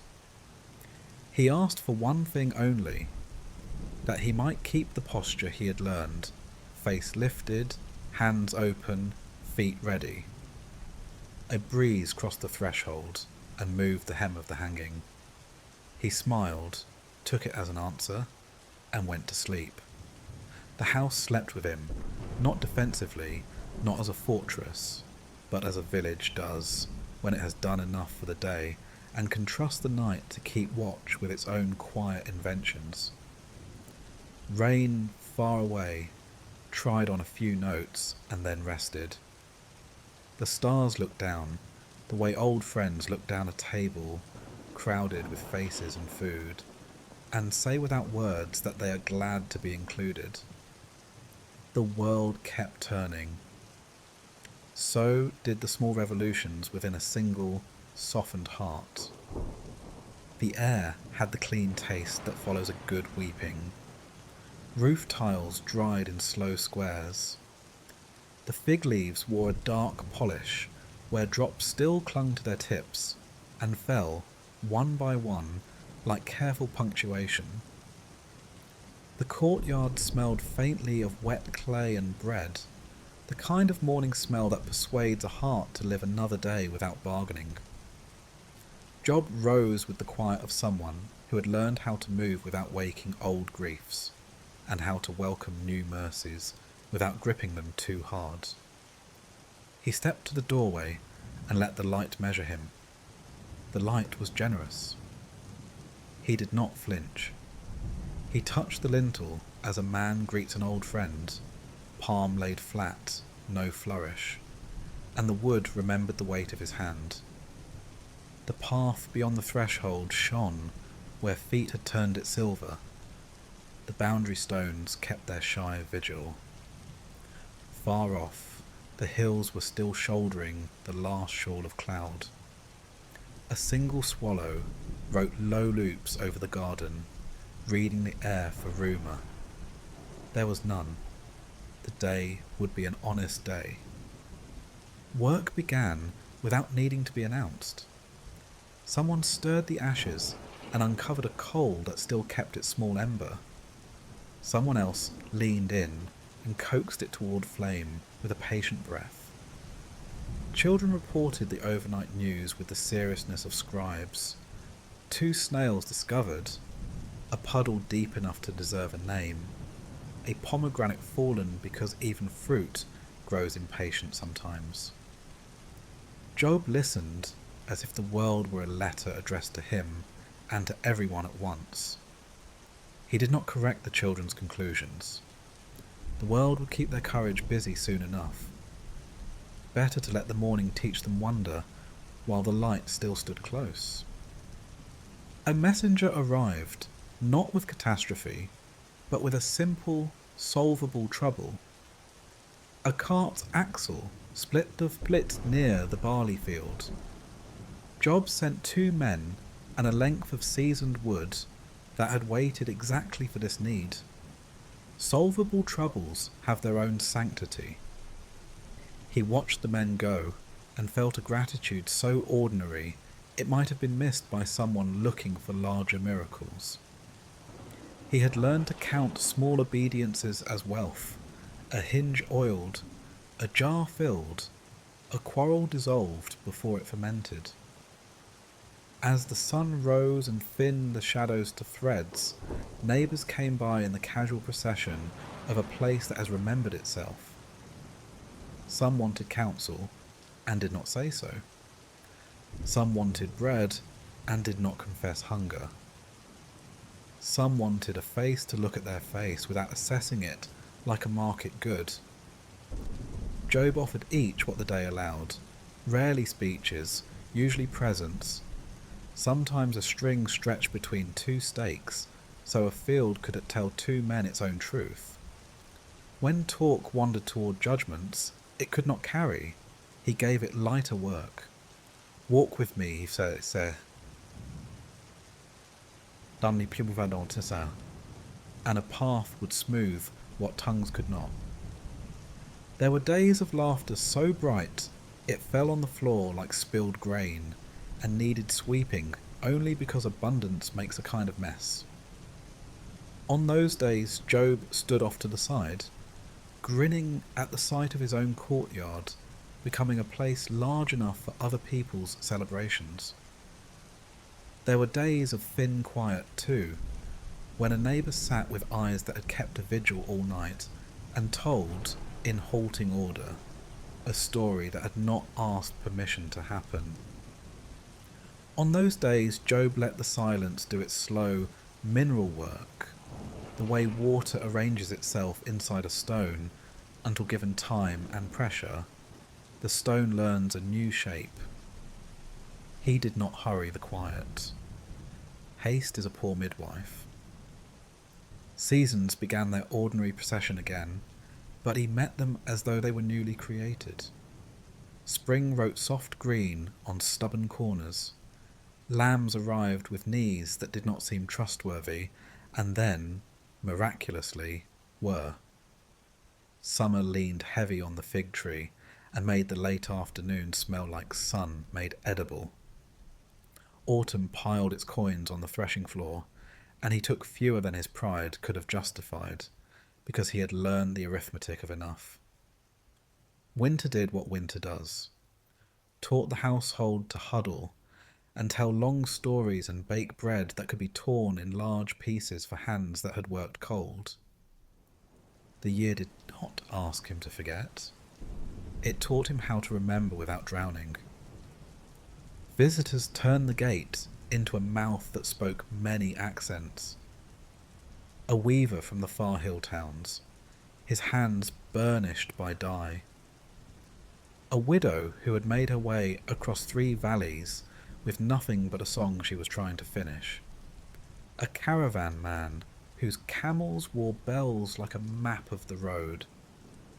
They traded stories and measures and spices. Job's household traded too. A place at the table for a tale that needed tending. A warm corner by the brazier for a body that had learned all the lessons of wind. On some nights, the courtyard became a school for languages no one had named. The grammar of shared bread, the syntax of nods that mean, yes, me too, the punctuation of laughter that arrives one beat late, and for that reason belongs to everyone. He found new rituals that belonged to after-rain people. When thunder muttered from a far ridge, he would gather the smallest children at the doorway and teach them to count heartbeats between flash and roll, not to manage the storm, but to befriend its timing. Listen to the hills talk to each other, he would say, and the children, bold by contagion, would laugh and argue over their numbers and turn fear into a kind of game that respected rather than denied the sky.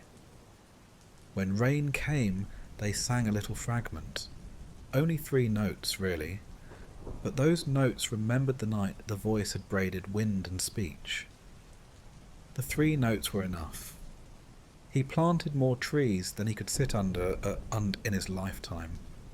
It thrilled him to invest in shade that would be enjoyed by people whose names he did not know yet.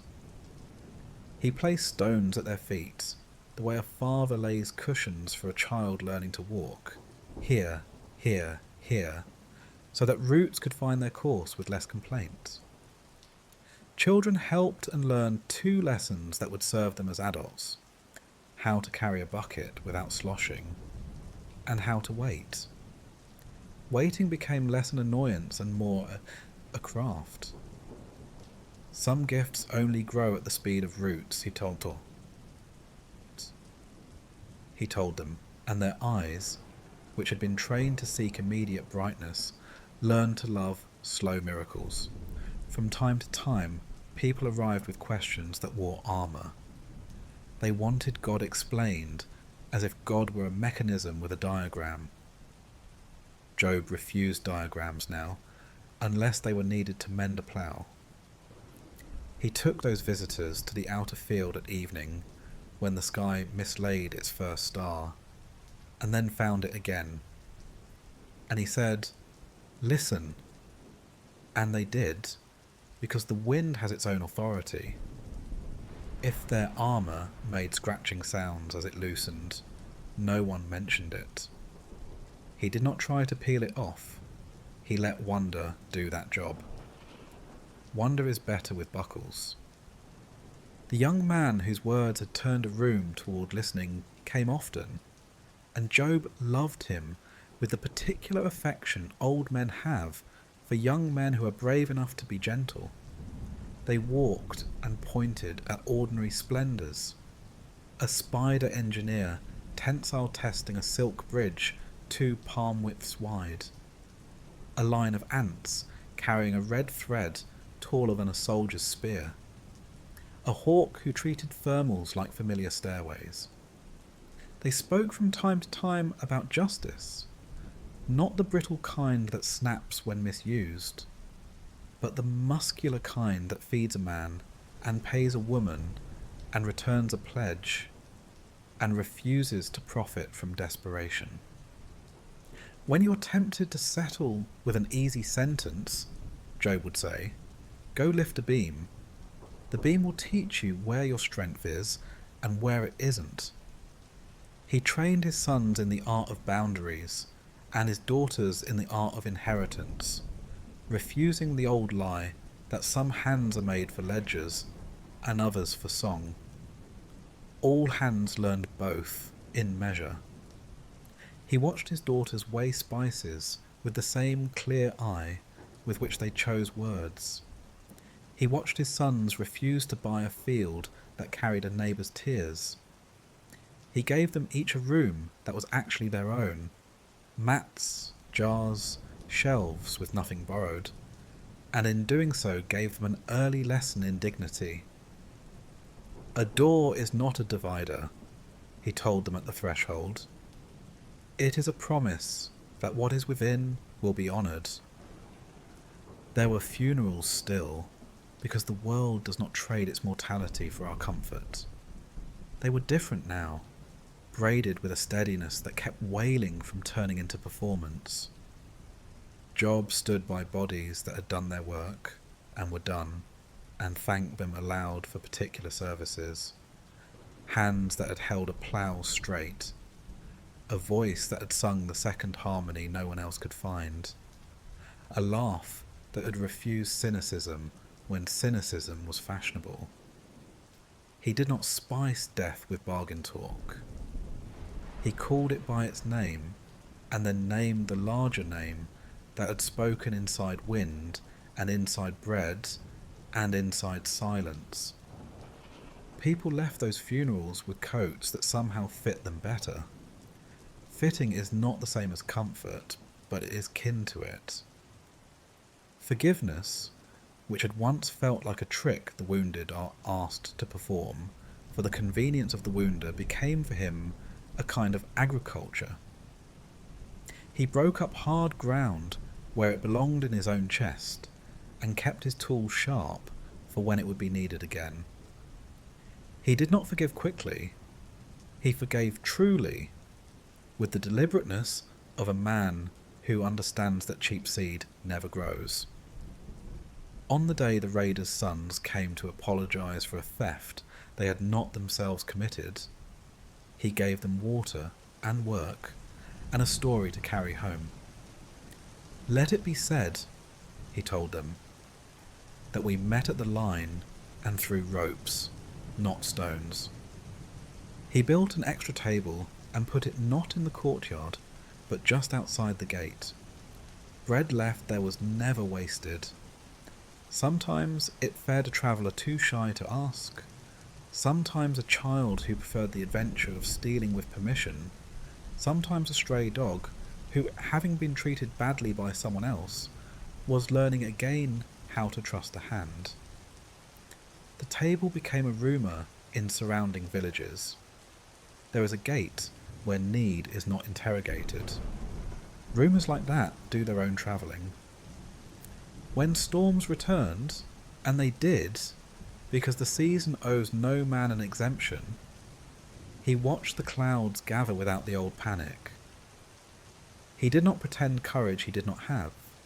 He simply practiced the posture he had learned, face lifted, hands open, feet ready to move toward rather than away.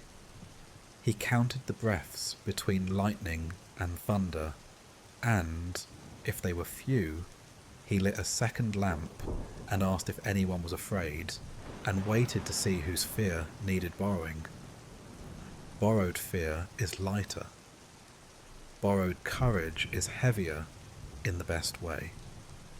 Night by night, he kept the little altar of memory and gratitude crowded with ordinary offerings. A sprig of mint, a chip of wood from a beam that had finally been coaxed into place, a length of thread his daughter had dyed exactly the colour of ripe barley. He said the names, not to prove he remembered, but to keep memory from becoming a museum. Names in the present tense are doors. He left the altar messy sometimes. Holiness is not offended by honest crumbs. Years added themselves like rings to an olive trunk. His hair gathered the colour of ash. His hands lost some haste and found more intention. He moved with the dignity of a man who has outlived urgency without losing zeal. Sometimes he climbed the small ridge behind the house, and sat where he could see both the beginning and the end of the path to his door. He took a stylus, and on a wax tablet he rarely showed anyone, wrote sentences to the boy he had been. Do not be so quick to be impressive, be precise in mercy. Keep a bucket by the door. Learn the sound the hinge makes when it has been oiled. Learn to be that sound in other people's houses. Children grew, and their children found the courtyard's corners and claimed them as countries. The smallest learned where to stand during bread breaking, so as to be first to receive the end piece, crust thick as a wall, crumb hot as a held hand. The oldest learned which questions to save for dusk when labour had loosened everyone's grip on certainty. They asked why rain falls on both the careful and the careless, and whether angels sleep. He told them what he knew, and then said the truest sentence he had. There is more, pointing at the sky, at their small faces, at his own chest in turn. They considered, and for once were satisfied by not knowing, because the not knowing had company. Now and again, in the deepest hours, he woke to a house that sounded like a sleeping creature. Slow breath, occasional shift, a murmur that belonged to no single throat. He lay and listened to the stealthy drip at the eaves, to the wind testing a shutter and losing interest, to the distant hoot of a bird who preferred moonlight to sun. He did not long for the whirlwind. He did not fear it. If it came again, it would find him the way it had found him before. Not impressive, not ready, not sufficient, but addressed. Being addressed was the gift that had taught him how to live into all the others. One late summer evening, with heat stored in the stones like yesterday's bread, the friends gathered without a plan. Age had not simplified them. It had sanded their edges, not their differences. Eliphaz brought a story he had not told in years, not because it had been secret, but because stories arrive when they are ready and not before. Bildad brought a proverb and set it down like a tool on a bench where anyone could take it up or leave it. Zophar brought an apology for some sentence spoken long ago that had landed like a thrown pot. He was forgiven with a nod that was also a smile, that was also a memory of how they had learned each other's weight. The young man, now less young, brought silence and let it do most of his speaking. They sat until the sky forgot its last colour, and then found it again as a star, and then forgot it again in cloud, and they were content to be included in that forgetting and remembering. Late in the night, a woman in labour was carried through the gate, breath short, eyes fierce. The midwives had read the sky and sent for Job's wife in time. The house rearranged itself with the tact of a well-trained body, mats shaken, water heated, hands that knew the liturgy of birth called to their stations. Job waited out of the way, in the hall where men become furniture, when women do the earth's deep work. He could hear the old, comforting imperatives spoken in the timbre that turns command into care. Breathe, rest, again, good. Thunder stumbled far away like an old man rising from a chair. The child arrived with a sound like a small, astonished bird. A cry folded into a hum into sleep. The voices in the room softened into laughter that had been practiced for generations. Job breathed and felt his ribs widen as if to make a better house for joy. He stepped outside so the night could see his face. The stars looked like nails hammered into a dark board by a delighted craftsman. He lifted his hands and did not need to choose words. Gratitude is its own language, and the one who had made both ostrich and hawk could read it. He asked for one thing only, for the household to keep the habit of welcome when the harvest was lean and when it was extravagant, when the thunder stood politely on the horizon, and when it entered the courtyard with an argument, when the year passed like a cart on smooth ground, and when it stumbled and had to be lifted wheel by wheel, to keep open hands. That was the prayer that fit every season. Toward morning, rain returned in a drift so fine it could only be seen where it passed a lamp. The drops spoke their soft monosyllables on clay and leaf and lintel.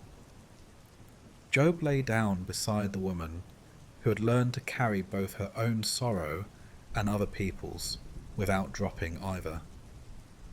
He let the rain count for him, one, another, another, until counting was a thing the rain could do alone. The house slept, not as a fortress, not as a camp, but as a village grown large within four walls. The world slept where it could, and kept watch where it must. And when the light at last reached in and laid its familiar hand along the sill, the day found the household in the posture it had learned across storms and seed times and the long after rain. Faces turned toward whatever was next, hands unclosed, feet without hurry, hearts tuned to a voice that could come in wind or in bread or in the unremarkable mercy of ordinary hours. Outside, the path waited for new footsteps. Inside, the room remembered every silence that had made it strong. Far off, Thunder practiced walking gently. Close by, a baby breathed, and a man who had once demanded answers now preferred presence. And the presence was there, near as air, kind as water, steady as the slow blessing of roofs that do not leak, and friends who stay and rains that know exactly when to begin and how, mercifully, to end.